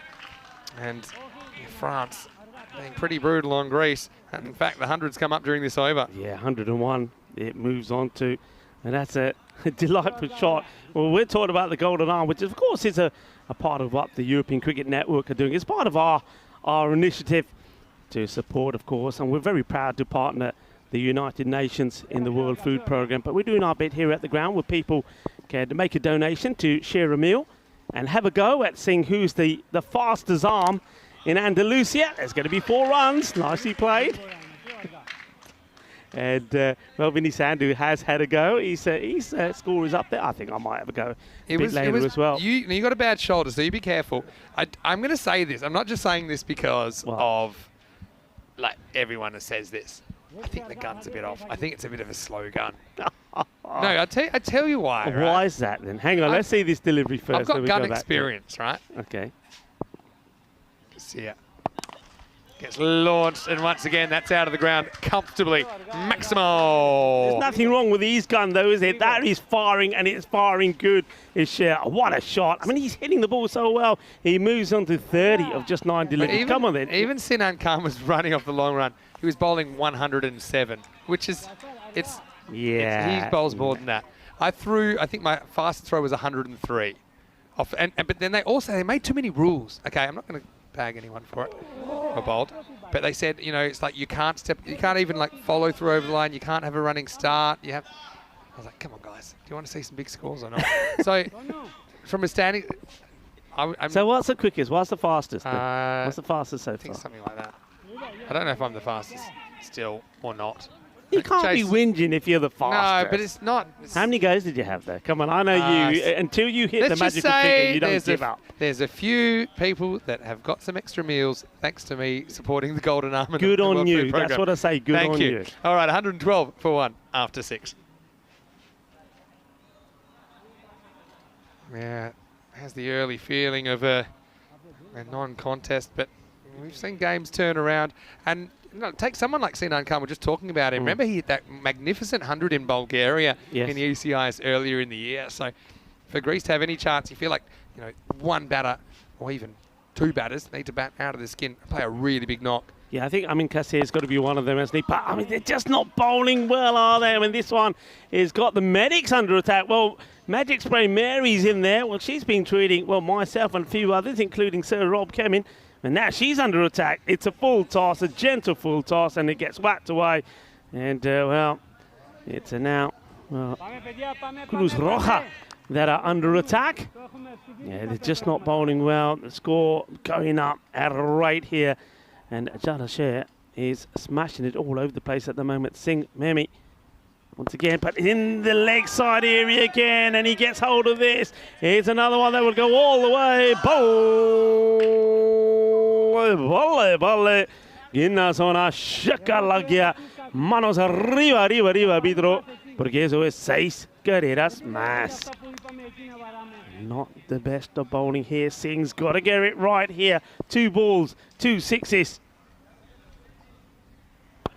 make that 3. Well, this one is going to have our scaffolding camera that's right up there behind the bowler in danger. Don't know who's that up there, but this has gone clean over them. 3 balls, 3 sixes. Once again, I've said this before, we're doing it Caribbean style, and I know people watching via Sports Max will be liking this. It's Calypso style here at the Cardamom Oval. Well, if you're a fan of 200s, that's the pace we're on at the moment.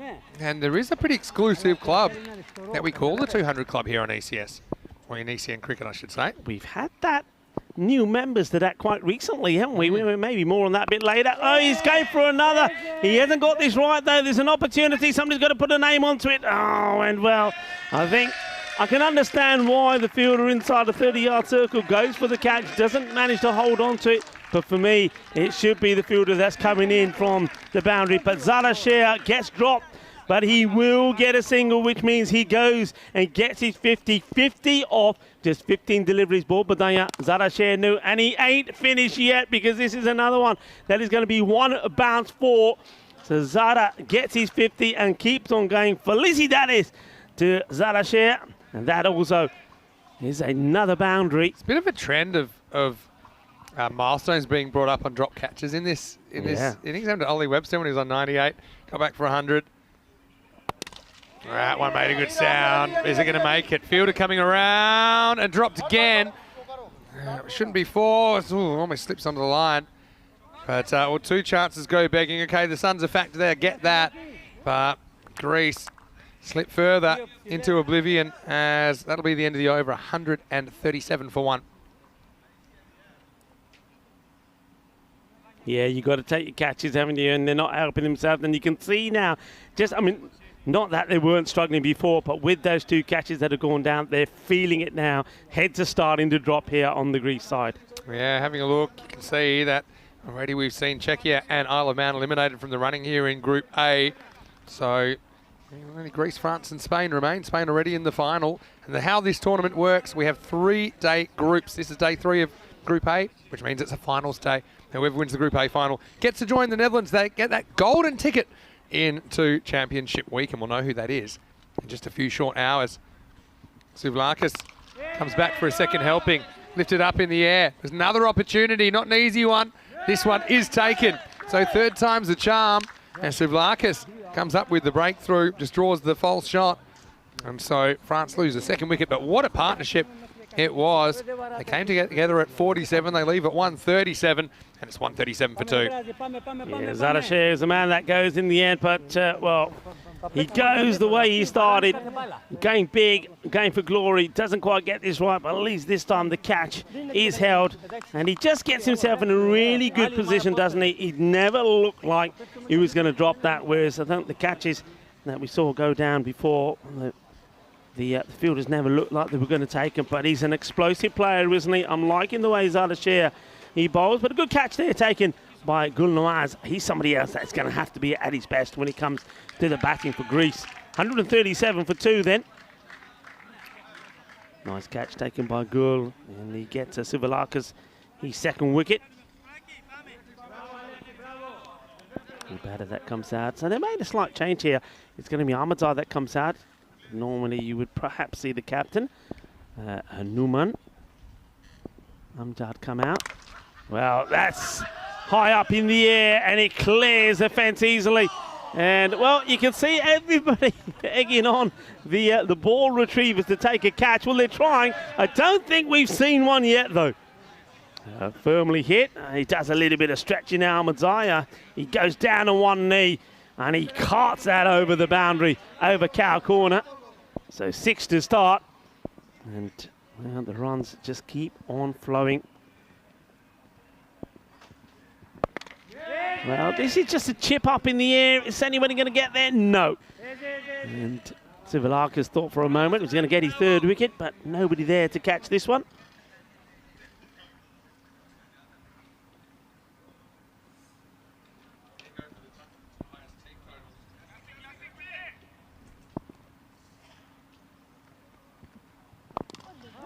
Ouch. Well, that's going to hurt. Looks like he smashes that back into his own ankle.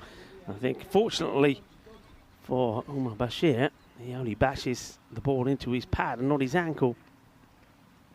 Yeah, be thankful for small mercies. Ran on boundary ball. There's been some hitting though.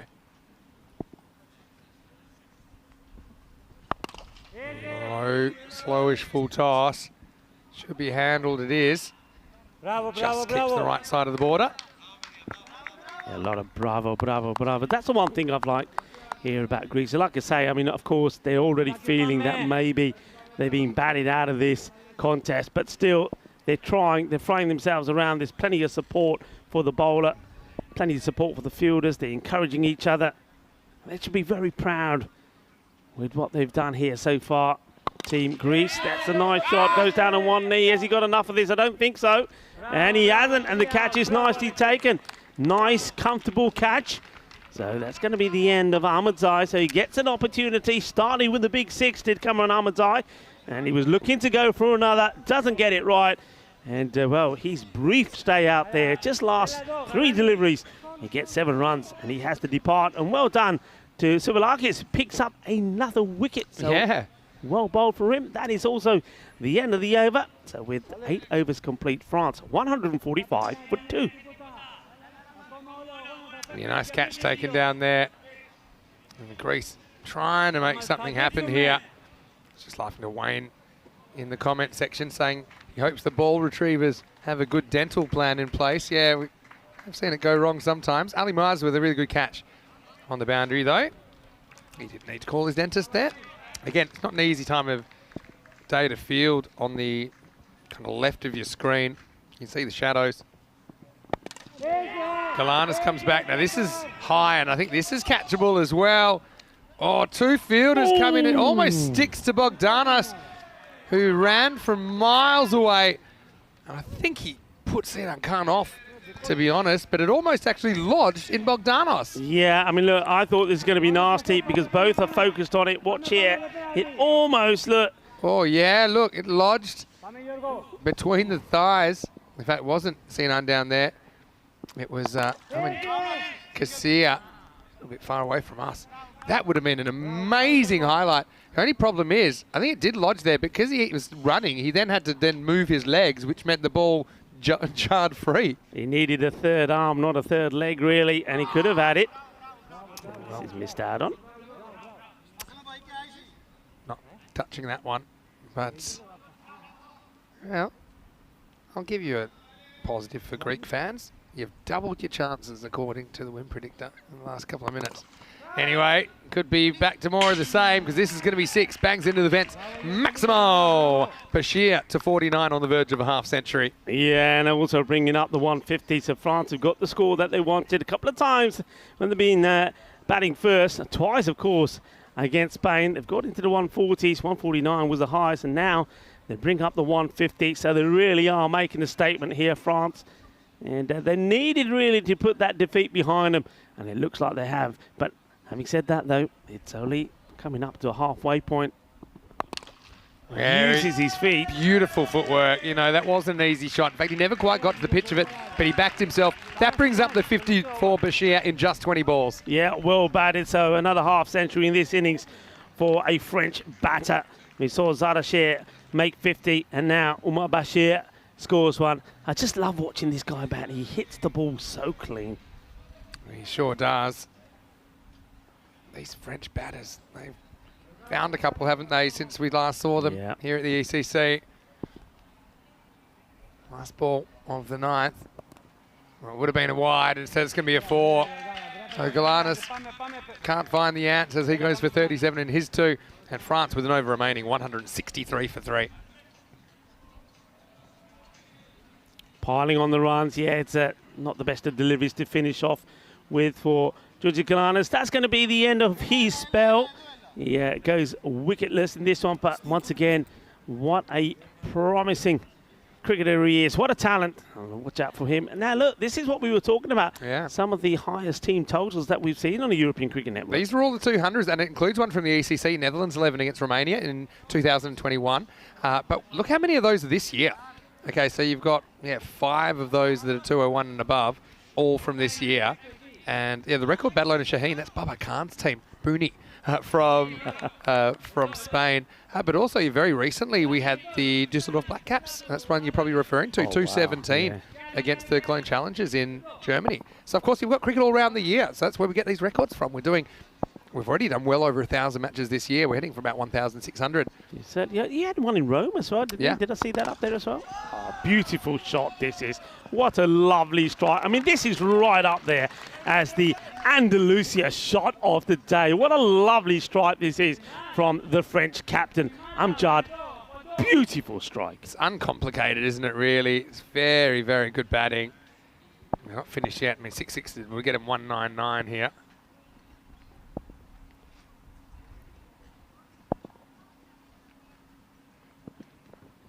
Uh-oh. This is going to be a wide... I'm amazed how much this swings after the passes or something. I thought it must have taken a deflection, but I didn't hear anything. And poor Aslam Mohammed, he could have been 23, 53, whatever you like. This one really... Look how much that swings. Wow, yeah, you're right. That One more swings. time. Did I hit anything? That swings Must have hit massively. And I want to slow this down a bit because I want to see if that's hit the pad. well, I don't think it does. I think it just It takes seemed it to hits just the quick- seam and just goes. It seemed to quickly turn though. The 205 that you're referring to, that's Royal Roma against Asian Latina. That was in Rome fairly recently, 12th of September, just a couple of weeks ago. Yeah, by the way, that 5 wides, that minimum means that the 200 is back on, you know. Oh yeah. Around the wicket then. That's well bowled. Yeah, good comeback from A the lot bowler. of bowlers are scared of missing the Yorker, but I'd be scared of not trying a Yorker, if I'm honest. Okay, the odd one, try to keep the batter honest, push him back a little bit, but I mean, that kind of ball there, that's perfect. Yeah, comes around the wicket, gets it right. So single taken by Amjad. He's now at the non-striker's end, but that means that Umar Bashir, 59 or 21 deliveries on strike. Well, there's the length, and there it goes. That's going to fly over the tents. Maximal! Massive total here for France. And in the famous Simpson quote, we do remind you that the statistics contain a 1% margin of error at the moment. It's all a blur. Look at that. That is lovely, jubbly, clean out of the middle. Well, that's going into the area of where the Golden Arm is. I think a few people having a go over there. The Golden Arm is part Get of the our speed share gun on that. reveal. Yeah, get the speed. Still travelling pretty fast. It probably still would have said 100. It's okay. Oh, quarter wide. Ooh. I think this is a tight call, Vinny. Yeah, it's a tight call. You've got to judge it when it passes the crease. And for me, when it passed the crease, seemed okay. Although it's always hard to tell exactly when it passes the crease. Anyway, positive notes for you record makers out there. Means the 200's back on. 666 will get him there. And poor Sinan Khan, he's up in the naughty 40s. None for 43 with 3 balls remaining. Well, that sounded pretty good, and it's looking pretty good. Well, the Spain team gather, and they're not going to be able to catch it. It's going to fly into the fan zone, though. Maximo! 6 runs. This has gone a long, long way up. I can tell you what, I think that ball has come back burnt by the sun. It really has. This Grizzly's gone a long way up. What a hit. So 6 more, and well, I tell you what, we've seen a couple of half centuries from the batters. You might see one here from the bowler as well. Sinan Khan, he's gone for 49. There's been 25 off this over, and there's only been 4 balls. 188. Are we going to see 200 on the board? All depends where this one goes. Oh, he hasn't quite got it. Where's it going? Should be catchable. And it's taken. So, yeah, Greece. They got the feeling of someone that is maybe getting asked for their last meal. They've done well to get into the top 3, but has the feel of a consolation wicket, even though we're only not even halfway into the game. But what a knock that is by Bashir. 71 off 24 in the end. He goes with the ball remaining. It's 188 for 4. Yeah, another good catch. He's taken 2 catches out there, hasn't he? He makes it look nice and easy. Does Gul. Keeps his eyes on it. Takes a very good catch. An experienced cricketer. Yeah, but he sends back Umar Bashir after a fine knock from him. He gets better all the time. Hey, listen, look, I know they would have been disappointed, quite rightly so, in that loss to Spain. But could this be beneficial to them going out there, having another knock, scoring these runs? I mean, they're going to be motivated, aren't they? And confidence has got to be high. Yeah, I mean, that's true. That's true. Probably a little bit different to what they'll face in the final. There's always the question, fatigue versus experience. Where does it fall?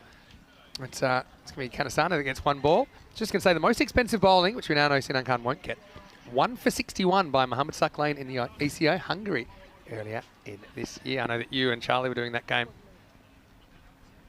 Anyway, last ball coming up.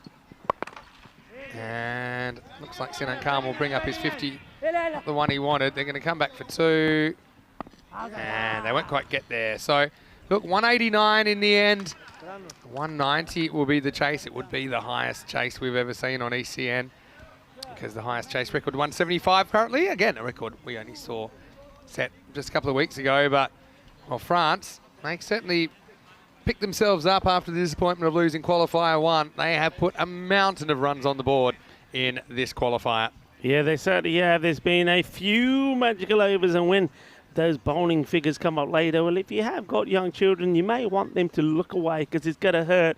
You can see Greece there. They're coming together here. They know they've got, well, they're going to create history if they're going to get this score. 190 they're going to need.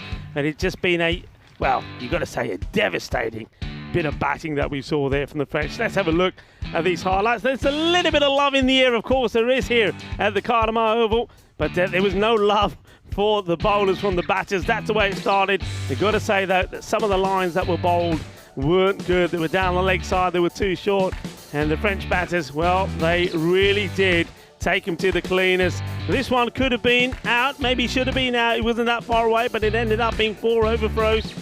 And runs were coming quickly. Zain Ahmed finding his touch, getting himself into the 40s again. 44 of 13 deliveries. He really did blast the ball all over the place, and his opener, Amir Bashir, certainly did not disappoint. Yeah, and it's a sliding doors moment. I mean, Zain Ahmed in the end, he didn't quite get hold of this one, and he had to go just short of his half century. But yeah, sliding doors, you know, the 5 last ball of an over meant that Zain kept the strike, and then he went kind of continued on his merry way. Maybe that could have changed things. It's hard to see. We'll never know. A few of these were bad luck, but most of them were just outstanding shots by Team France. I mean, almost need to go to the thesaurus. I'm going to run out of superlatives here. This was a dominant effort. Yeah, it really was. And, well, it was nice to see that Georgios Staganaksos was out there as well. I mean, he's shown all of his experience, but never really got a chance to get into play, because most of the time the ball was going over their heads, smashing the ball big all over the place. What about Zadashir? This guy certainly does excite me. If he gets going, if he ends up facing 15 deliveries, he's always going to score stat loads of runs, and that's exactly what he did here. They made a quick 550 of 15 before Gul finally got him out. You got to say, well bowled to Alexis Tsouvalakis. He did pick up 3 for 25, and when you think of some of the runs that the other bowlers went for, those were quite exceptional bowling figures. That one seemed like, I don't know, put some sticky tape on the ball there or something. That really hooped away. Yeah, Tsouvalakis, good effort from him. He's been good on finals day for Greece. And Greece have a lot to be proud of in their fight to make the finals, and of course to get over the Isle of Man this morning. But yeah, you never want to call a contest dead at half time, but they'd have to do something quite amazing. It's probably the fact that on this ground, we could easily see a 190 chase. It might happen. It's just hard to see it happen with Greece, who have kind of struggled to put an innings together. And, well, they made 90 look a bit difficult in the last game. Now they've got 190 to chase. 71 for Bashir, but it's really the top 3 that get the job done. They're able to score 165 runs between them. 50 also for Zadashir, just 16 balls. 44 for Zain Ahmed.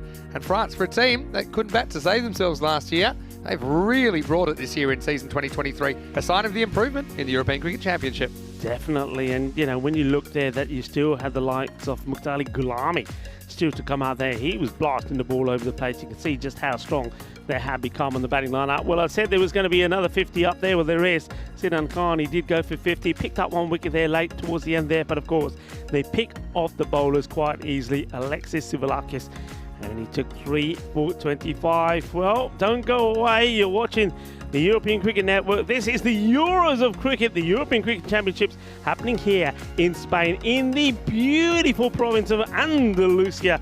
We're going to be back in around about 10 minutes' time to take you through a run chase. Are we going to see history in the making to get into the final? Greece need to score 190. Join me, Rico Full and Mr. Maximo, when we return in 10 minutes' time. Volvemos en 10 minutos.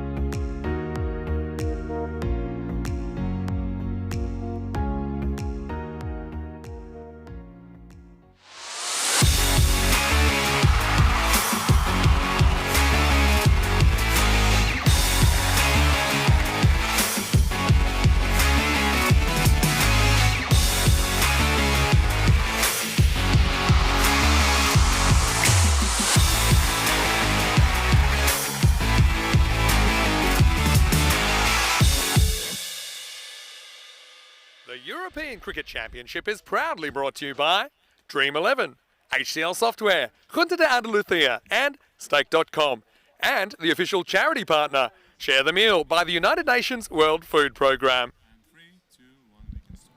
Hello, wherever you're watching from, cricket lovers, welcome back to the Costa del Sol. This is the Dream11 European Cricket Championship. It's the biggest cricket tournament on the planet.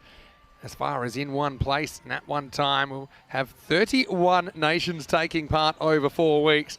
Right now, this is Group A finals day, and it's Greece coming out to climb a mountain that I don't think they can see the top of. 190 is the target. France with a very strong bowling attack with 1 foot in the final, but as they say, dare to dream. Got Kassir out there to open the batting. I'd say it's impossible, but it's highly unlikely. If you're Greece, though, you throw the bat. You've got nothing to lose. A couple of magical overs, maybe, could get us going. Well, that's a pretty good start, isn't it? As Kassir goes bang, Maximo. Well, there's 6 that they won't have to get. And you don't often see this off Ramatullah Mangal, French fast bowler. Maybe overpitched. France, we know that they've kind of been leaky in second innings when they've had a big total on the board, but surely not this big. It's a bit wide. So 7 off the first ball. Yeah, so Greece not giving too much hope on the win predictor. Started at 1%. I suppose with the 7 off the first ball, they've gone to 2%, but now they've jumped back to 1. See how long they can keep that little pilot light alive.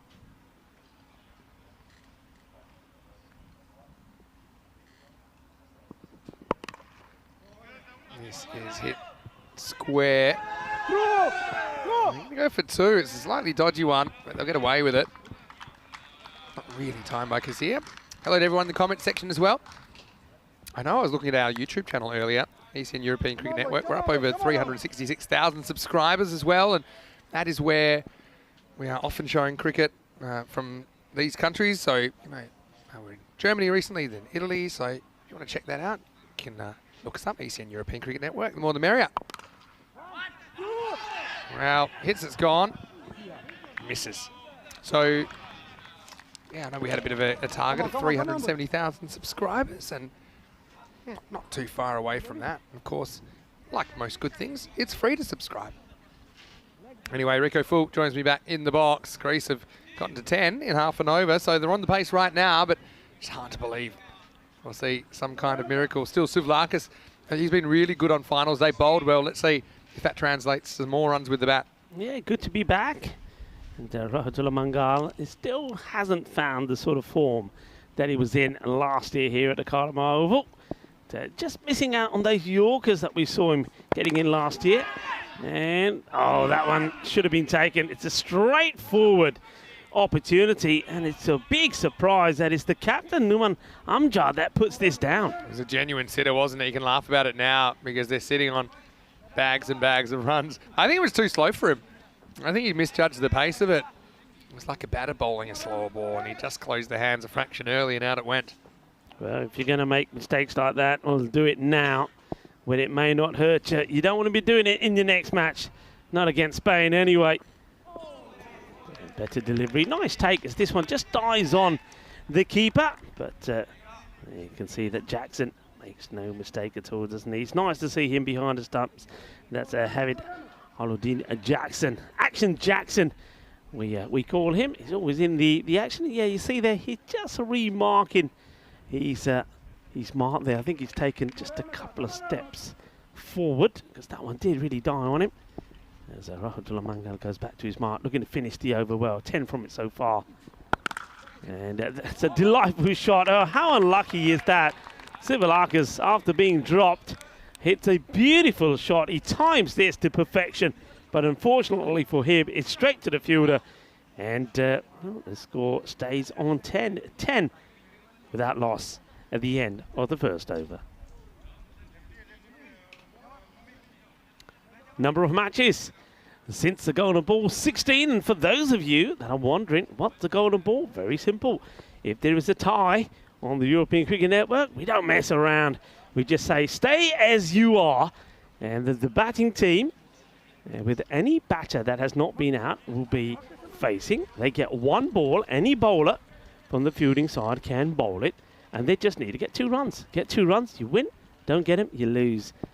So golden ball. Are we going to see one in the Euros of cricket here at the Gardner Oval? A bit of spin and no run. Is it? It is Ahmedzai that comes on to bowl now. Dawood Ahmedzai.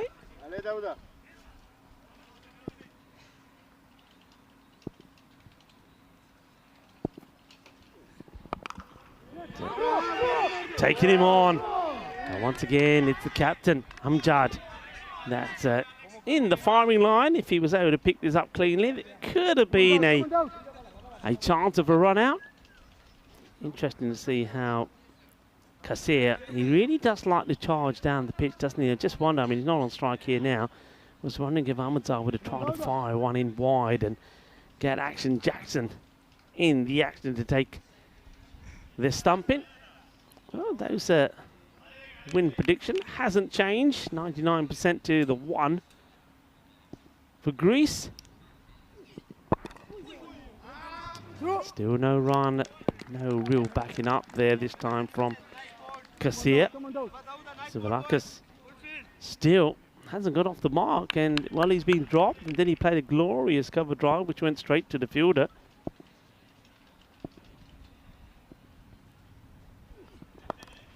And up in the air, and he may not get off the mark. Well, he won't. And William Singh said, "Oh, yaar, ki kar rahe the? Main lamma pੈ gaya. Mainu thalle se na se ki gal hogi." Well, he's taken the catch. Well, he's happy about that. I tell you, who's not happy is going to be Alexis Sivalakis, because, well, Derek is going to make another appearance today on finals day, but it's going to be a duck for Sivalakis. So another wicket goes. And just have a look at this. Well, this could have been a straight red, you know. Well, Kane Sane basically turned into a human beanbag if you wanted to lay back and enjoy the spoils of that catch. Well, Sivalakis was in a similar hole earlier, but he won't dig himself out of this one. Still, I've really liked his contribution on finals day for Greece. He's kept them in the hunt, but right now he's followed back by Derek the Duck. Score is 11 for 1.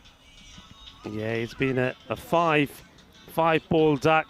So he's going to be disappointed with that. But yeah, I think you're absolutely right. I think he's impressed, hasn't he, for Greece. We saw him take 3 wickets in this one. He batted very well in the contest against the Isle of Man in that victory.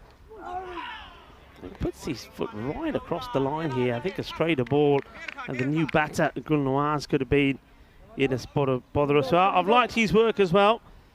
Gulnawaz, he's a good player. He plays some lovely shots to all parts of the ground. Let's see if he can. You just want to highlight. You want to finish on a high here, and Greece. Okay, I think you got to probably get to the conclusion that needing magical over after magical over, over 22 runs now required per over for victory. You've got to accept that that's probably not on. Finish well, finish on a high, because look, you've done yourself proud. You really have. You played so well. I think you're going to go back as heroes when you go back to Greece, but go back with, make it a positive finish to this. And of course, you can always get in touch with us at Vinny Sandu or Rico Fall. I'm going to say this, because it looks like this could be a bit of a tough one, and we'll struggle for time later on. Send me a question, okay, on my Instagram, Mr. Maximo. Send me a question, and I will read out some viewer questions.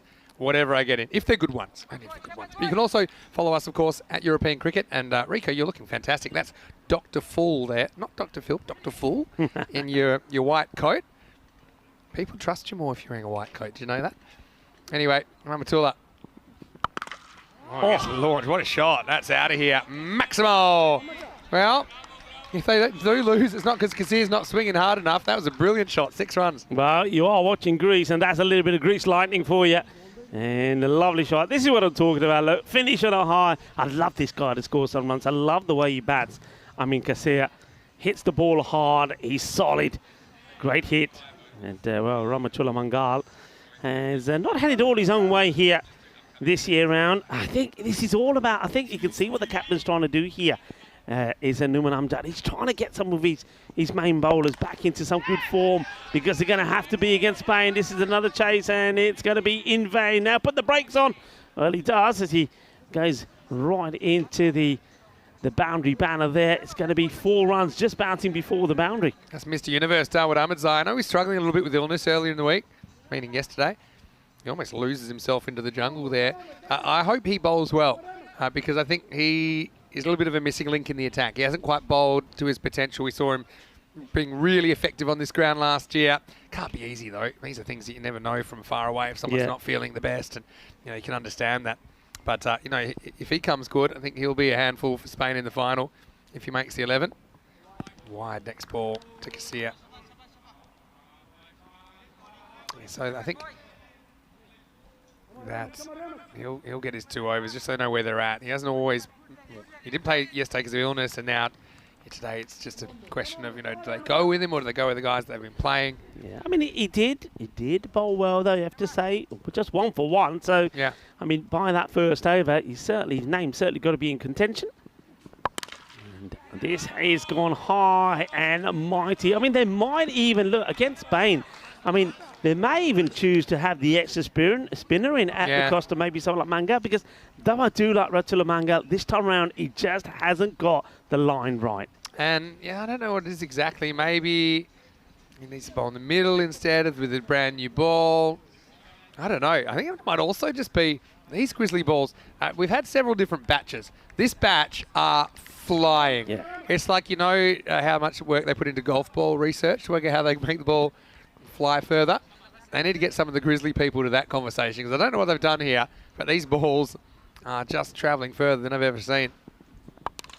And even the edges, this is going to be edge, and that's going to be 6. Maximo Casilla into the 30s. Yeah, it doesn't matter which part of the bat it comes from.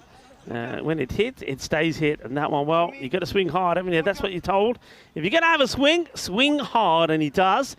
Gets the edge, and he flies away. Fortune does favour the brave, and Rahmatullah Mangal, when nothing seems to be going, he's... Wait, now, why? It seems to me that we have a play with a bib on the wrong side of the field here. What's going on here? Giving him a drink or something. I don't know. Okay, I'll see. Maybe some surreptitious magic spray. I'm not sure. Chances of this, and won't go anywhere. I've got my first question from Shetty. Hello, Shetty, and thank you for the question. He wants to know why Nabi is not playing for France. Well, he wasn't the original squad, but I think there were some logistical issues. The fact that he couldn't meet certain criteria from before the tournament, so they said, no, you're not in the squad. So he was withdrawn from the squad. I think he was pretty confident he could be there, but the management weren't so confident, and as a result, he was taken out of the squad. Can you imagine Nabi in this setup? Wow, made a pretty good sound. This is going to be 4. So, yeah, Casilla is playing a good knock here. That's the end of the power play. The score is 38 for 1. But I was going to say, you have piqued my interest, though, with... What's that? If Nabi was in this lineup as well. I mean... Look at the scores they've been scoring. I mean, they've batted well. I mean, all right, I know. Look at that first innings. Count the magical overs. 1, 2, 3, 4. But he also had a 19, 2 18s and a 17. Yeah. Incredible striking, honestly. 27 off that over, though. Yeah, and that's why, I mean, going back to, we're talking about, okay, the final coming up. I mean, if Dawood Ahmedzai, let's see if he bowls his second here. If he bowls well in this match, I mean, I could see that being a straight swap, because I just think, for me, taking the pace off the ball against Spain might be the key. Another great question, and it's a similar vein from Sumit. Okay. He sent me a question on my Instagram. Why don't you send it in, Mr. Maximo? It's William Singh. Comes on. First one just a single. He wants to know, is Mohamed Kamran available for the final week if Spain qualify? Very good question. He also requests, please answer on live match. Hello, Sumit. So, unfortunately, Kamran is not available. He's had a few injury struggles and is unavailable for this tournament. And Spain have a few players in that boat for various reasons that are unavailable. So, no, I don't believe you will see Mohamed Kamran, which is disappointing. Of course, I suppose he's one player that always gets our pulses racing. Yeah, there's a bit of an awe about him, as there's a bit of an awe about this shot as well. And that one, well, that sails away, doesn't it? What a beautiful strike this is. like I say, I've said this before. I mean, because I do like it. What a wonderful shot that was. Well, that was a nice shot of Diane Ora's taking a shot of that as well, the ECN photographer. And, of course, look out for all those pictures and also those interviews on the social media. Yeah, absolutely smashed. Good shot. Something you could get under. Yeah, so I remember last time we saw, actually, Nabi against Cameron in ECL Championship Week. Ferdra and Pakake, respectively. Nice swing from Kassir, but he fouls it onto himself. So yeah, keep the questions coming. We like the interactivity. It's something a bit unusual about what we do here. We do it all the time, but it's a lot of fun as well. It's a really good shot. I can see the line that's bowled here by William Singh. I know what he's trying to do. I think he's a candidate for stumping Kassir, but you've got to get it past him. This was just a little bit too straight. He needs to fire this wide because he always comes down the wicket. You can see where he is there. Fire it wide and get Jackson into play, but it's too straight. The thing is, these guys hit him so well. And I remember a bit of advice I got. When you charge, don't worry about the wicketkeeper. You know, if you worry about that, you're not worrying about what you should be doing, which is watching the ball and hitting the ball. And obviously, the costs of dismissal aren't as large in a 10-over match. 51 on the board. Yeah. And Kassar's got 48 of them, and now, well, he wants another one, and I think he's going to get it. This goes all the way. Manos arriba, arbitro, porque eso es 6 carreras más. Qué guay, qué genial, qué fuerte es esta hombre. Amin Kassar, well batted. Felicidades. Tienes 50 carreras. Muy bien, chico, muy bien. What a good knock this is. And, well, that's the way to do it. Play your game, be brave, get yourself a highlights of Greece. They may be going down here, but not without a fight. Solo 15 pelotas. It's only 15 balls for Kassir as well. And he's hit 7 of them out of the ground. He's also hit 2 fours. He's entertaining us right now. Once more, this time, can't get it off the ground. Just a single, but he will retain the strike as William Singh goes magical in the end. Ahmedzai ends up on the floor, trying to back up. Up to 4 overs the score, 58 for 1. Well, I did say that if they're going to win this match, they got to go magical after magical. And you know what? The last 2 overs have been just that. 27 came off over number 3, and 20 have come off that one. The required rate per over, 22. But you can see there on that graphic, they're going the right way. They're going in the right direction. Yeah, true. It's, yeah, Greece. You know, I'm really excited the fact that we may be having a European Cricket Series in Greece again next year, perhaps early next year. I know a few things have to come together to make that happen. And same with France. We're really excited about the opportunity potentially to go to France in 2024 as well. So, okay, outside these marquee tournaments that you might be watching on one of our international broadcast partners, in between that, we are kind of going around, showing it on our ACN channel, on YouTube, and also in Fan Code in the subcontinent. Domestic matches, and they're the same format, same kind of field dimensions. It's a really, really entertaining watch. Of course, you get players from all backgrounds, all abilities, old and the young. We just recently had Alfonso Jayaraja play for Roma Capinelli again, 76 years old. It's really entertaining, and unlike anything 76 years 76, old. And he broke his own record because he was 75 last year, and he played again. This time, he batted as well. Golden duck, unfortunately for Alfonso. You mean they didn't call a no ball? We'll talk. It was LBW as well. I was like, no. But correct. With the scores tied, they needed 1 to win. Oh, really? Yeah. Oh, no. But the thing is, Alfonso, we'll talk about it more probably when Italy are here next week potentially, but he was the first person of colour to be an Italian captain in any sport, former Italian national team captain. This is up, it's in the air, and it's into the jungle. Maximo Kassir. Tell you what, if they don't get this, which is likely, the next best I think would be for Kassir to ton up here, and that'd be something that he could tell his children and his children's children, Rico. Right now, he's blasted his way to 61. Yeah, well, he started the day as the 5th leading run scorer with 127. And, well, I tell you what, he's probably put himself right up there in the top 3 now. He's batting so well. And I just like the way he bat. I mean, you said about, when you've got the wicketkeeper up, don't worry about him. Just play your normal game. That's what he does. He plays his normal game. Nothing else seems to bother him. Because people say, the keeper up against the medium pace, it stops the batter charging. Well, not necessarily. I mean, you can still do that if you're good at it and you're confident at it. you know, obviously this means you have to work extra hard to make sure you don't miss that ball. He hasn't missed too many. Right now, it's over to Mohamed Gul Nawaz. Pretty good looking shot, that's 4. And geez, we've seen some excellent cricket shots in this tournament. Say what you like, I know we see sixes all around the ground, we see balls flying everywhere, but the purists will enjoy that one. Cover drive for 4. That's a delightful shot. He played 2 of these shots yesterday, and I said then, well, nobody's played it better out through the covers. Delightful shot there from Mohamed Gul Nawaz. Beautifully played, beautifully executed, and well, it's a pleasure to see both these batters putting this good partnership together here now. 69 for 1. Share. Gets a wicket. Oh, yes, it is. I saw something fly away. I think the sunglasses were lost, but the ball wasn't. So Gul Nawaz cracks a 4, but Share has the right of reply. Excellent catch out there by Rahmatullah Mangal. He's got such a good pair of hands. So athletic as well. It's 69 for 2. Yeah, I mean, he may not be at his best with his bowling, but in terms of catching, superb. We saw him take one, I think it was yesterday, which was superb. This is right up there with it as well. The hardest ones for me, when you're coming in from the boundary, the ball is dipping, you've got to get the dive in.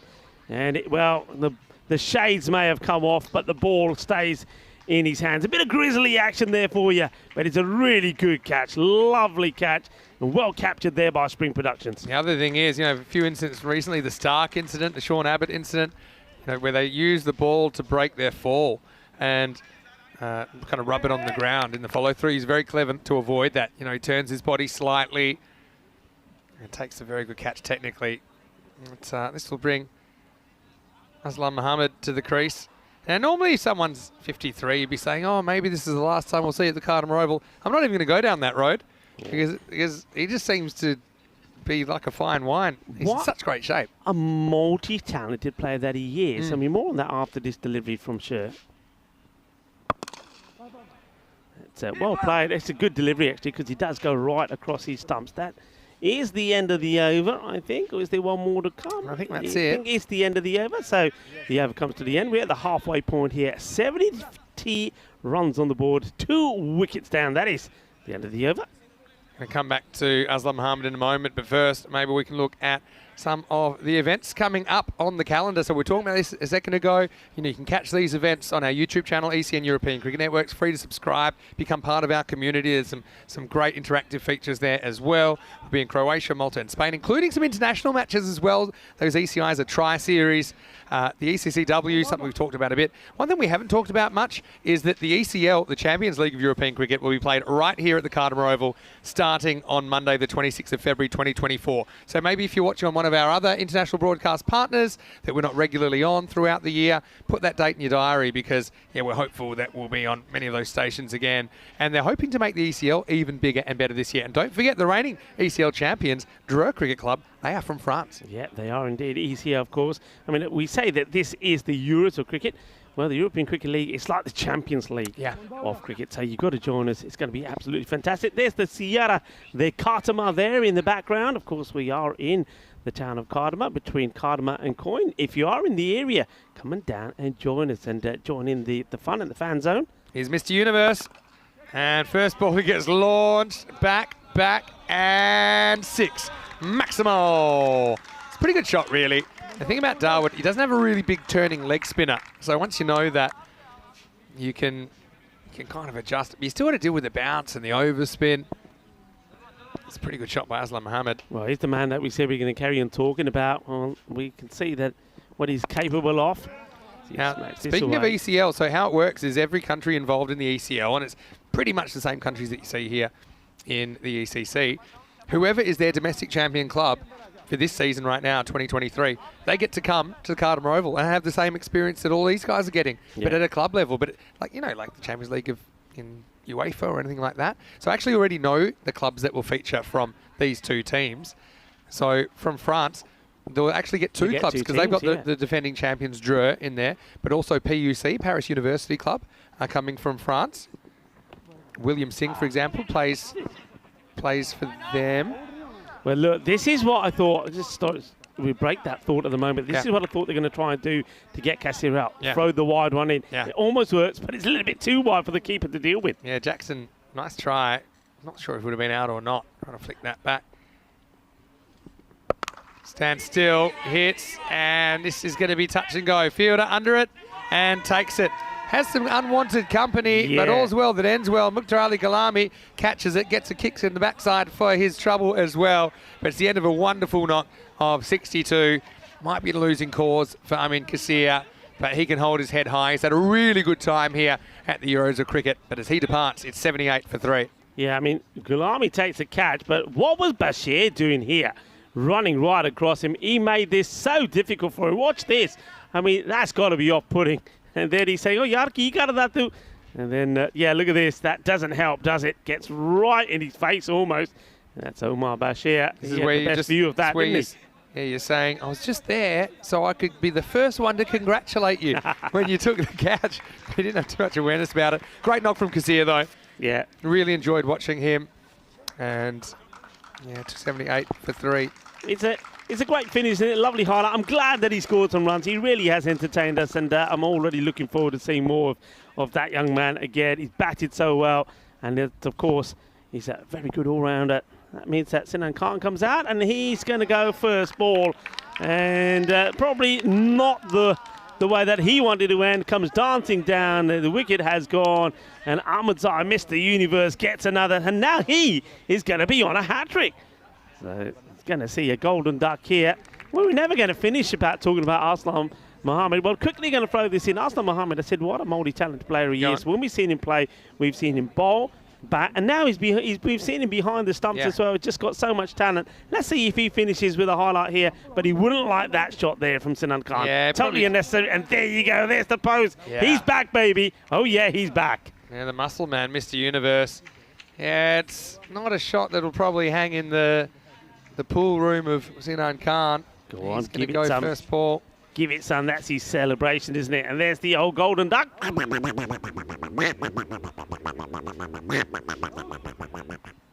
right, well. Hat-trick ball. Hat-trick ball coming up. And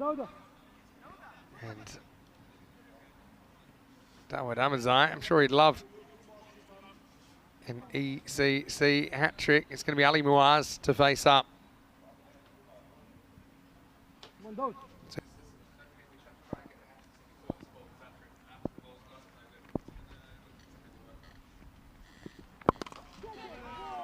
He hits it pretty well. One bounce to the fielder. And it was a shot to catch it, but I mean, it was catchable if they did bring the mid-wicket up, which it could have done, I suppose, for the hat-trick ball. But it wasn't to be. Yeah, still pretty good figures for Dawud Ahmadzai here, though. Yeah, I mean, you can't really leave him out now, can you? I mean, he's bowled so well. I mean, if he did have a fitness or an illness, he seems to have recovered from it. And that's such a good delivery. But it's a pretty good shot as well. That's delightfully played. That's Aslam Mohammed, the man that we're talking about. A multi-talented, evergreen, and still going strong. Yeah, he's no nonsense, isn't he? It's one of my favourites to watch. And I remember the first time we saw him in the ECS for his club yet Corfu. As we get to the end of the over here, it's 85 for 4. Yeah, I remember I was with Corey actually. It was our first ever European Cricket Series in Greece, and due to field conditions, it was reduced to a 3-over match. Yet Corfu, he was playing for at that stage, and himself and Tassos Manousis put on 57 in the 3 overs, and it was on a wet field. You know, on a field where you needed to hit sixes because you couldn't hit fours, and that was pretty comprehensive stuff. And yeah, I've gotten to know him a little bit, and takes great pride in playing for Greece, where he makes his home now and leading this bunch of men. Naman Amjad, the bowl over number 7. Wants to face up. Up and out of here. Well, mind the windows. Maximo. 6 runs. Moaz getting in on the action. Yeah, nice shot. Just using the pace. Well, the captain. Ball might have been stolen there, but that was Suvlakis doing the fielding. Hey, so I was talking about ECL clubs. So obviously Dreux come back. Yep. Paris University Club come back. They're the French clubs. For Greece, it'll be returning champions Byron. Remember, Byron actually beat the English club Hornchurch this year at one point. I wonder if we'll see Big Mumtaz the Mummy for them. But Byron, if you remember Group A of the ECL this year, they beat Hornchurch and ended up making the final. And Aslam Mohammed now captains the Byron Club as well. So unless he retires, which I think, as Corey would say, there's more chance of the world stopping and spinning the other way, we'll see him in February and March. I think we definitely are going to see him. Oh, that almost bowled him. It was from bat to pad and back almost onto the stumps. Yeah, Numan Amjad. I suppose he's probably already got thoughts on the next match, which of course is probably the biggest match of the year. Maybe the biggest match that France have been involved in, when there will be, no doubt, in the final against Spain. This one's been pretty well hit. It will go all the way. Shaba Kinna Sona.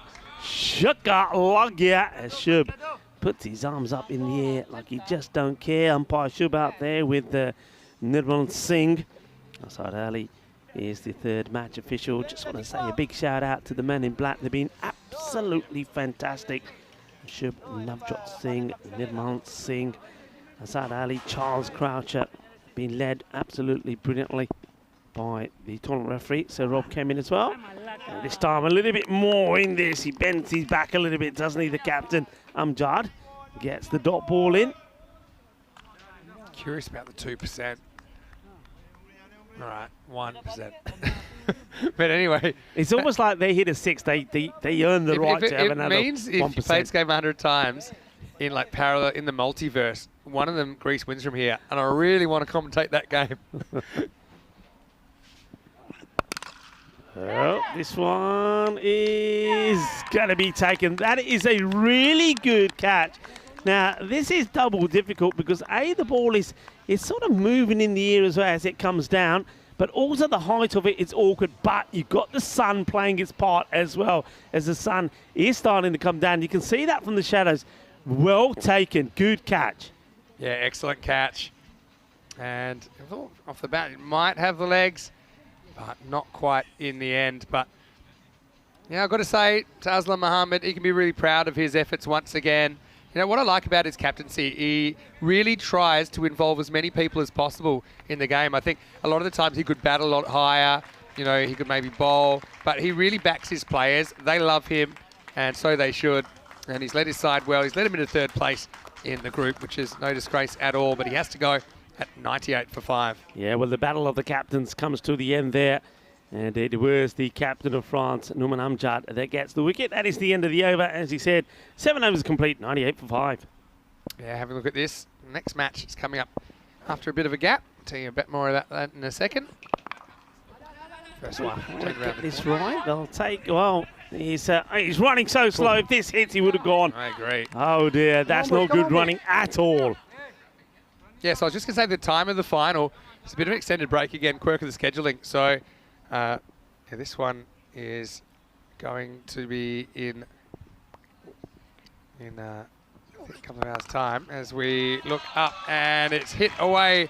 Maximo! 6 runs. What a shot that is.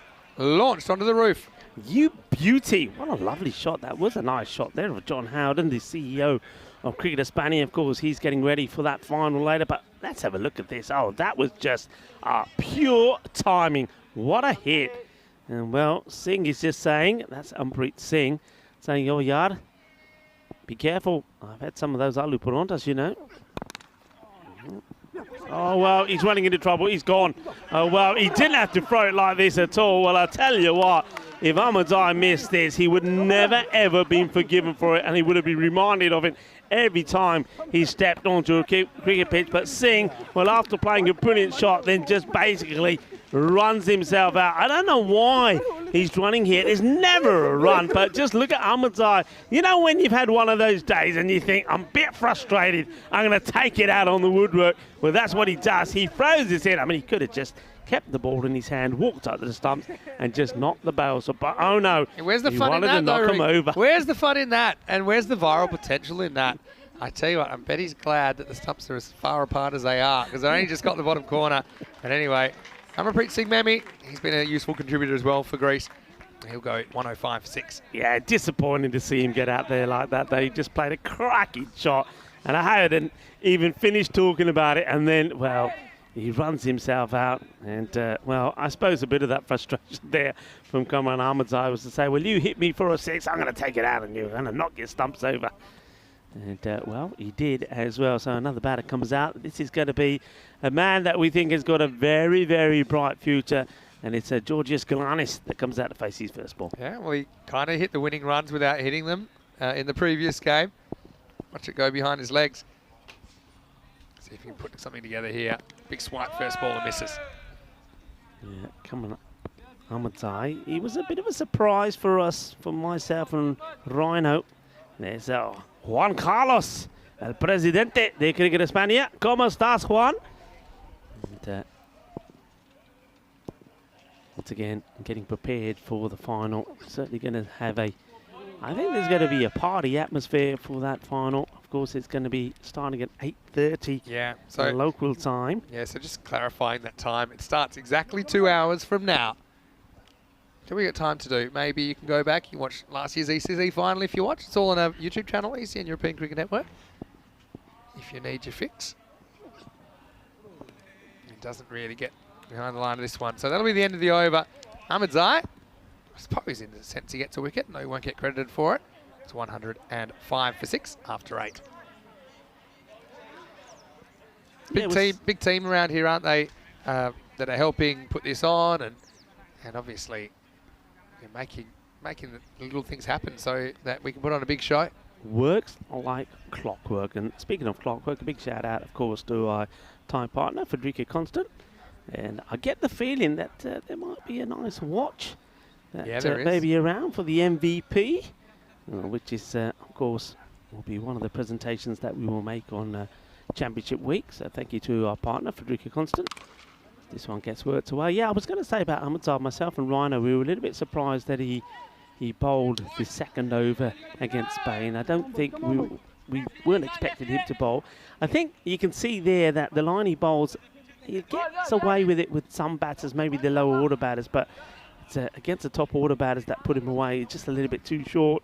And Bashir, is Umar Bashir that is, deciding that he wants to have a bowl. He batted beautifully earlier on when he scored a fine 71 of 23 deliveries. Probably wants to cement his player of the match performance.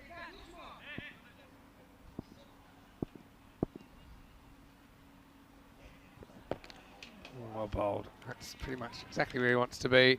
And Galanis, he's actually a pretty talented batter, okay. No, he's in a bit of a hiding to nothing situation here, but I'd probably like to see him maybe getting out a bit more behind the ball or towards the ball. Staying pretty leg side. Oh, this is the Doosra. It's gone the other way. It's gone past everyone, and it's going to end up for 4. You see the standards that they're setting. That's actually the 12th fielder. It's Javakel who's on the field. He was ropeable as he got tied up in the rope. Yeah, he tries to flip this back, does everything right, but he hits it onto his own body. Then he looked like a wrestling referee the way that he started slamming the turf. I thought for a second the Ultimate Warrior and Hulk Hogan were going to jump out there. And Bashir gets this one to go the other way. He's a pretty clever cricketer, Bashir. Yeah, talented player. He got so many options. I suppose that becomes a bit of a nightmare really for the captain, because especially when it comes to the bowling, who do you bowl? Because he's got so many you can pick from.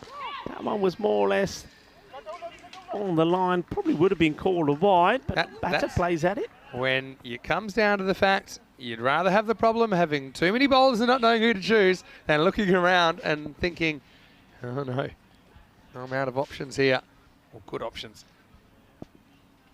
Greece, to be fair to them, it's not a bad score they're putting on the board here. Charges, picks out the fielder. Muaz will retain the strike. End of the 9th over. Just one to go in this one, 112 for 6.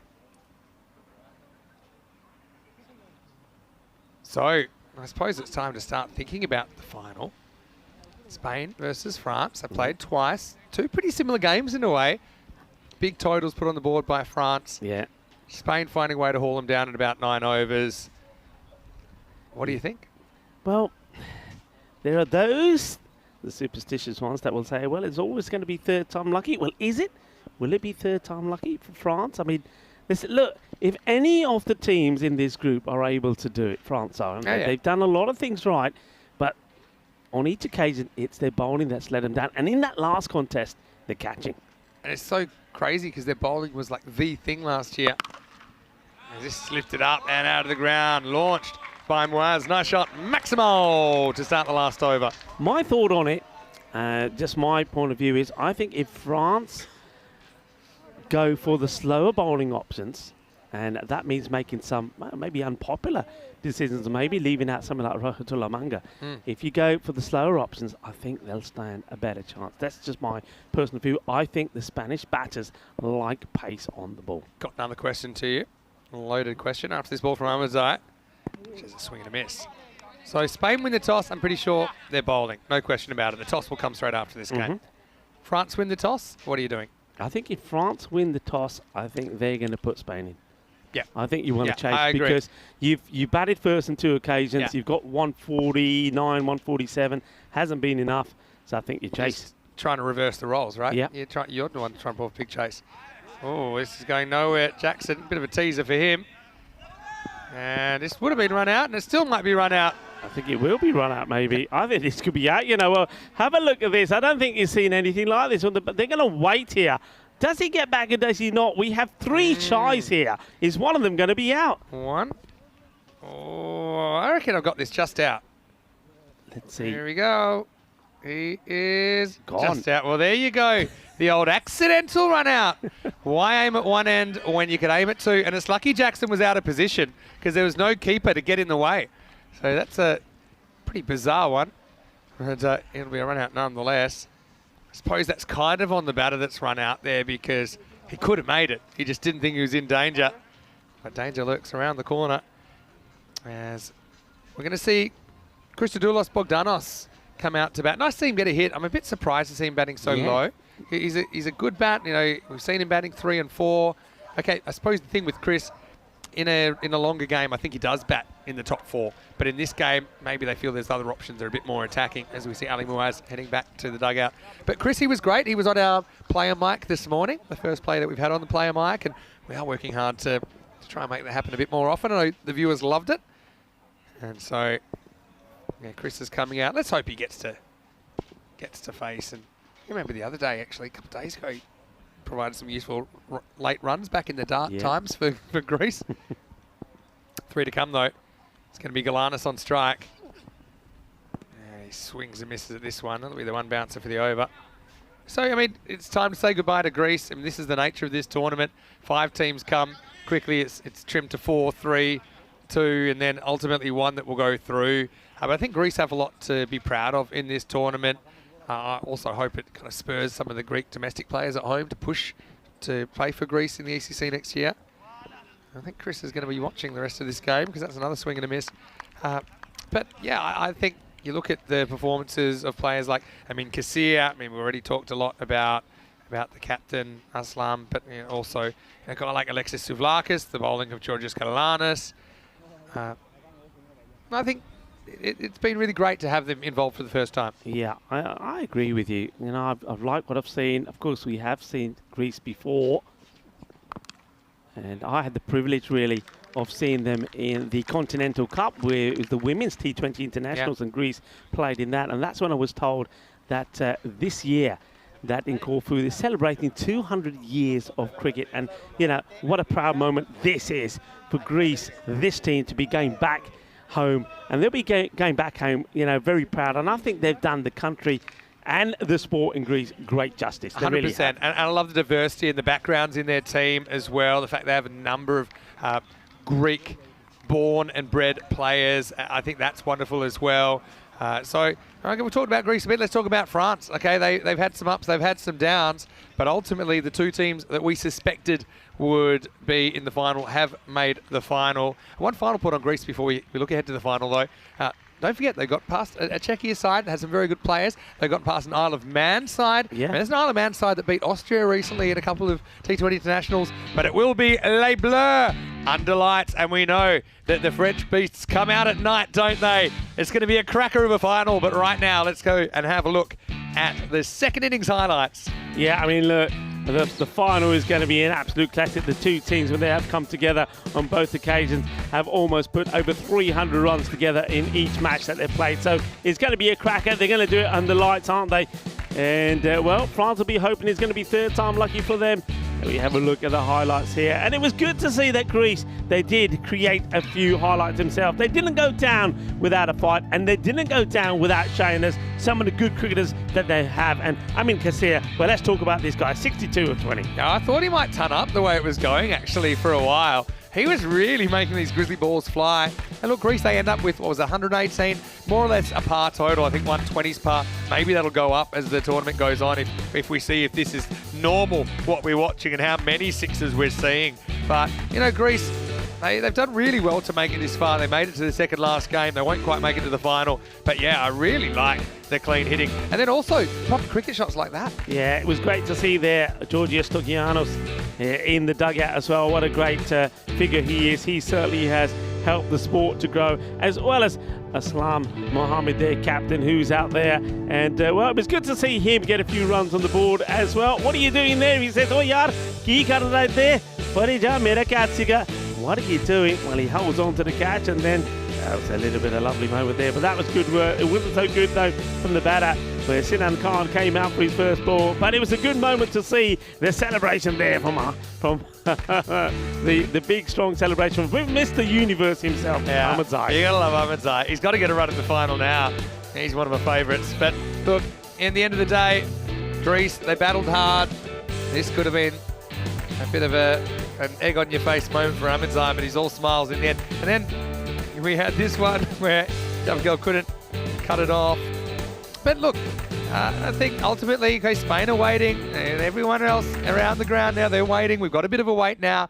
It's about an hour and 45 minutes before we'll be back with the final for you. Spain versus France. Can the hosts make it for a third consecutive year? Or will France continue their rapid improvement? Remember, France, they looked like they'd miss out in the finals in the group last year. Yeah. They made it into fourth. Then they beat Luxembourg. They made it into third in the end.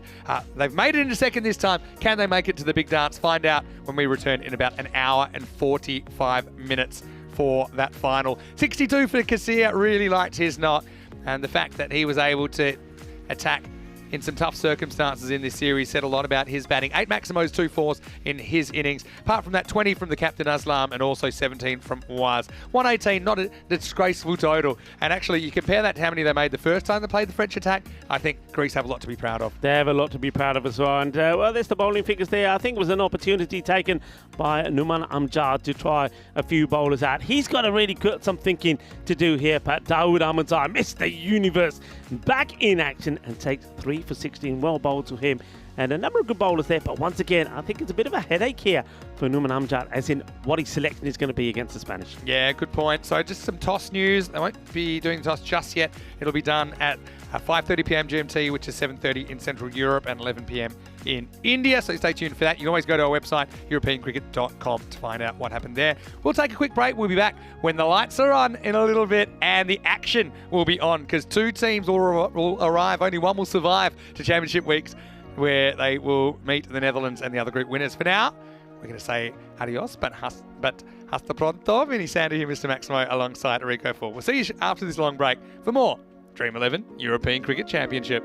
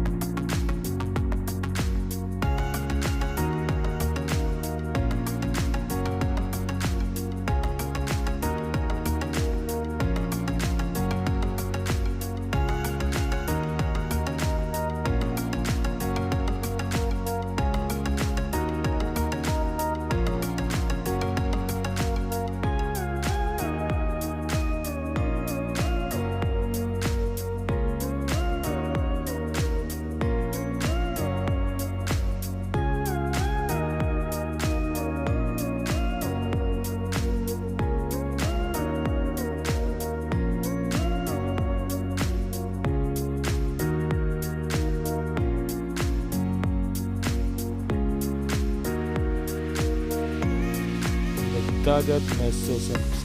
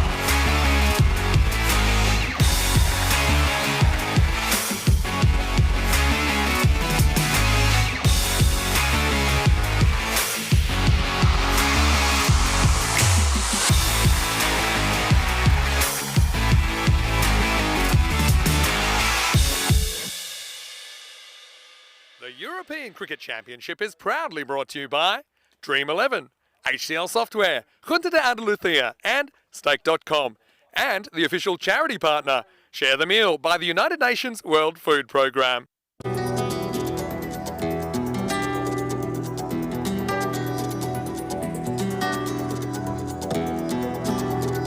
Ven conmigo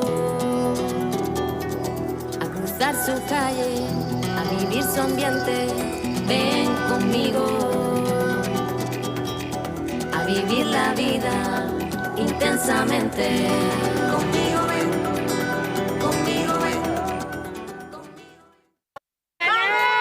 Hello and welcome back to the Cartama Oval. It's finals time here in Group A. Spain and France, no doubt, I think they are the best two teams in Group A. They'll do battle for the spot in Championship Week. A little bit earlier, Rob Kemming was with the two captains. Let's see what happened at the coin toss. Yoko. European crickets.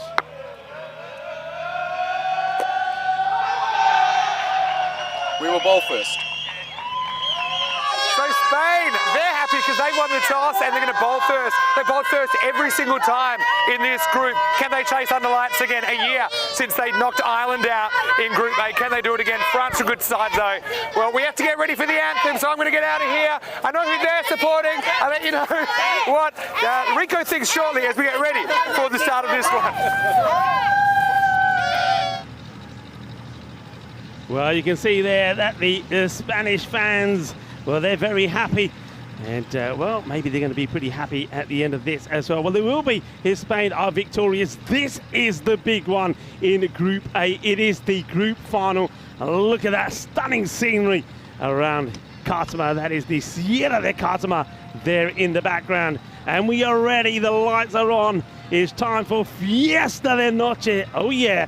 It's time for the final. France take it on Spain. And, yeah, I think Mr. Maximo is absolutely right. I think this is the two best teams. Oh, just look at that. Spring Productions at their best there, folks. And I hope you're appreciating some of these stunning views around the ground. The final about to start. What can we say about these two teams? I mean, on both occasions, they provided us with two sensational matches in the group stages, haven't they? France on both occasions, batting first, scoring 149 and also 146. But Spain getting the runs on each occasion, winning with 6 balls to go and 7 balls to go. And what can tell you is that it's going to be very much the same this time round, that it will be France that have been put into bat. So they are going to be batting first before the match starts. It's going to be a very proud moment for the two teams as they go out there in the middle. And, well, they'll stand and listen to their national anthems. What a moment it is for the two teams, the captains leading the players out. And Nouman Amjad of France and Daniel Doyle-Kaye of Spain. Magical moment, everything to play for. Remember that starting on the 16th of October is the championship week, where the 6 group winners will join the reigning champions Netherlands. Which one of these two teams will join them? Remember, Spain have the upper hand here, having won 2 of the matches between these two in the group stages. But this is the one that counts, no doubt about it, that the two best teams are going to meet in the final. And it's going to come down to this last match. Well, what a moment there is. There's Corey Ruckus and Alistair Imran and Christian Munoz, the management and the coach of the Spanish team. We're going to start with the national anthems, starting with the national anthem in the third edition of the Dream11 European Spain. Cricket Championship. It is the Euros of cricket. Group A has provided some exceptional action, but 2 teams remain, Team Spain and Team France, to fight for a spot in Championship Week. Please now be standing as we listen to the rendition of the national anthem of Spain.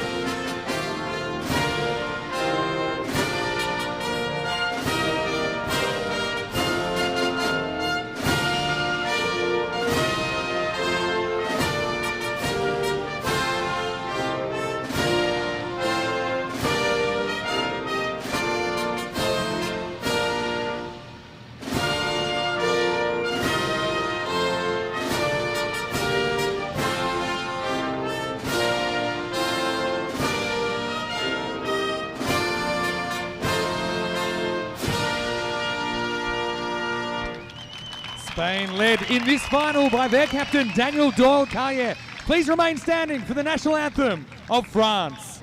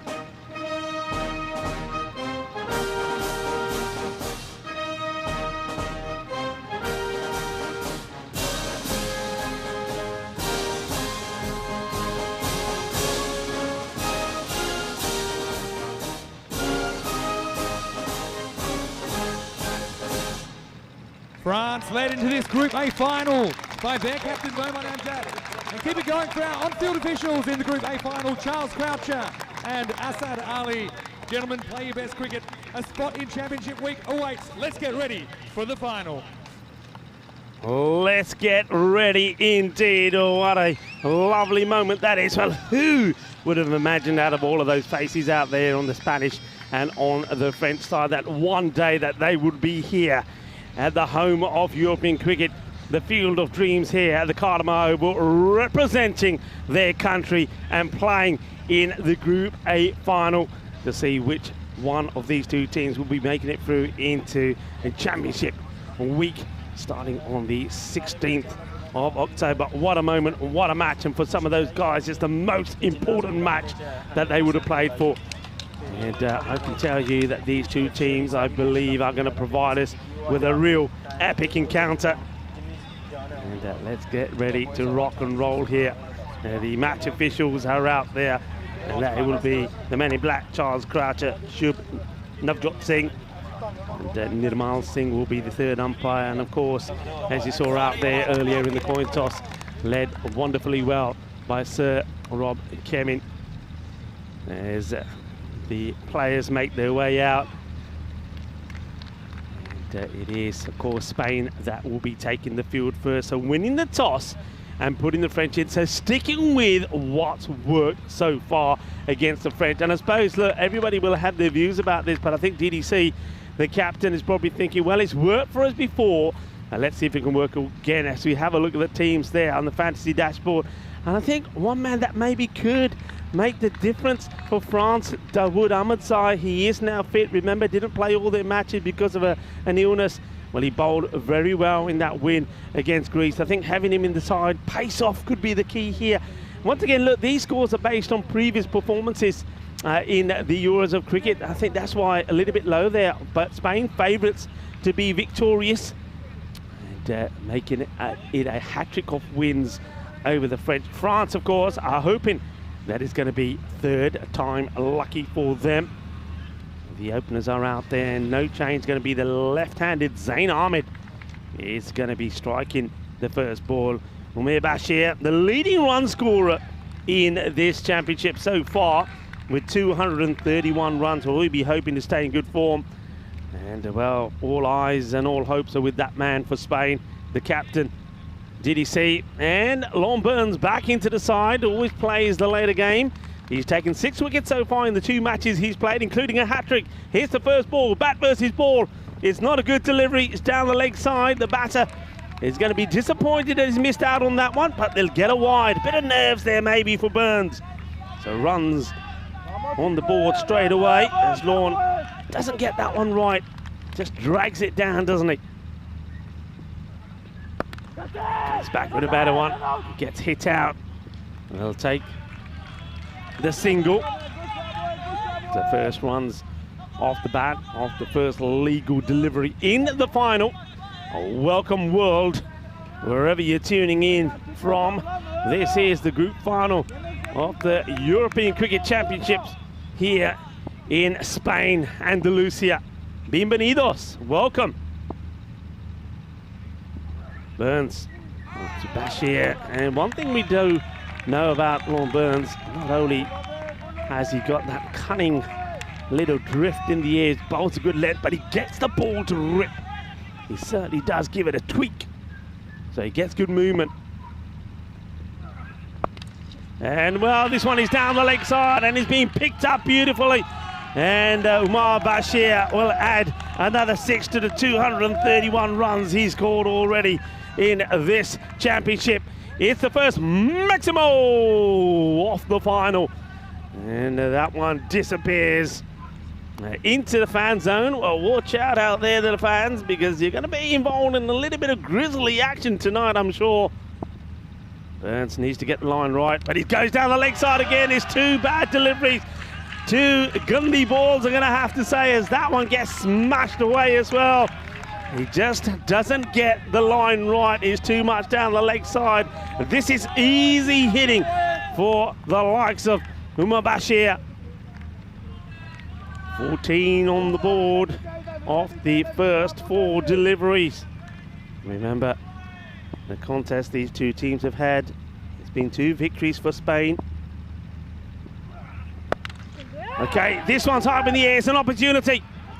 And it gets dropped. Oh, well, can you believe it? And once again, not for the first time, I have to say, it is Yasir Ali that puts the catch down. Huge moment. Bashir, the leading run scorer in the championship, being put down on 12. Yasir Ali just doesn't get this right at all. And this one's been missed by Ahmed. They take the single as well. Burns can't believe it. It is the end of the over. You're watching the final. France batting first. First over completed. 15 on the board. 15 without loss after the first. This is the way it's all shaped off today. Isle of Man were beaten by Greece. That means that Greece booked their spot in qualifier number 2. Then Spain beat France, chasing down the 146 required for victory.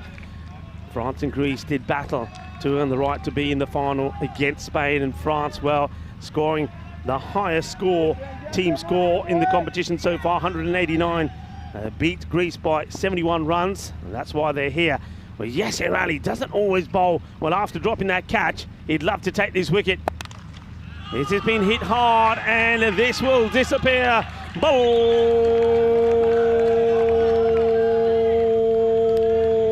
Balle, Ginna Sona, Shaka, 6 runs. And Bashir, well, after being dropped by Yasir, now adds more pain to him. Wide, high up in the air, it's another opportunity. And oh, it's another drop, I can't believe it. Can you believe what you're seeing here? This time it's Mohamed Babar that puts Bashir down. Bashir dropped on 12 and now dropped on 19 as well. Mohamed Babar puts down what would be a routine catch. Now, we have said this before, it is much harder to field, of course, out there in the night with the floodlights on. It takes some getting used to. Spain were very good in the field yesterday, but they haven't got it right here today. You would have put money on Babar taking that. Yes, here. He's got to forget about that. Bashir has had 2 lives. Ahmed hits this well. It gets well stopped. They'll take the single. Good bit of work there by Hamza Salim Dar. Shaba. You can hear there from the Spanish boys trying to G up the bowlers, saying, don't worry about it, don't worry about it. Another chance will come. But will it? Bashir, 2 chances already. And no run here. He says no straight away to Zain Ahmed. This one quite easily could have gone back onto the stumps.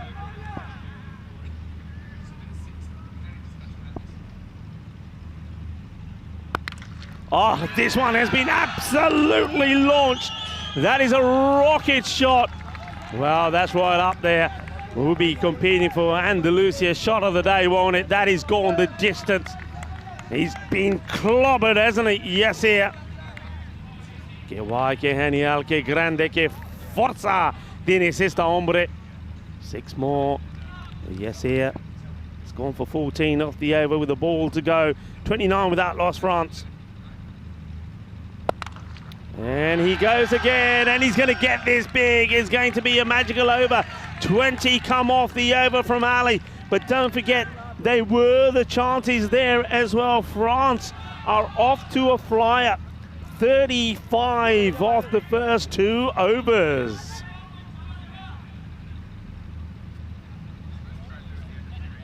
Well, those two are living a bit of a charmed life at the moment, certainly. Bashir dropped on 12 by Ali. You'd expect him to take it. And then Mohamed Barbar puts him down on 19 as well. And this is how, of course, it all started.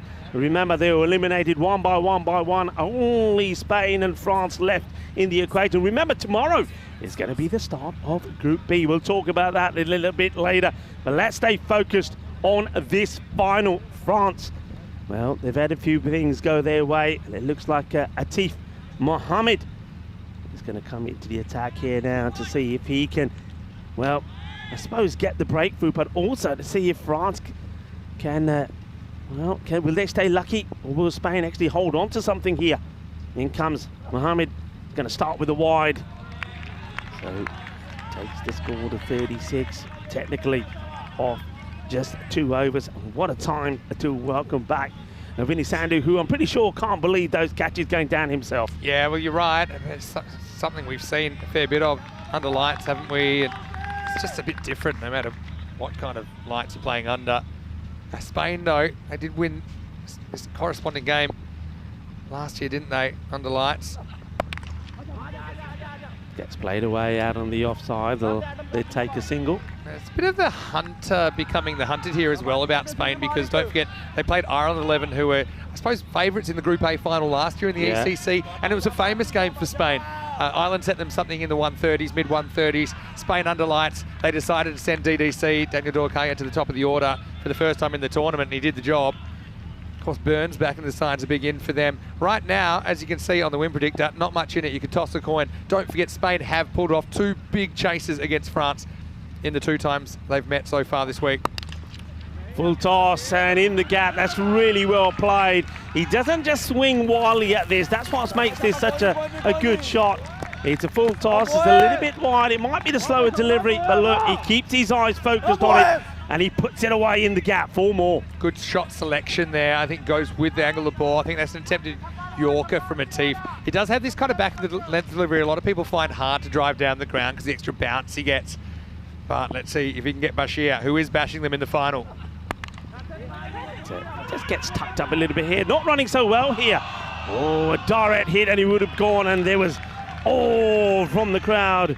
The likes of Chloe, Jorge, Guinan, and now Maria and Mariola supporting the Spanish. They're waving the flag. Well, they would have been jumping up and down and blowing the air horns there if that had hit. Burns comes close. Yeah, well, that was a chance, half chance you might call it from that distance, but I'm sure Kipo Rojo would have loved for it to hit. Back to the lefty, Zain Ahmed hasn't had much to do so far. And, well, this is untidy. The chase is on. I don't think it will go to the boundary. They're going for it. In comes a throw, and they'll get there. Very good running, I have to say. I know Wace was disappointed. He was kind of frozen watching if it was going to go for 4 or not. But if he gets back to the stumps here, they either don't take the second or there's a run-out opportunity. So see here, he was like, oh, what have I done? But look, I think half of this second is because there's no one covering the stumps. I think you're absolutely right. Yeah, that's what makes it such a good, intelligent second run from the 2 batters. Calculated, really good example of calculated risk. 2 to come in the power play. High up in the air. Could this be another opportunity? And it will be, and this time it has been held on to. So yes, Irali, that did put one down earlier. Well, he makes amends. He does take this one. And Zain Ahmed, who hasn't really found his straps, goes, I don't think that's a bad thing. because he was chewing up a few deliveries. If you're not on, if you're not scoring runs, get out of the way. And they've got so much batting. Let somebody else come in and do the business. It's a funny one because we were kind of a little bit critical. Always Ahmed allowed the two to happen, but it works out well, doesn't it? Because the very next ball, Zaid Ahmed gets one wrong. Kind of agree with you. If it's not happening, it's not happening. And, well, there is a human being behind there. But, yeah, the Spanish fans, well, they are very vocal, of course. It's hard to believe a year has passed since this game last year, of course, when, I won't say it was a big surprise, but certainly it was a memorable night for Spanish cricket when they were able to get over the Irish in that group final. Yeah, I mean, it was quite sensational. And, of course, you're talking about when Ireland put 134 on the board, Spain got them, and they did it with ease, didn't they? DDC 48 of them. And Mohamed Baba scored 22 on that night. And it was the way and the manner in which that they did it. So you never write them off. And yes, here, giving lots of advice there to young Atif Mohammed. But once again, I know that Rhino loves this guy. I like him as well. I know me and you have talked a lot about him. Atif Mohammed does it again, gets a wicket, and he's right up there as one of the leading wicket takers now. He's taken 8 wickets in the competition, just one behind the leader, Nouman Amjad, of course, who is the captain of France. A new batter comes in. Now this guy, you've got to get him early, haven't you? Zara Sher comes into the attack. Yeah, kind of what we said about Mohammed being hard to take back over his head. It's not that it never happens, I just think it's awkward. Yasir Ali takes the catch, all right. Sher has one ball to deal with. Swings hard and misses. End of the third over, 44 for 1. Well, we had a bit of a player interview earlier. We had Chris Bogdanos on, so we have the microphone floating around. Now, because it's a final, I thought perhaps instead of somebody on the field, we'll go over to another personality, if you want to call him that. We've got none other than our very own Corey Rutgers, the Spanish coach, on the coach mic. Hello, Corey. How are you tonight? Hi, Vinny. Good to be invited into the coach mic. It feels weird on this side of the fence. How are you, Enrico? Yeah, we're well. Can you see us up here? No, not really. Pretty far away, to be fair. Okay, but tell us what your thoughts are so far. 44 for 1. You did win the toss. I know you wanted to bowl first. You get that. How are you tracking? I don't know how to bowl to France. None of us do. They are so good. They hit so many sixes, to be fair. Every power play we've bowled, we've been demolished. Once again, 44. 2 drop catches really hurt. If we can keep them to 140, we got a chance. This game has just changed again from last year. It feels like the scores are going higher, higher and higher. So let's see. It's going to be a pretty good final. So you got the Southern Cross field here with a pretty straight fielder, and then long on, long off, pushed a little bit wider as this is up in the air. Well, this could be an opportunity. Coming around to his left and taken. Well, essentially, that's 2 wickets in 3 balls, and the field. I know, Corey Rutgers, you'll probably have something to say about this. That's just changing the angles of the outfield to straight down the ground, right? I think a normal long off isn't getting to that, but it was perfectly positioning and a perfect bit of fielding. Yeah, a little bit of luck. He skewed that way. Yeah, but that's why we have the man straight, because it's not so much for the man straight, it's for the people that move around on the angles. It hasn't worked as well as I would have liked this week because the scores have gone up, but that's 2 wickets and 2 balls, I believe, so just open up a little bit of a door, hopefully. Yeah, look, you're going to be really happy because the man that you get here has been blasting the ball all over the place. Like you said, Corey, they've been hitting 60s for fun. Umar Bashir is the leading run scorer to get him. And I think you'll be happy that Yasir, well, after dropping that first one, he's made amends, hasn't he? Taking 2 good catches. Yeah, Yasir's class. He doesn't drop many. How's the commentary been, boys, this week? You enjoyed it? Well, you're part of it now, but yeah, it's been good so far. I know that you watch the games back pretty religiously. Is the scores going up or is it just me? It feels like it's... Well, you had a bit of a theory about the balls, right? The batch of balls we got this year. Tell us about that. Well, I think last year we were using kookaburras and I think they got softer. And I think we're using grizzlies now, aren't we? They feel like they're harder, they stay harder. And some of the boys have come off and said, look, we were plinking 6s. So when we chased the 140s and 150s, it was actually quite calm and quite easy. So I just feel like past score has actually gotten to about 140, which feels like it, doesn't scary. It's scary for the comp because there's some seriously good teams coming. We're going to see some big scores. True. Here's Hamza Saleem Dar coming in. And this isn't going to go too far down the ground. Tell us what your instructions are like to the guys in the final. Is it just another game or is there something special that you have some coach tricks to get the most out of your guys? Oh, it's pretty chilled. Most of the guys are pretty calm characters. They've incorporated the Spanish way of life. They've had tough years, a few of these boys as well. So just enjoy the moment, play live on the air in front of friends and family and try to get us a W. Oh, pretty good bat speed there. Swing and a miss. So, Corey, you must be very proud with the boys. I mean, a couple of key players that I'm sure you would have liked to have in the squad, not available this time around, but these boys, they've played well. And one thing I know we've talked about this, the way the team have gelled, the team camp has been absolutely brilliant, hasn't it? Yeah, good bunch of boys. And usually if you're good off the field, that'll go onto the field. So they've been good. They haven't had too much cricket this year, so it's nice to be back out there. And yeah, we're missing a few, but there's good squad depth, so it's been nice to give young Bubba Khan, a.k.a. Booney, and Hassan a run this trip. His arms up, touch and go, just sneaks inside. Kind of actually swings on Awais Ahmed. He does pretty well to stop it. He was the pick of the bowlers, wasn't he, last time around, I think, off the team as Hamza, Salim Dar. I think he does prefer, maybe, Corey, you may be able to touch on this, prefers maybe not to bowl with a new ball. He loves a minimo with the new ball, so we tried it on the first day, couldn't control it, just a bit better outside the power play. I think the key is we've still got 2 overs of spin to go, Lorne and Yassir, and they whack the spinner, so I don't know how that's going to go tonight. See you well prepared. Oh, so high. And where is it coming down, Corey? Tell us. Is that here? It's going to burst the balloon.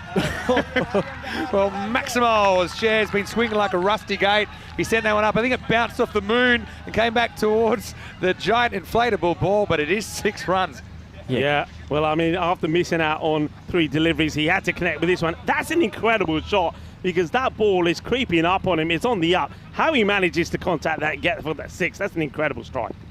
All right, last ball of the over. It's been a decent one. Only 7 have come off it, and I think that is fine. So, yeah, pretty decent over in the end. Just sneaks it inside. End of the 4th over. It is 51 for 2. All right, Corey, you still there with us? I'm here. Now, I'm going to ask you to. I know you're missing us, right? True? Because you are one of our ECN commentators. Unfortunately, we've got rooms next to each other. So I'm going to actually. Rico's been working hard. You and I can commentate this over because I know you're keen to get into it, right? No, I'm not commentating while I'm sitting here. Nah. I'm out. What if I told you you can invoice for the game? Double invoice? All right. No, I'm out. I don't want to commentate while the boys are playing. Just do what you normally do, which is chip in a bit of nonsense in between balls, okay? Are you ready? I read the code of conduct. I don't think this is allowed. Okay, I'll do 2 balls with you, okay? You're the lead. I'm colour. Got it. Here's Hassan Ali. Well, starts with wide down leg side. Talk us through Hassan Ali bowling us over. What's the thinking? Yeah, Hassan Ali, tall left arm seamer. He'll be looking to take it across. We've got a very fine third. And, yeah, it's a bit of a peculiar field. He'll be thinking, take it across, use that height, use your cutters. And if there is a little bit of shape, the one that swings in should be the surprise delivery. So let's see if he's got it in the arsenal. We know that you love left armers as well. And a few of them this group. Short beats him for pace. Well bowled. Yeah, this is a good little moment for us, actually. The last 8 balls, there's been 1 boundary, and that sounds like not much, but France, they must have a high XP of hitting boundaries. They hit a lot of boundaries, so if we can keep this down to that 130, I think we're ahead. It just feels like this is a crucial moment in the game before the spinners come on. The batting's been pretty similar. If you look at the numbers, I think you guys have been hitting a few more boundaries, but France, they've certainly stepped up with the stick, showing a lot of power this week. Oh, am I bowling? Watch out. Yeah, bowl him. No, well. Oh, you know what? I don't mind a biased commentator, but that's a good example. He already used his bouncer up. It was still short. You can still bowl a short ball. You just got to make sure it doesn't go over the shoulder. And this one was probably chest high, hits the chest onto the bat, and almost comes back onto the stumps. Well, one thing you're noticing in the night, once again, is the ball zipping through a bit because Atif Mohammed came on, banged the pitch. It looks like Hassan's banged pitch. He's getting this to hum through, so the bowlers look like they've got 5K quicker. I reckon we might pick up a wicket here. Big call from the coach. Well, they're going to have something. It's in the air. It's going to be a teaser. It's a catchable ball, and it is taken. What a great catch by Alja, who really didn't know if it was his until the last minute, and Adam has pulled off a big moment under lights. Galami's a beast, but he's gone for just a single. It's 52 for 3. Well, I told you, Vinny, ball zipping through. It was getting big on him, hits high on the bat, and that's a fantastic catch from Adam Alja out there because Lorne was tracking back and going to take that, and that funny little position, Adam took it last minute. That's a big wicket for us. Yeah, it sure is. And again, he persisted with that length, which was slightly back. Probably not easy early in your innings to time those up, playing those cross-bat shots. Oh, what a catch. Lorne was like a placeholder, wasn't he? And eventually, Adam came from behind him. Good late adjustment because he had every excuse to drop that one, but excellent instincts. And he looks up and he doesn't get a great view of the fielder in front of him, Lorne Burns, but he does get a good view of the ball. Disappointing for Galami as he goes for 1, 52 for 3. Well, Corey, well done. You made 3 balls. Final thoughts. What would it mean to your guys to be able to come back for Championship Week again? I think quite a lot this year because they've been deprived of a bit of cricket. There's been a few internal things going on, as everyone knows. So to be offered to come back 1 more week and give these guys 5 more days of top-level cricket would mean a lot. Whether we get that or not, honestly, it feels like a 50-50. But I'm proud of them either way. They've played some good cricket this week. The batting group's clicked. And let's see how it goes. It's been a lot of fun. 1 more ball and you're off the clock, Done. as far as I'm concerned. Thank you. Here we go. Oh, it's going to be 1 slight mix-up. Gets to throw off balance. That'll be 1. But before you go, Corey, say goodbye to Rico. Bye, Rico. See you tomorrow. Corey. I'll see you at work tomorrow, Rico. That's for you. Actually, call you with tomorrow. Thanks so much for your time. I'll let you get back to the game. Cheers, guys. Bye for now. Hassan Ali, hasn't he bowled? One thing I like about Hassan is, and I was talking to Corey about this before, when he's bowling, he bowls much fuller. Now, France may have taken note of that, but he's bowled a completely different line here in the final. He's bamboozled them, he really has. That's what he normally bowls, so it's good to see him change it up. What an over this has been so far. It's been absolutely amazing. Have a look at that. Only the 2 runs have come off it. He's picked up wickets as well, but I gotta say, that catch from Adam Alja, that was sensational. It was, look, he had to put himself in the right place, but I suppose, yeah, because he was coming forward, not back, he was able to make a late adjustment. I bet he's thanking his lucky stars at start. What an over this is. It won't be LBW, but they'll get a leg by. And that will be the end of the 5th over. So France hitting a bit of a speed hump. She's got Corey on the mic, actually. It is 53 for 3 after 5. Once again, I want to welcome you into the commentary box up here. It was great to hear Corey down there in the dugout on the coach mic, but he will be here with us tomorrow as part of our commentary team for the rest of the competition. And maybe not week 4 though. And what about that from Corey? Well, that's why he's a commentator. He had the feeling he's going to be a wicket. I think he's quite right. The pressure was on. Something had to give. But what a wicket once again. What a catch from Adam Alja. And the good thing about that is maybe Lorne Burns just, created a little bit of a shade from him from the lights, and he just snuck in there and took a catch. Great catch. I want to say big hello to all the folks at the Junta de Andalucía as well, who do such a magnificent job supporting us, providing us the resources to hold this tournament in the region. I know that we've developed a very strong partnership with them, and I want to say a big thank you. Anyway, right now, it's been a few of these balls sneaking in. Hamza Salim has been good here. So, yeah, sometimes 1 or 2 overs can swing a game, and they were kind of tracking at that kind of 150s pace, and now back to something a lot less, around about 100 to 110 pace. Yeah, Hamza only 6 came off his first over. That over from Hassan, sensational. Only the 3 runs from that. In the air, and going back to the wall, and it's out. He's just stayed the right side of the border. Yasser Ali with the catch, shares a big hitter, but he goes for just 6 in the final, and Spain on fire right now. It's 54 for 4. Can you believe it? I mean, Yasser Ali put down the catch earlier, didn't he? Which you would expect him to take. And then after that, he's come back and he's taken 3 catches. Look at that. You can see young Jorge there and Chloe. They're absolutely through. They're waving the flag for the Spanish. Vamos, España, vamos. What a good catch. And well, dandy footwork there from Yasser Ali as well. He just needed to keep going around. It would have been a perfect pirouette from Yasser Ali, but Shen knew he was in trouble. Didn't really get it. So it's this heavy length, which we've seen disappearing a lot of the time, but a lot of these are getting big on the batters. So Cher's going to have to go. And the 4th will get down 54 for 4. Still some batting to come though for Team France. Yeah, I mean, the thing is though, I think they made such a good start. Then they remember the first wicket fell in that 3rd over, but they were still 44 for 1. But they've, well, after the last 2 overs, they've slowed down. You can see why the batters are coming out there wanting to hit hard. Well, now you've got the captain out there, Amjad, but he's joined now by Kanasane. He's really got to play some shots here now. Just look at the win percentage, how quickly he's gone in favour to España now. Hamza bowling well. I forgot my one question I wanted to ask Corey. Corey, maybe something for some of your supporters you'd like to say in Spanish. His Spanish is awful. Anyway, nice shot, but it's just going to be a single. Again, it's the angles out there. Now, that's often a gap, and it's probably 4 on a lot of other teams. But because he has that straight fielder, the long on, long off, they just are in different areas. It's a different, I suppose, different looking outfield. We've looked where the gaps are.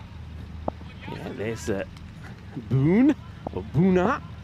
That's his new nickname now for Baba Khan. Booney. There's the tumble dryer. They've all got nicknames, this guy. Thumbs up. And this one, it could go to hand as well. It does. And Mohamed Baba takes the catch. Hi, Kinna Sona, Jabardast catch. Fallia, Babarne. And well, watch out, this is coming down as Babar throws it back. Well, there they go, they're up and about, they're waving the flag and blowing the horn. Así me gusta. And that is the end of the captain. Numan Amjad will go. A really good catch this is. He has to find it first, got to deal with the front lights, takes the catch and then gives us the pose. Pronte Memi Kaki Ayakinda Mohamed Babar ne Kajui Fallia. Jabardast. This has quickly turned into a full-blown emergency for France as Amjad nicks off essentially for 1. And they've now lost 5 wickets for 11 runs. And so things going wrong, but they've still got time. Run rate's not terrible or anything like that. But I think it's also a good fielding position. Often on other fields you see third up in the circle, but they know the ball's really flying here.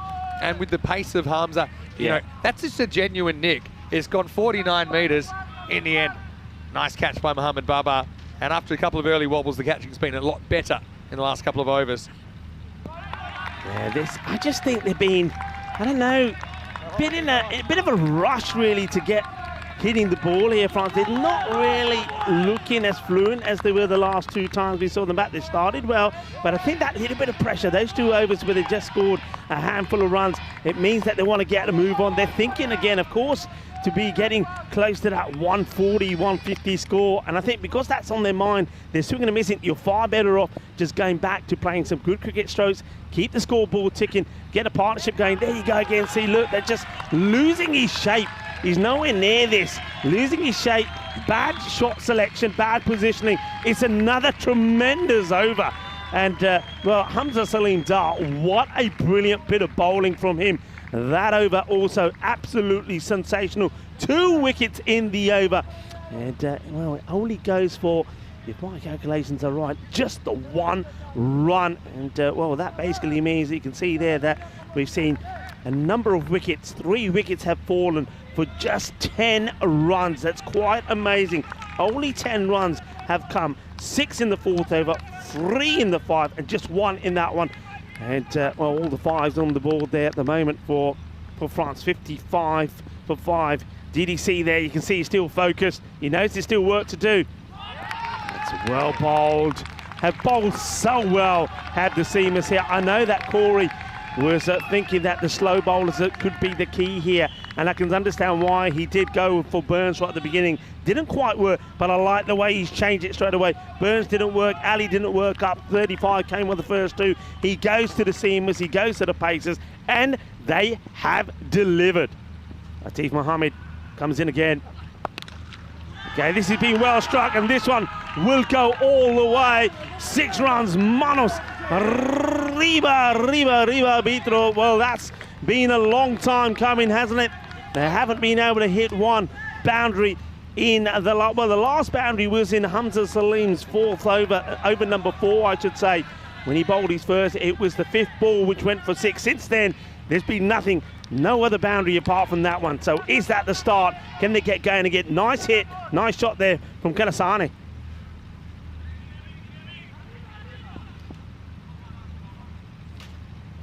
DDC. Well bowled. Beats him. Outside the off. It's a good comeback from Atif Mohammed.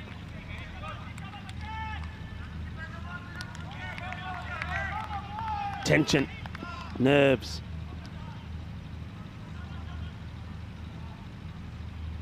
Atif. Left armour.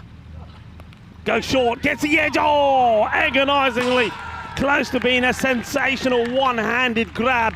Well, we haven't seen a jalebi catch as yet in this championship. Well, that could have been one from Awais Ahmed. I hope his specs are okay because they came flying off. Have a look at this. He bangs it in. And I think he just gets the fingertips on the glove off this. He couldn't have got up higher if he tried. Look, he comes down like a sack of potatoes when he hits the ground. 4 lucky runs, poquito de suerte for Calasane. Well, at least he's starting to make things happen again for France. Short again, high up in the air. Good luck with this one. Away's Ahmed under it, and he makes it look easy. And one did fly past him, but no luck this time for Calasane. He will go for 11. It's another wicket. Atif Mohammed picked up his second. Calasane, well, a little brief fight back from him, but he'll go for 11 of 6 deliveries. Ahmed takes the catch. This, the flag's being waved. Vamos, España, vamos. Que guay, que genial. Como nos gusta eso, deporte, ¿no? Como nos gusta aquí en Andalucía. Que guay, que genial. Eso es de campo de sueños en Cártama. Y vale, puede hacer ganar de equipo rojo en the final de ese grupo. They send another one back. So Calasane will go. William Singh, who we know also can, well, he can handle himself with the bat. He's going to join Cameron Ahmadzai, who hasn't got going himself yet, hasn't got off the mark. 65. 6 wickets down. Still a ball to come from this over of Atif Mohammed. They've just got to try and keep some batters in there and just hope that maybe when the likes of perhaps Burns or maybe Yasir Ali come back, they can get a good couple of overs in, maybe a few magical overs like what they started, and get this score. Maybe they can get it up to the 110, 120. Oh, that's nicely played, but there is a man back there. No mistakes from Hassan Ali. Didn't he bowl well as well? And remember, Ali, superb bowling from him. Only 3 came off. Over number 5 from him. They really did put the squeeze on. End of the over. All the 6s on the board. After 6, France struggling. 66 for 6 at the end of 7.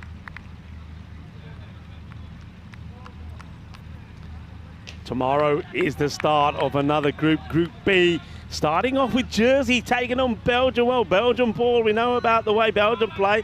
They're all about hitting 60, so there's going to be more fireworks to go tomorrow. We also welcome Guernsey, Croatia, and to the party as well. And of course, Bulgaria as well. We know about Bulgaria. They've got some exciting plays. But apart from Belgium, all of those other 4 sides are making their debut in the European Cricket Championship. So looking forward to seeing them. Some familiar faces, I'm sure, and some new faces as well. And, of course, first match will kick off at 11:30 local time. Be sure to join us. Well, Shub hasn't finished his homework yet. And, well, he's been monitored there by Sir Rob Kemin as well. Make sure he does no cheating there, Robbo. Well bowled. Lovely delivery from Mohamed Babar. And interesting change, isn't it? Mohamed Babar would normally be opening the bowling, and here he is bowling his first over. And over number 8, so a change again in the plans. He's going to bowl, I would imagine, 8 and 10. Got to try and go after him though, William Singh. And, well, really good line from Babar. He's such an intelligent and knowledgeable player, isn't he? And the good thing I like about Mohamed Babar, and I know Corey will back this up, is that the way he supports and encourages and nurtures the other players in the team as well. But yeah, what a good line he's bowling here. And at the moment, I don't think Singh knows what to do. This could be another one that gets skied up in the air, you know. He plays this in the gap, and it's a nice looking shot actually. He gets himself in good position and plays this away. This one doesn't, not too much in the bounce. I think it's the bounce that throws him first. Couple of deliveries. This one doesn't come up as much. Gets himself in a good position, finds the gap despite the efforts of Yasir. So 4 runs, valuable runs. It's all about what they can get to make this a competitive score. Remember, runs on the board. Runs on the board are key in a final. So there'll always be some pressure, and if they can take some early wickets, it's going to be another tight finish. Gives himself some room. Yasir, can he get another catch? Oh yeah, he can. Yeah, baby. Oh yeah, किन्ना सोना Yasir ने एक दा catch छोड़ दिता सी बहुत तो बाद मैंने ख्याल है ना जेरे परोंठे खाते सी हजम हो गए हुन 4 कैच फाले Jabardast catching from Yasser. Well, he has taken 4 catches now. And that's the thing about this team, you know. When they dropped those 2 catches earlier, I think a Spanish team that we know in the past, maybe their heads would have gone down, but not these boys. They kept on fighting, and Yasser, well, he shows all the youngsters the way to do it. Just because you drop 1, you got to keep your spirits high. You got to stay focused. You got to stay motivated, because the other opportunities will come, and they have come, and he has taken them. And William saying, I just had the feeling that something had to give. He's going to go for 5 of 5 deliveries. Yasser taking the catch, and Mohamed Babar once again is the man that brings delight to the faces of the Spanish, and a lot of Spanish loyals here as well. People that have been supporting Cricket España for many a year. See, Juan Carlos, El Presidente, is here. Also John Howden, the CEO. What a moment this is for them as well, to looking to progress, of course, into the group final. Babar, as he does, his trademark, using his brow to put any bit of moisture onto that ball, give it a good polish and get it to tweak around for him. Focused, commitment, desire. This one just back on ball from Aladdin Jackson, gets the single. Ahmadzai hasn't had, well, hardly any strike. Looking to get it off the mark, isn't he? Babar looking to finish what has been another tremendous over. Only 5 from it, including the wicket. And wants the wide, and gets a wide. Oh, only just, you know. I think it's the right call from the umpire, the sheriff, Charles Croucher. And you can see Babar saying, okay, umps. Hey, I've got to say, all the way through the first 3 days of the championship, the umpires have been absolutely incredible. They have been outstanding. There's no other word. I know that we see some of the best cricket from the players, but we see some of the best umpiring as well. That's such a good delivery. Yorker length is well played, actually. So difficult to get that away. I mean, how are you supposed to get that to the boundary? It is the end of the over. 7 come from it. The wicket as well of William Singh. France now with 12 balls to go in their innings. They are on 73 for 7 at the end of 8 overs.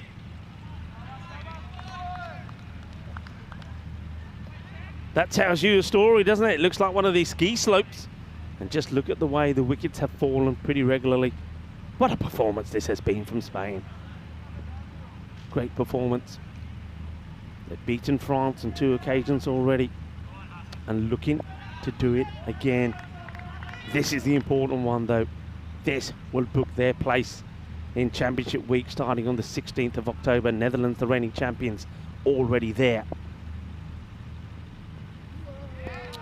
Well bowled again. They've just bowled this length, which this time round the French batters just haven't been able to get hold of. I mean, when we saw them play the last few times and we've seen their batting, remember, we're talking about a team that put the highest score in this championship on the board against Greece, 189. They did well against Spain when they lost, putting 146 on the board, but they just haven't been able to get hold of these sort of deliveries this time around. Whether it's just playing in the night that makes the difference. That one's a bit fuller. Has he got enough of this? Oh, they've taken a team catch. Incredible. Have a look at this. Stronger together. What a catch this is. It's a team catch, and it is the captain, Daniel Dolkar, that takes it.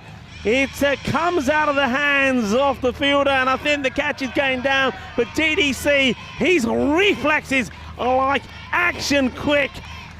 Great reflexes. Well, where's Liz? And Liz, of course, is sensational. DDC's mum. Where is Liz? Well, have a look. Well, Liz will be very happy about this. There, look, out of one hand. And what a great catch this is. And actually it is, yeah, DDC holds on to it. I thought for a moment it came off the chest of the other fielder coming across.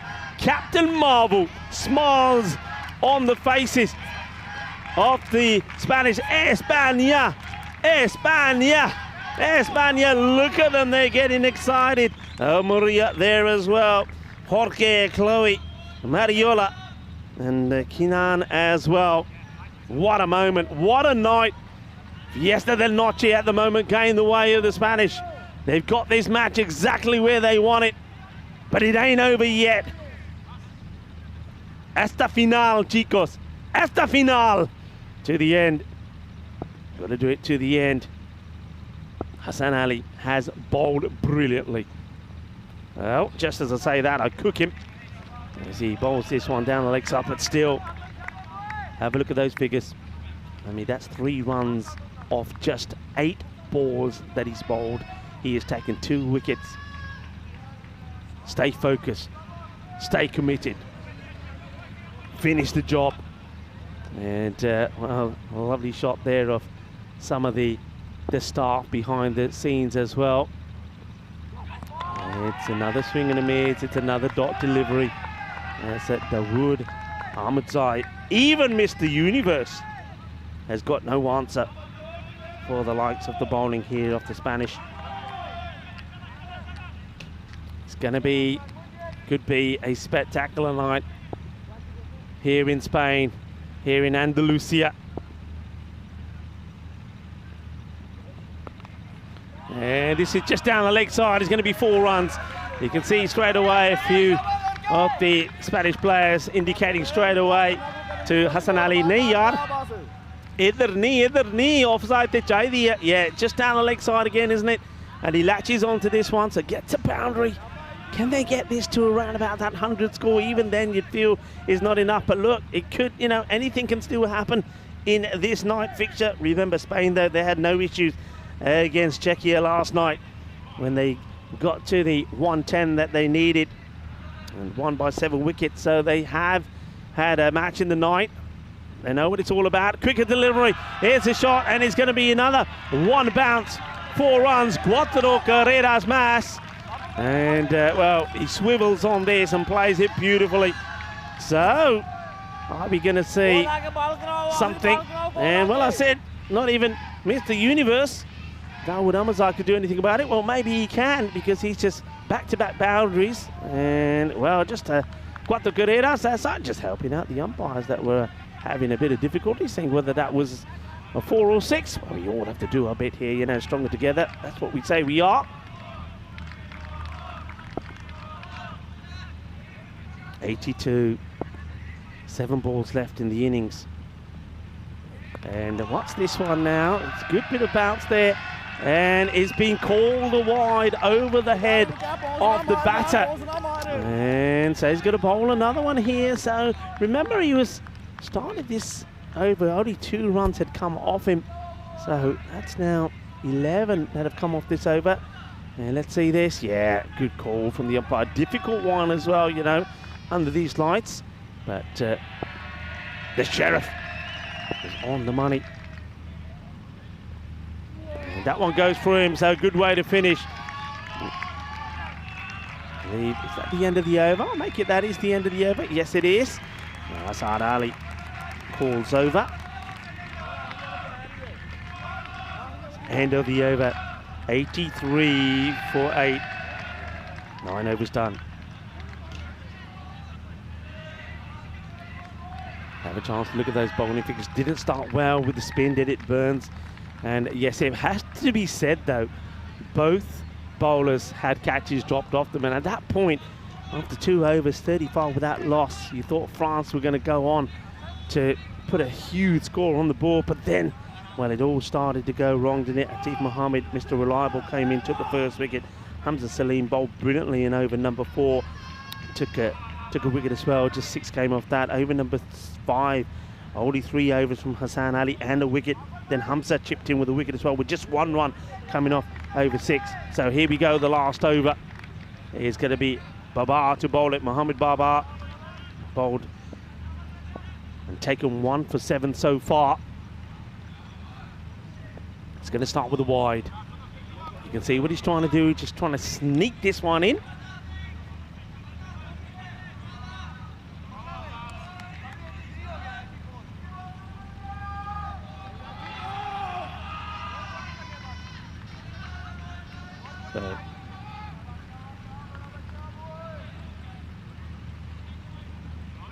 Baba back to his mark. Uses his brow to put the sweat, the hard work, sweat onto that ball. See if it gives him a bit of luck. Oh, that's a good delivery. They're going to have to run here. They will. And I think that's a good result as Jackson hasn't, well, he's not had an opportunity to get going, has he? Just facing his second delivery. But he hands the strike back now to Dawood Ahmadzai.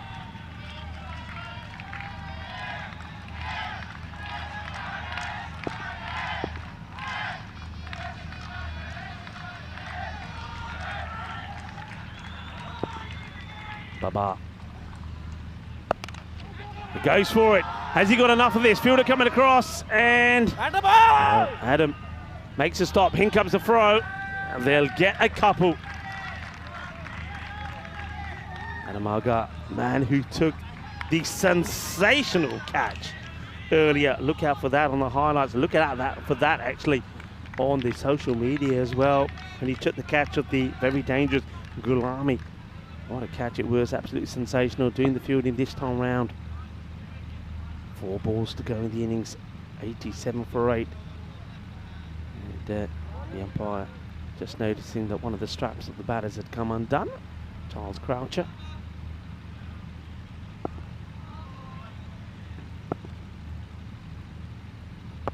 Oh, it's a good slow Yorker, isn't it, from Baba. He just seems to have all the tricks, doesn't he? Seems to have all the tricks. He's bowled such a good line, so difficult to get away.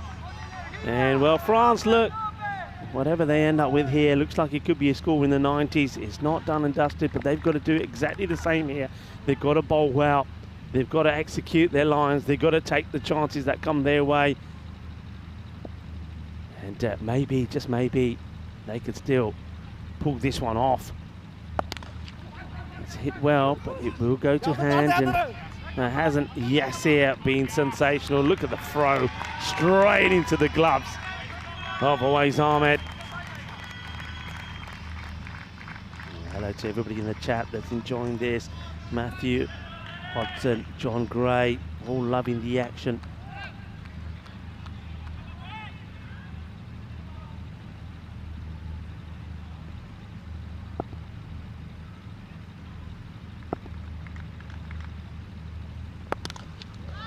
He hits this well, and I think this will go all the way. Yes, it will.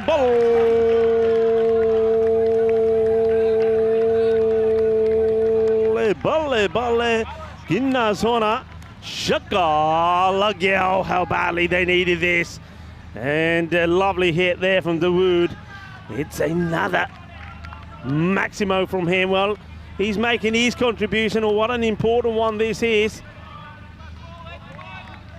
Into the 90s, 95, one big hit, puts 100 on the board, 100 in the night match. Well, could be decisive, couldn't it? And I think also mentally, when you're chasing, you know, I know it's only 5 more runs, but it seems a lot more.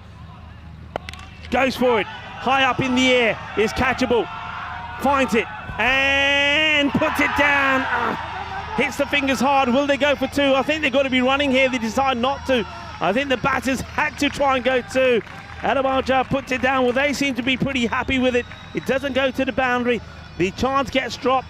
And, well, Adam Aja, that has taken a great catch. I just wonder how much damage he's done to his finger there. That certainly, you saw as soon as it goes down, he was holding the hand there. That was painful. They do get 1 more on the board. It will be 96 for 8. And I beg your pardon, 97. 97 for 8. They do run 2 in the end. I thought it was only a single. 97, 98 will be required for victory. Well, this is how it started with both teams, well, being very proud, standing there listening to their national anthems. And once that was done, it was time for the battle of bat versus ball. It didn't start well with Lon Burns, just straying down the leg side. Very unusual for him not to get it right. Very unusual for Yasir Ali to put a catch down. And then when he was bowling, well, there was another one that went down, and it was Mohamed Baba that put a catch down. And at this moment, well, Spain just looked a little bit wayward, looked like they were in tatters, but then Well, then they came back. They came back strong. You know you had to get Umar Bashir because he is the leading run scorer in this competition. He hit the ball well. He got to a quick fire, 37 of just 12 deliveries. But then, Yassir, he was back and back to his best. Taking catch after catch. Wicket, yes it was, and it was an important one as well. But when one came, others came as well. This was the one when Corey called this. He was on air and he said, I feel a wicket coming. And there was one. Well, there was Corey. He said, yeah, I told you there was. And think it was, though, it wasn't just one. This, amazing. Absolutely amazing. That is one of the best catches that you'll see with a fielder in that situation. He's not expecting to take that. And when he sees that Burns is not going for it, he has to dive into action. Another good one there from Yassir, having to get the footwork spot on. And then Babar, who also put one down early as well, takes a really good catch. Incredible stuff with this. Babar saying, yep, that's the one I wanted. But the action kept coming. But really, France, as I said before, they just couldn't get going. And this one went a long way up. Well, there was one before. Yeah, huffing and puffing was the tumble dryer. He came up top trumps. They were waving the flag, weren't they? And then DDC takes a sharp catch here. I thought for a moment it was a team catch. He just snatches that away from Adam Ajar. And where's Liz? Yeah, where is your mum, Daniel? Where's your mum? I think wherever she is, she's going to be very proud of you. And, well, another man who's going to have very proud people watching from Barcelona is Atif Mohammed as well. Didn't he play his part as well? Look at that absolutely stunning view of the ground here under lights. Let's have a look at his scorecard. It just didn't happen for France this time round, did it? Umar Bashir, 37 of 12. But nobody else got going there. I've got to say, that's a little cameo knock there from Dawud Ahmadzai. And Mr. Universe towards the end, 19 of 8. How important that was. It does get the team to 97. Look, it may not seem a lot, and of course it's way under par to the 140s that they've been scoring against Spain. But this is the final. There's going to be nerves out there, I'm going to show you. The bowling figures there, just have a look at that. Hamza Salim Dar, 3 for 8, 2 for 12 for Hassan Ali, and also Atif Mahmood, 2 for 18. Sensational. Well, there's the moon, and this is going to be a night to remember. Is there going to be some partying happening, and who's going to be partying? At the moment, it looks like that it might be Spain that are going to be doing the partying. But France, look, you can't write them off. Anything could happen here. And France, they know they've got to pick up some quick early wickets if this is going to be their night to remember. I'll be back with Mr. Maximo Vinny Sandhu in about 10 minutes' time. So get ready. Don't go away. You're watching the European Cricket Network. This is the Euros of Cricket. It's the Group A final. France have got to 97. 98 required by Equipa Roja, España. And will the locals be partying tonight with a few Cerveza Victoria as well? Wait and see. Join us back in 10 minutes' time.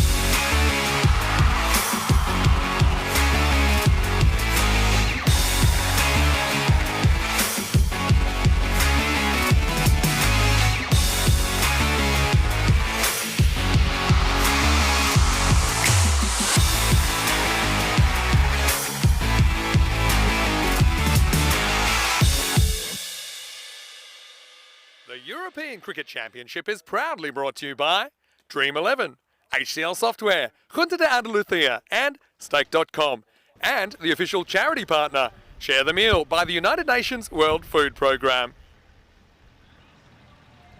Hello and welcome back to the Group A final, which is evenly poised, I think. France, okay, you're going to say is a bit low-key. They don't get past 100 mark, 97 for 8, but it is the final. Runs on the board. It is during the night time as well. Conditions slightly different. And I think if France bowl well and they execute their plan well, I think they can make it just as difficult as what Spain did for them. Thing is, though, France got off to a good start and then fell away. What France have to do here is make a good start with the ball. And that man there, the captain, is going to be pretty motivated here, as it is going to be Nouman Amjad to start off with the ball. I'm Rico Full, and joining me back for this final innings of the Group A final is Mr. Maximo Vinny Sandu. Yeah, great to be back. Dragged me back out of the fan zone, but it's a tricky little 98, isn't it? The thing with Spain chasing under lights, and in this very game last year, we'll come to it in a minute, but first, Amjad to get us going. 98 between Spain and the championship week. The first ball just screams past the bat of Mohamed Babar, who's out there with Daniel Torkaya. But I remember you said something to me exactly a year ago tonight, and you said, and Spain were chasing 135, and you said, you know, I actually think they're better off chasing 130 something than say 90 something, because maybe they'll bat differently. If it's a low total, maybe they'll be a bit more careful. But having said that, a year on, and with the amount of success they've had with this hyper-aggressive game, I think they're going to bat exactly the same. Yeah, I think you're absolutely right. I think they've learned from their mistakes in the past. These two will go out batting like they're trying to score 150 again. Oh, this surprises Babar, and he cops it upstairs. Yeah, that's in the it's not the first time that Babar has worn one today, you know. This one is right in the chest. So fired up, and France have to be.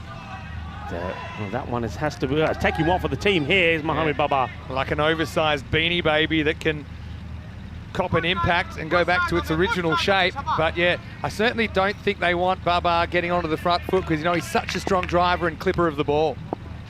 Babar, well, he's worn one. Now he's looking to hit back himself. Well, he can't. It's another good delivery. So things seem to be very different here in the night time. Maybe the batter's just not picking the ball so well. Yeah, I mean, look, runs on the board in the final. I remember my coach used to say, in a finals match, runs on the board, nobody can take them away from you. So France have got them. Spain have got to get them. And we know that France have such a good attack. It's just they haven't really bowled to their potential against Spain so far. It's true. It is true. Amjad, what a good start. 3 balls, 3 dots. Well, this is another short one now. It'll be interesting to see the height on this. Now, this is the key. He's going for the short stuff. You can see Mohamed Babar is saying, hey, what about this one? And, well, that one is now going to be one for the other. That is a feisty delivery. So he's bowled a couple of short-ish ones, but they hadn't actually bowled one that was above the shoulder.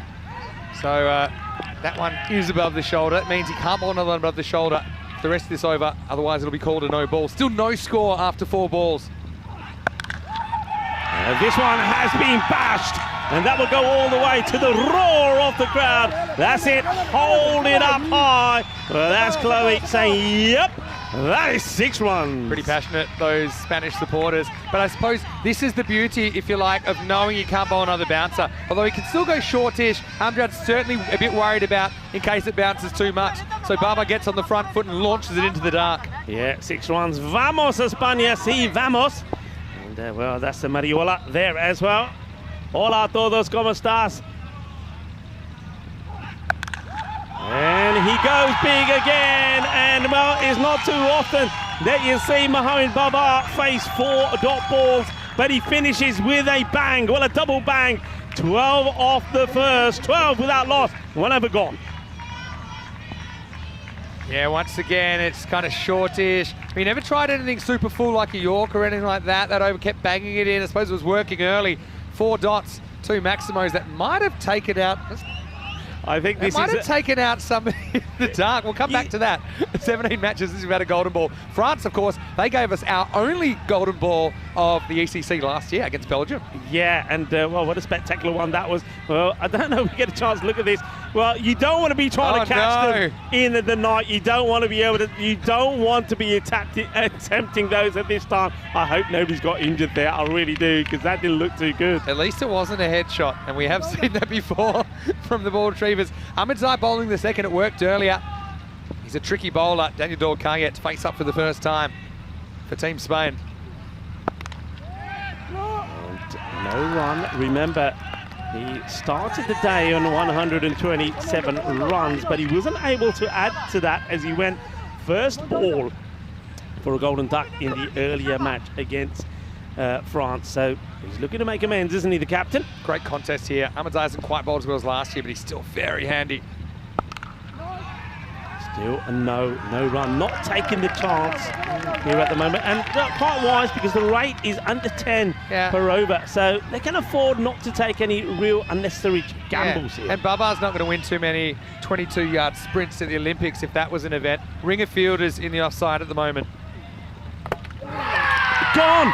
Well, it's going to be a pair. And look at Ahmedzai. Well, go on for him. There's the celebration. And he says, get out of the way, let me do my celebration, then you can give me a hug, Chakra style. Oh, he is absolutely pumped, isn't he? Mr. Universe, Ahmedzai. He gets the captain, Daniel Dorkayet, for a duck. That's a pair for DDC here today. He hasn't scored a run in the day, hasn't scored a run against France. Yeah, pair on finals day for DDC. Top of the stumps, literally the top of the stumps. And watch out, here he comes. They've wound him up, the little man. He was struggling with illness yesterday. Well, he's feeling okie dokie today. And there we go. I mean, he looks like somebody that you might see in one of those contests where you get to try and throw your teammates. I love that. His first celebration was rejected, but the second one approved. Yeah. Darwin Ahmedzai, huge moment here in the Group A final. Look at this. He said, what are you trying to do? Get out of the way. Got to do my celebration first. Okay, well, look who comes out now, Mr. Popular. Well, he's become so popular within the team, hasn't he? It is Babar Khan. Booney comes out. Babar, look, I like the calmness about him. He's coming out there, he says, don't worry, koi tension nahi. Fikr na karo, main aa gaya, worry na karo. Okay, well, he's going to have to go up against the spin of Dawood Ahmedzai first. 12 for 1. It's a pitched up delivery, but he gets it over the man inside the circle. It'll be 4 runs. And yeah, well, that's what it is. Cuatro, put one of those in the book. And Babar Khan off the mark straight away. It wasn't a bad delivery, look, it was a teaser. He was basically saying, look, here it is. Are you going to go across the line to me or not? And Babar says, nah, I'm going to play it on merit, 4 runs. Cracking game this, isn't it? You just feel the atmosphere at the moment.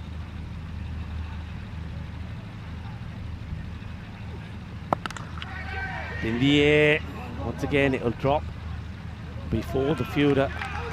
The long one can get to it. It's just going to be a single, so I think that's not a bad thing at the moment. Keep Babar going. Remember, his last 2 balls he smashed for 2 big 6s. And with the ball to go in this one, I think he'd be, well, it's not so important, but he wants to have the upper hand. They don't want to get bogged down here. I still think he's going to go for his shot here, you know. With Babar, I don't think he's the type of player that would hold back. Look at him, he's just ready to launch. Oh, I thought that went back on the stumps for a second, but yeah, bit of Babar on Babar partnership potentially.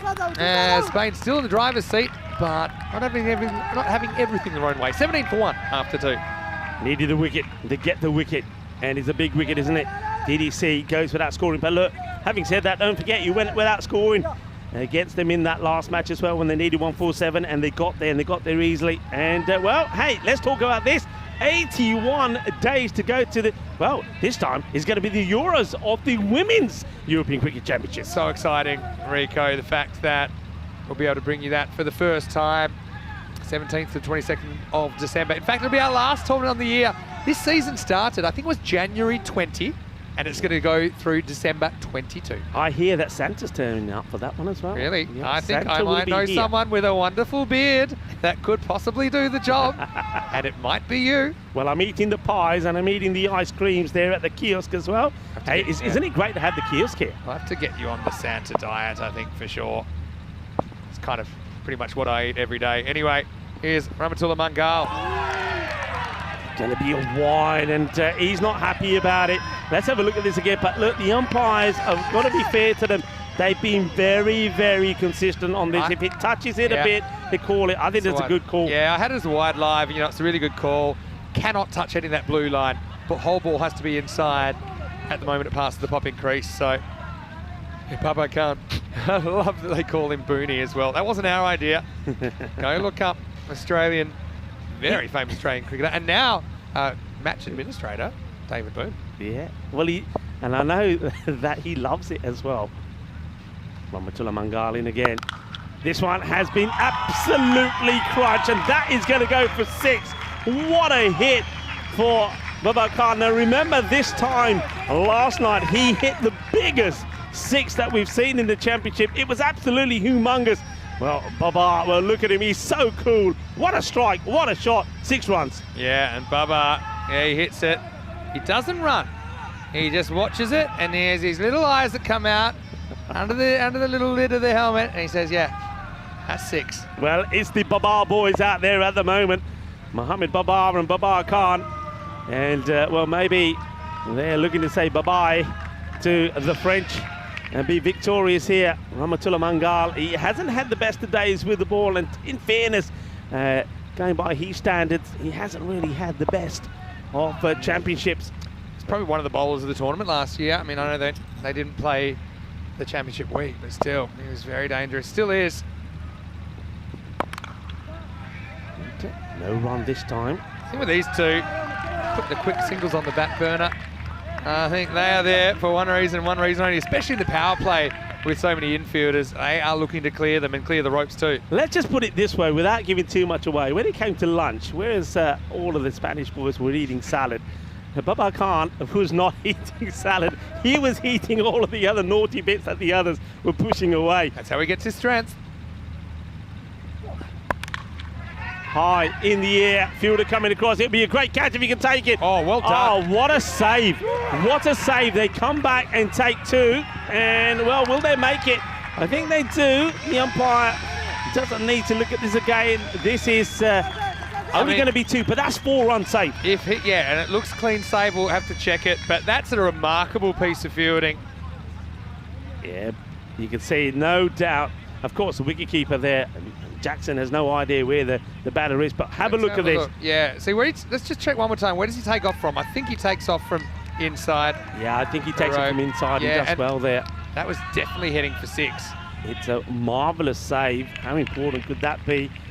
Yeah, ਜਦੋਂ ਸਾਰੇ ਮੁੰਡੇ ਨਾ salad ਖਾਂਦੇ ਸੀ ਆਪਣਾ ਬਾਬਰ ਖਾਨ ਕਹਿੰਦਾ ਮੈਨੂੰ salad ਨਾ ਖਿਲਾਓ ਮੇਰੀ ਜਿਹੜੀ ਜਾਨ ਹੈ ਨਾ ਉਹ ਸੈਲਡ ਦੇ ਨਾਲ ਨਹੀਂ ਚੱਲਦੀ. Bowled. I think that. Oh, Vinny.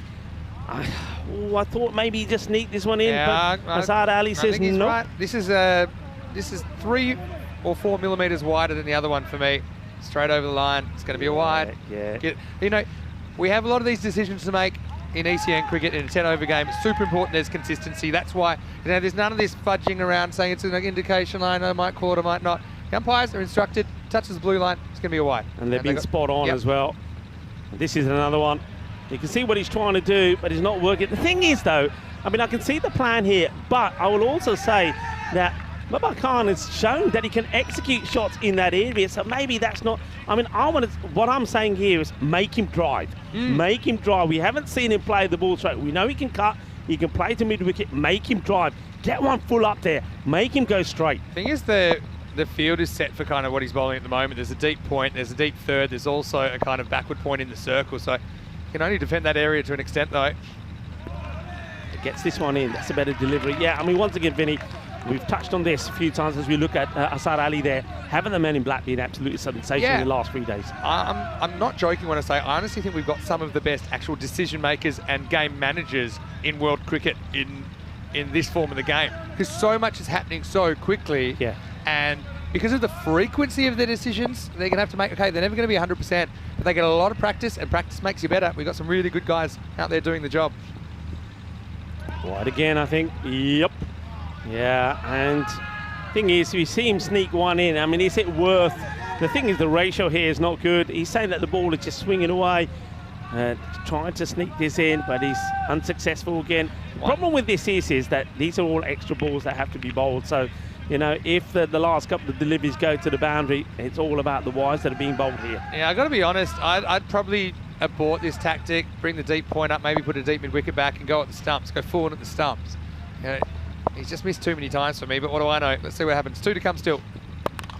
Okay, this one a bit shorter, and Babar starts to go, but of course, his other namesake, Mohamed Babar, he is not leaving the crease. He said, "Yaar, kidhar ja raha hai, main nahi nattan bhajjan wala." Yeah, Mohamed Babar at the other end says, well, Booney, you might want to run, but I'm slow and you're slower than me, so why don't you just go back to your end and try and hit boundaries? Well, with the ball to go, I don't think he's going to be too keen to be running a single here as well. So I think Babar Khan is just going to be looking to whack this one big, and he will try right up in the air. So it is one that's been pitched up, but he's going to do ever so well to get near this. Oh my goodness me! We nearly see an incredible catch, but unfortunately for the fielder, who does superbly well to attempt this, it hits the palm of his hands and goes over for 6 runs. We almost, Vinny, saw one of the most amazing catches that you'll ever see. Well, you know, I think probably in the end the strategy is right, because he was worried if he turns around then he might step on the rope, but he knows he hasn't touched the rope yet, so he says, look, I'm going to try and take this, fall backwards into the field of play. So I actually think strategically Bashir gets it right there, but I couldn't believe that it's gone forwards, and that ball may not have even been 4. It might have just jammed into the ground. In the end, it's 6. Big moment in the game. End of the power play. It's 35 for 1. That, for me, though, could have been one of the all-time great catches on the boundary. I mean, the amount of area and ground that he had to cover, and I think he does everything apart from catch it in the end. I think he was quite surprised himself. Well, look at them. And it's going to be nerves there for John Howden. CEO, short, Gundy, hit hard. Fielder has seen it go over him. It's 6 runs. Well, there he is again. They're applauding. They're happy. The Spanish contingency. Another 6, another Maximo. Mohamed Babar. The power of this man is just incredible. How many teasers have we seen? Okay, it's not a great ball to start with from William Singh, but that's another one. The fielder kind of has half a play on it. Zain Ahmed out there. But yeah, these mistakes are costing 6 every time. Not that that's a mistake.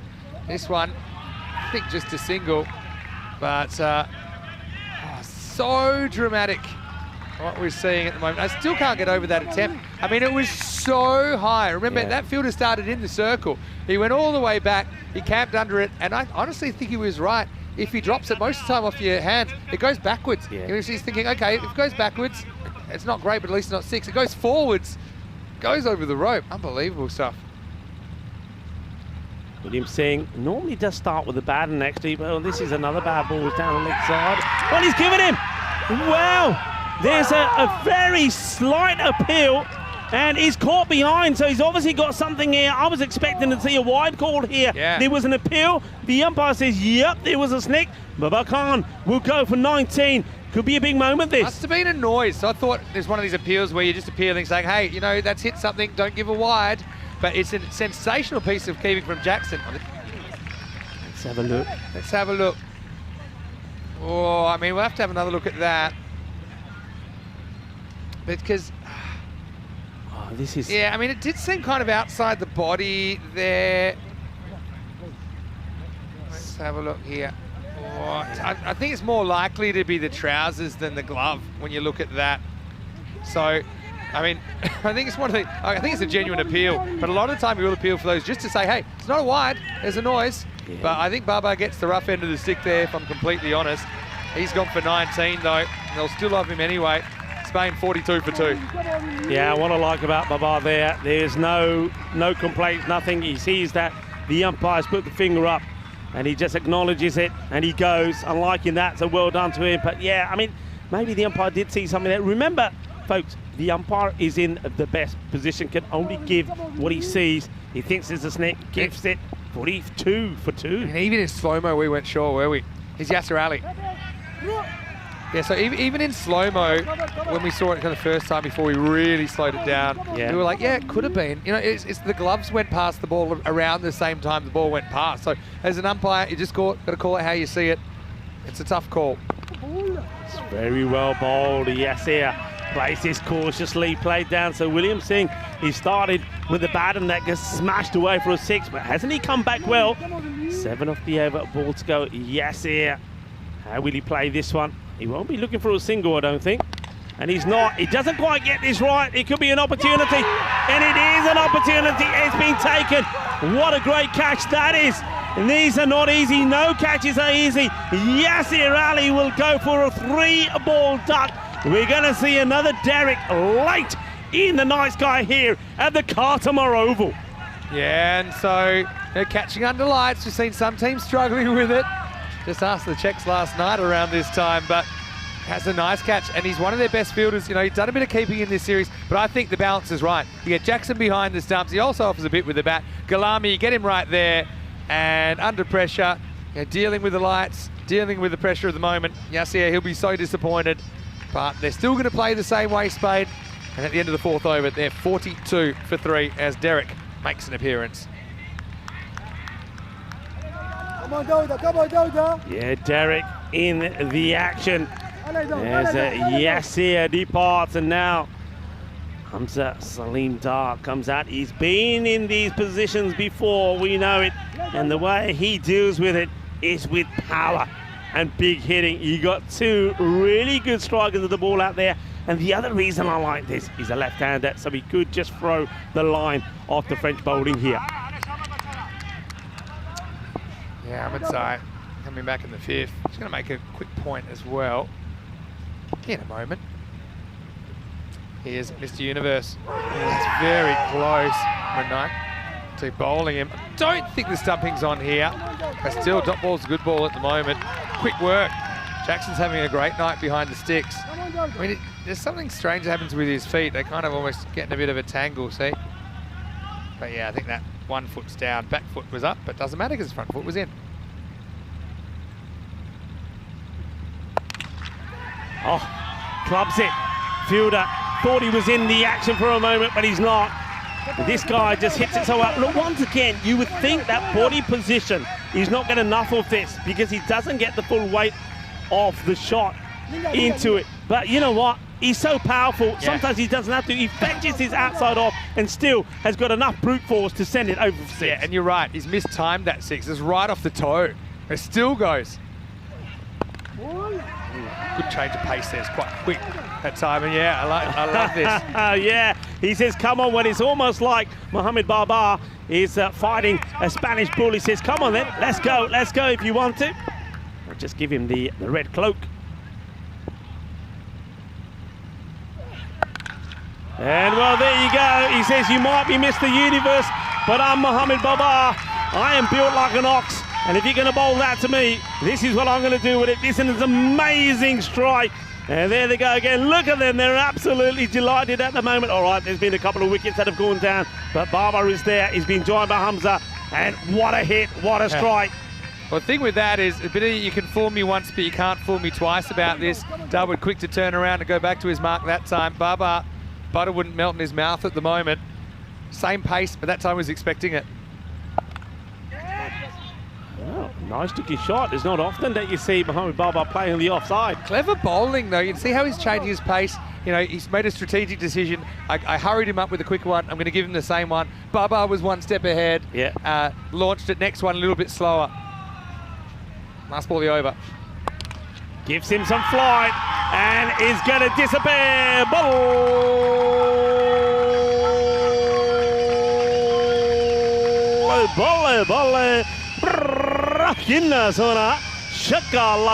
And that is the halfway point. 5 overs completed. It is 60 for 3.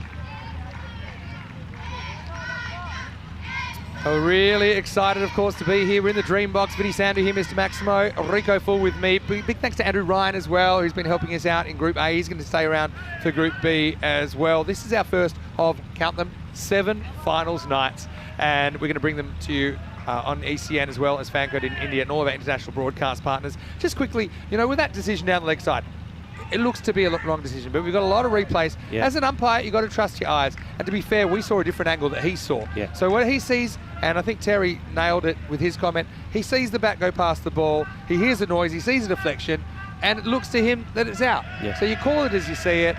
You know, it's disappointing, I think, for sure, but you look at any umpire anywhere in the world, even at the top level, they're not getting 100% right. They're human beings, and you could justify, if you saw it that way, he thought it was out. Yeah, absolutely. And they don't have the luxury of the replays. They don't have the luxury to see what we can see. You gotta give it based on what you see. Thinks he's out, he gives it. But once again, I like the fact that Baba Khan, no messing around, he gets the decision and he goes. And these are things that they think about. These are not inexperienced officials. They would be thinking, okay, am I being tricked here? Is it leg? He felt it wasn't. He felt it was a little bit of glove. It happened so quickly. Even the first slow-mo we saw, you couldn't be sure. Anyway, we'll leave that one behind us. And all right, so we're going to get Gulami here in over number 6. Yeah, now this is a bit of a surprise, isn't it? Gulami coming onto bowl, so Mukhtar Ali Gulami. So I think it's just a different change, isn't it? Change of angle. I think maybe it worked. He's not the quickest off bowlers, so he's not firing it in. So if there is an edge, if there is a miscue, the pace isn't there to take it all the way to the boundary. I think it's a gamble, and they've got to take this gamble because they're only needing under 8 and over from here on in. Now, this is the wicket they need to try and get that one off Mohammed Babar. Slower delivery, and there you go. You see, that's what they're going for, looking for the miscue. It's well bowled. And what I like is that he is getting the batters to hit straight. Now he's got to deal with Hamza Salim Dar, very evenly poised. But have a look at the win predictor there, 99% in favour of Spain. Gives himself some room, and he absolutely crunches this. He gets this swivel on this MJ style. He goes, oh, as this ball disappears into the night sky. This is an absolute blast of a shot. Yeah, jungle creatures beware. Bring a flashlight over there because that one is disappearing, and Hamza got a bit of a reputation to finish it last year, didn't he, in the tournament? He comes out, seems to like it under lights, and I'll never forget him shooting the lights out in that Group A final last year against the Iron 11. Will it be? Lightning striking twice. It's yeah, Gulami, he's shown some good skills here. He's a part-timer, really. They obviously feel that he's the man for the situation. 30 off 27 now. I mean, we'll dissect the settings at the end, but you think about, you know, the drop 6 over the boundary. It was a really tough catch, but, you know, sliding doors, if that had been held. Anyway. Yeah, they located a ball, and Gulami will continue. Gulami, just be why we get a chance. He does a lot. He coaches women's cricket. I know that Emma, one of his players there, always interacting with us here on ECN. Well, what does this come off? We'll see. Let's keep an eye on the umpire. I think there was a bit of bat on this, you know. Yeah, there was a bit of a deflection. Yep. That's why it went past the keeper. Yeah, but yeah, Gulami's a guy we've seen him playing in Sweden as well. That's why you wear a helmet if you're keeping as well, because that can easily get you. But good field position with a very fine third there. They're going to keep it for the right-hander. Just don't want to have an edged boundary. Hit really well straight. Should be cutting this off to do. So once again, just taking that pace off a little bit. These are shots with pace on from the bowler. We saw going past and over the boundary rope, but just keeping that pace off, just not finding the timing at the moment. So Gulami, not a bad over, but they've already got more than what they need from it. The Kiborojo goes for this, and it's high up in the air, and it will disappear. It's going to be 6 more. Shakalaka, que guay, que genial, que bueno. Golpe, eso es. Ese golpe muy dulce, más dulce de tarta de chocolate. 6 más. And Spain look to be doing this with ease at the moment, don't they? It's the end of the 6 over, 76 for 3. Yeah, I mean, it looks like it now. You're kind of just in survival mode. You know, all the alarms are going off around you in the cockpit if you're France here. Just got to keep saying, look, let's push it to the next over. Let's push it to the next over. Let's just hang in the game. Anytime you can force a 10th over finish, which they haven't done, by the way, against Spain in the first 2 matches, it was done in the 9th. So push a last over finish. Hope that, you know, maybe the pressure gets to some of these guys. Yeah, Cameron Ahmadzai going to come on to bowl here. I mean, he likes to bang the ball in short, does Ahmadzai, and that may not be the best approach to the likes of Baba. I think Baba will be happy because that pace that he likes will come back on. I think for me, this is the over. If France are getting back into this, and if they're going to change that win percentage, they've got to get wickets here. It's nicely played, firmly struck. Be more than happy just to take a gentle stroll down to the other end, Baba, because he knows he's got a good partner there with him, Hamza Salim Dar.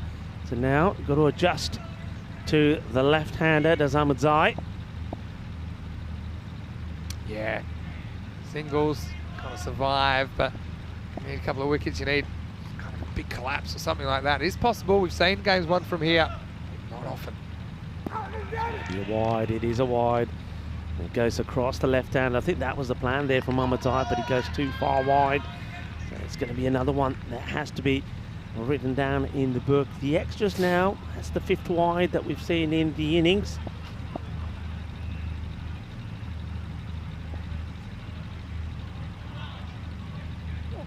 Short, and I think this is going to be okay. I don't even think this is one for the over because he ducks under this, but this is probably about chest high. That's weird. Yeah, it never got up. And it sounds weird to say that kept low, but it kind of did. Yeah, keeper does really well, doesn't he? Jackson smothers that. Action Jackson. Never forget. First time we were introduced to him last year. And I know the French team pretty well now, actually. So they've played 3 or 4 times during the season as well. It's a good delivery. The shot was on there. I think you would expect Hamza to go for it. That was the delivery. Ahmadzai was trying to get in earlier when he went wide. So trying to find a way to get themselves back in this. Remember, a place in a championship week is at stake at the moment. The key being held by Spain, but that could be snatched away. But they need wickets here, France. Goes short again. He gets plenty of this. It goes high, and it will be 1 bounce, 4 runs. 4 carreras. Goes for the short one again, doesn't he? I did say that Cameron Ahmadzai does like to bang the ball in short, but he watches this well. He knows where the fielders are. Doesn't try and hit it too hard. Look, he just helps this on the way. And it's a 1 bounce, 4 runs. Yeah, and another night, maybe it holds up, and we've got another one of those ones that the fielder can reach, even though it's not an easy catch.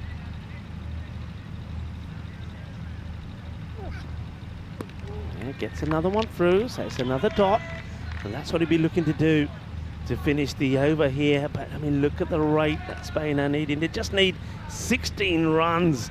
And, well, either one of these 2 batters can do that in just 3 hits. That's how dangerous that they are.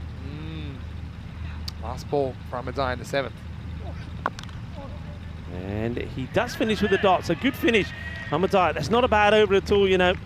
Just the 6 runs come of it. It is the end of the 7th over with the score 182 for 3. Well, Rico, if you enjoyed this, guess what? You don't have to wait too long because tomorrow Group B starts and we'll welcome Jersey as well as Guernsey, Belgium, Croatia, and also, who did I miss? Bulgaria, thank you. Yeah. Look, it starts same format, 9:30 a.m. GMT, which is 11:30 in Central Europe, and 3 p.m. in India. Jersey, Belgium. That's going to be a cracking game first up. Clash of styles, and actually the first time we've seen the Jersey and Guernsey national team in the 10 over format. Yeah. So that should be a really, really great start. It'll be a great contest, and I know that a good friend Heath is looking forward to seeing how Jersey perform as well. Hello to you, Heath, and your lovely wife. And I hope you're enjoying the Euros of cricket here in Spain. Andalusia, what a province it is, and if you've never been, check it out. Some great characters we're going to meet as well, such as Bulgaria's very own Super Mario, Chris Lakov, potentially. Yep. good to get him on the mic. I hope he's fit, because remember Yeah, I last know. in Bulgaria, he wasn't fit when we were there. Well, I hope his ears are open, because we'll be putting the earpiece in. He'll be a good guy to get on, I think. All right, here we go. Ramatullah trying to keep the game alive. Gets a dot. I just have this. I don't have the feeling, but I do know that if you can get runs back up above balls remaining, you got a shot. I mean, you know, you got a shot. Can I see it happening? No. But is it possible? Yes. And if you're front, you just got to believe that. The only ball that matters is the next one. Win the next ball. You say you got a shot. Well, this man, he's just looking for 3 shots to finish the game, isn't he? Mohamed Barbar, he doesn't miss too many. He plays this well, hits it hard along the deck. The fielder can't get there. It's power, timing, placement, emphatic batting for Mohamed Barbar. And not only is he looking to take Spain to victory and seal their spot in the final in Championship Week, he's looking to bring up another half century as well. Yeah, I know that in the comment section, a few people picking Jersey and Belgium to be the finalists. But, I mean, you never know. But they're playing first up tomorrow. Oh, wow, goodness gracious me, what a shot this is. This is a monster strike. How about that? That is your Andalusia shot of the day. Absolutely sensational. Sare jane bolo, shaba, kinna sona rabne tenno banaya. Mohamed Barbar has brought up his 50. He has done it in style, and I tell you what, Ajta mera galana mahadi dal de na roti kha ke aaya. What a shot, what a pose. Oh, sensational. The next one is going to be a dot. And you can see now, just one hit will do it. And Mohamed Barbar is looking to do it with that one hit as well. Well, I don't really know what to say here. In a field for France, they played some very good cricket, but they have never been able to get over the Spanish, whether they scored a lot or not. And that's why Spain are going to deserve their spot. One big hit will do it from here and close the book on Group A. He goes for it, and he's going to get it. Ole, ole, ole, ole. Así, me gusta. Well, they are the winners of the group. They win the final, and Spain have booked their place in Championship Week.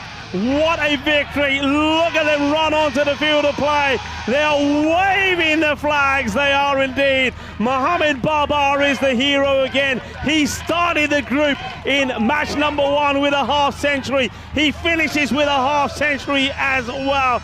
Fantastic scenes here as a host nation. Spain have booked their place in Championship Week. What a performance. Equipo Rojo have done it, and they do it in style, and look what it means to him. Ay. Ginna Sona Rabane Malaya. And Mohamed Barbar hits a 6 to win the match for Spain. Few new faces in the lineup as well. Few players missing from last year, but the group came together and gelled beautifully, didn't they? They shared a common goal, a common strategy. They knew what they had to do. They knew kind of their position in the team, and you can see that right now they are thrilled because Equipo Rojo, they are coming back in week 4, and well, right now they're going to enjoy the moment. Still a bit of time, 2.5 weeks away from Championship Week, but Team Spain, once again, they'll be there. In fact, it's the 3rd year running they have made the deciding week. Oh, what a fantastic moment, and a proud moment for me as well. Of course, been following cricket here in Spain for so many years, been part of the setup. So good to see them performing well, and they're just getting better and better. And you said, Vinny, even though they've got some key players missing, a lot of people have been asking questions where they are. Well, it doesn't matter. Those boys there at the moment, well, they are the shining stars, aren't they? They are delivering. And you know what? Look, I'm going to say this. There's been a few issues, haven't they, behind the scenes in Spain, especially with some of the federations. But look, you know what? Let the boys play. Let them go out there and play. And you know what? You should be proud and enjoy what they're doing out there. They're performing. Disfruta de este momento. Porque qué guay esto, chicos. Ganamos de grupo oeste, campeones de grupo A. Cricket España, well done, boys. Muy bueno, chicos, muy bueno. Así. Vamos, baila, así. Cantar. cantar, somos campeones, cantar, cantar, cantar. Marvelous scenes here, absolutely sensational. And look at the crowd as well, the home supporters, they are going wild. This is going to be a moment to savor. This is going to be a celebration that is going to run long into the night. Yeah, no doubt about it. And look, let's be honest, some of these players, they've sacrificed a lot to be here. And they want their shot at European glory. They've earned that right. And I've got to say, you know, a lot of people were also saying, oh, but they haven't lost yet. They're always going to lose at some point. I mean, look, you can only play the game in front of you. And every time they had the strategy, the skill to do what it takes. Corey, of course, he'll be joining us tomorrow in the commentary box, but right now, it's job done for him. And I guess he won't be spending as much time with us in the commentary box in week 4, championship week, because Spain, they are there. Now we have 2 of those 7 spots that are complete. Yeah, they've got the golden ticket, haven't they? Look, it was lovely to see the likes of Imran there as well. Look, the amount of work that this guy has done behind the scenes. He has really supported the boys. He's fought for them. He's got them here. He's got some of the players here. Proud moment for him. Also, Christian Muniz, what must he be feeling as well? Of course, he's going to feel that he would like to be playing, but he's played his part behind the scenes as well. Magical moments, magical scenes for the Spanish boys here. Let's take a look at the highlights. And we kind of talked about it early, didn't we? We said, well, they will they will definitely bat the same way than if they were chasing 150. It shouldn't change. The game plan doesn't change. Unfortunately, the ball retriever had a bit of an issue with that one down there. But look, even with the early wicket, I mean, that was a big moment, wasn't it? When DDC, key batter and the captain went knocked over by Ahmedzai, who ran the proverbial country mile to show the muscles.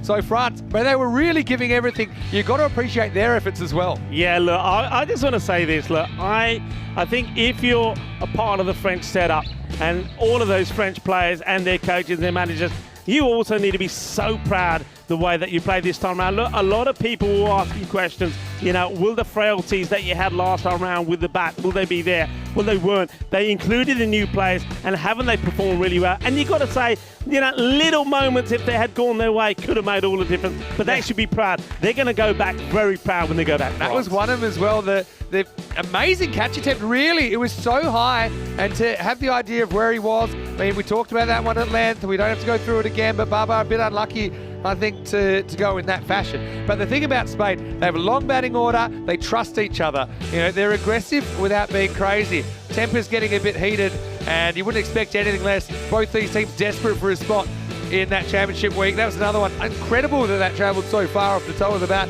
from Baba. But the big man, he stayed there till the end, and he got the job done. Hamza helping him out, launching a couple into the night as well. And Spain, really, you'd expect them to chase double digits. They did. France, you know, your heart always breaks for the losing finalists. They can certainly be very, very proud of their efforts. You look at where they were a year ago, where they are now. I mean, you can really track the improvement. But that was the moment when Baba sent Equipo Rojo into the championship week. Yeah, absolutely wonderful, delightful scenes, wasn't it? And you can see everybody running onto the field there. Just look at that. Say, give us the flags. And what a proud moment this is, really. I mean, it doesn't get any better than that. It doesn't get any bigger than that if you're playing for your country. Well done to Spain. But you got to say commiserations to France. But you know what? They certainly did help to light up this Group A. They play some great cricket themselves. Yeah, I mean, you look up and down that Spanish lineup and you see a lot of contributors there. Now, either with the bat, the ball in the field, even someone like Adam Alger with his catch tonight. Yeah. I mean, they took their chances early in the first innings, and that's why they were able to restrict France to double digits in the first place. But Baba with a half century gets them home, had some support along the way. William Singh, 2 for 7, put up a good over. Dawud Ahmedzai, I think, bowled well, despite going for 23, picked up the big wicket of DDC. Some other good performance there as well. But ultimately, you know, anything less than 100 was always going to be really tough to defend. Well, I tell you what, Vinny, I know that you got Corey doing a bit of commentating tomorrow, but I don't, you know, you might have to review it. He might not have any voice left because he's going to be partying hard tonight. He'll be here. We'll make sure of it. I want to say big thanks to Corey as well. I know it's put him in a bit of a situation when we put him on the mic earlier on. I know he's trying to do the job, but you know, we're excited to have him as part of the team. In fact, you're really lucky. You'll have 4 commentators because we do have Rhino for the whole week. So it's not something we often get the luxury of. So you and I will get a bit more of a breather. We've got Rhino, we've got Corey. Really, no matter no matter who's up here, we're really, really enthusiastic about European cricket because we live it, we breathe it. You know, we're doing this all year. I mean, as someone that's lived in Spain now for 23 years, you're personally really excited. But, you know, a lot of people, blue crew, umpires, officials, behind the scenes people, ground helpers, all the office staff as well, the TV crew, they're working so hard to put this on for the world, and really Group A did not disappoint. It did not disappoint, and if you wanted to know just why we've been so excited for the start of this European Cricket Championship, the Euros of cricket, well, I tell you what, if you follow the first 3 days of action of Group A, you know why. And you know what? The good thing is, plenty more to come. I'm just going to leave you with this before we go, but I will remind you also, if you haven't already, you can look up our YouTube channel, ECN European Cricket Network. There's the highlights videos there. There's player of the match videos. These are the fixtures for tomorrow.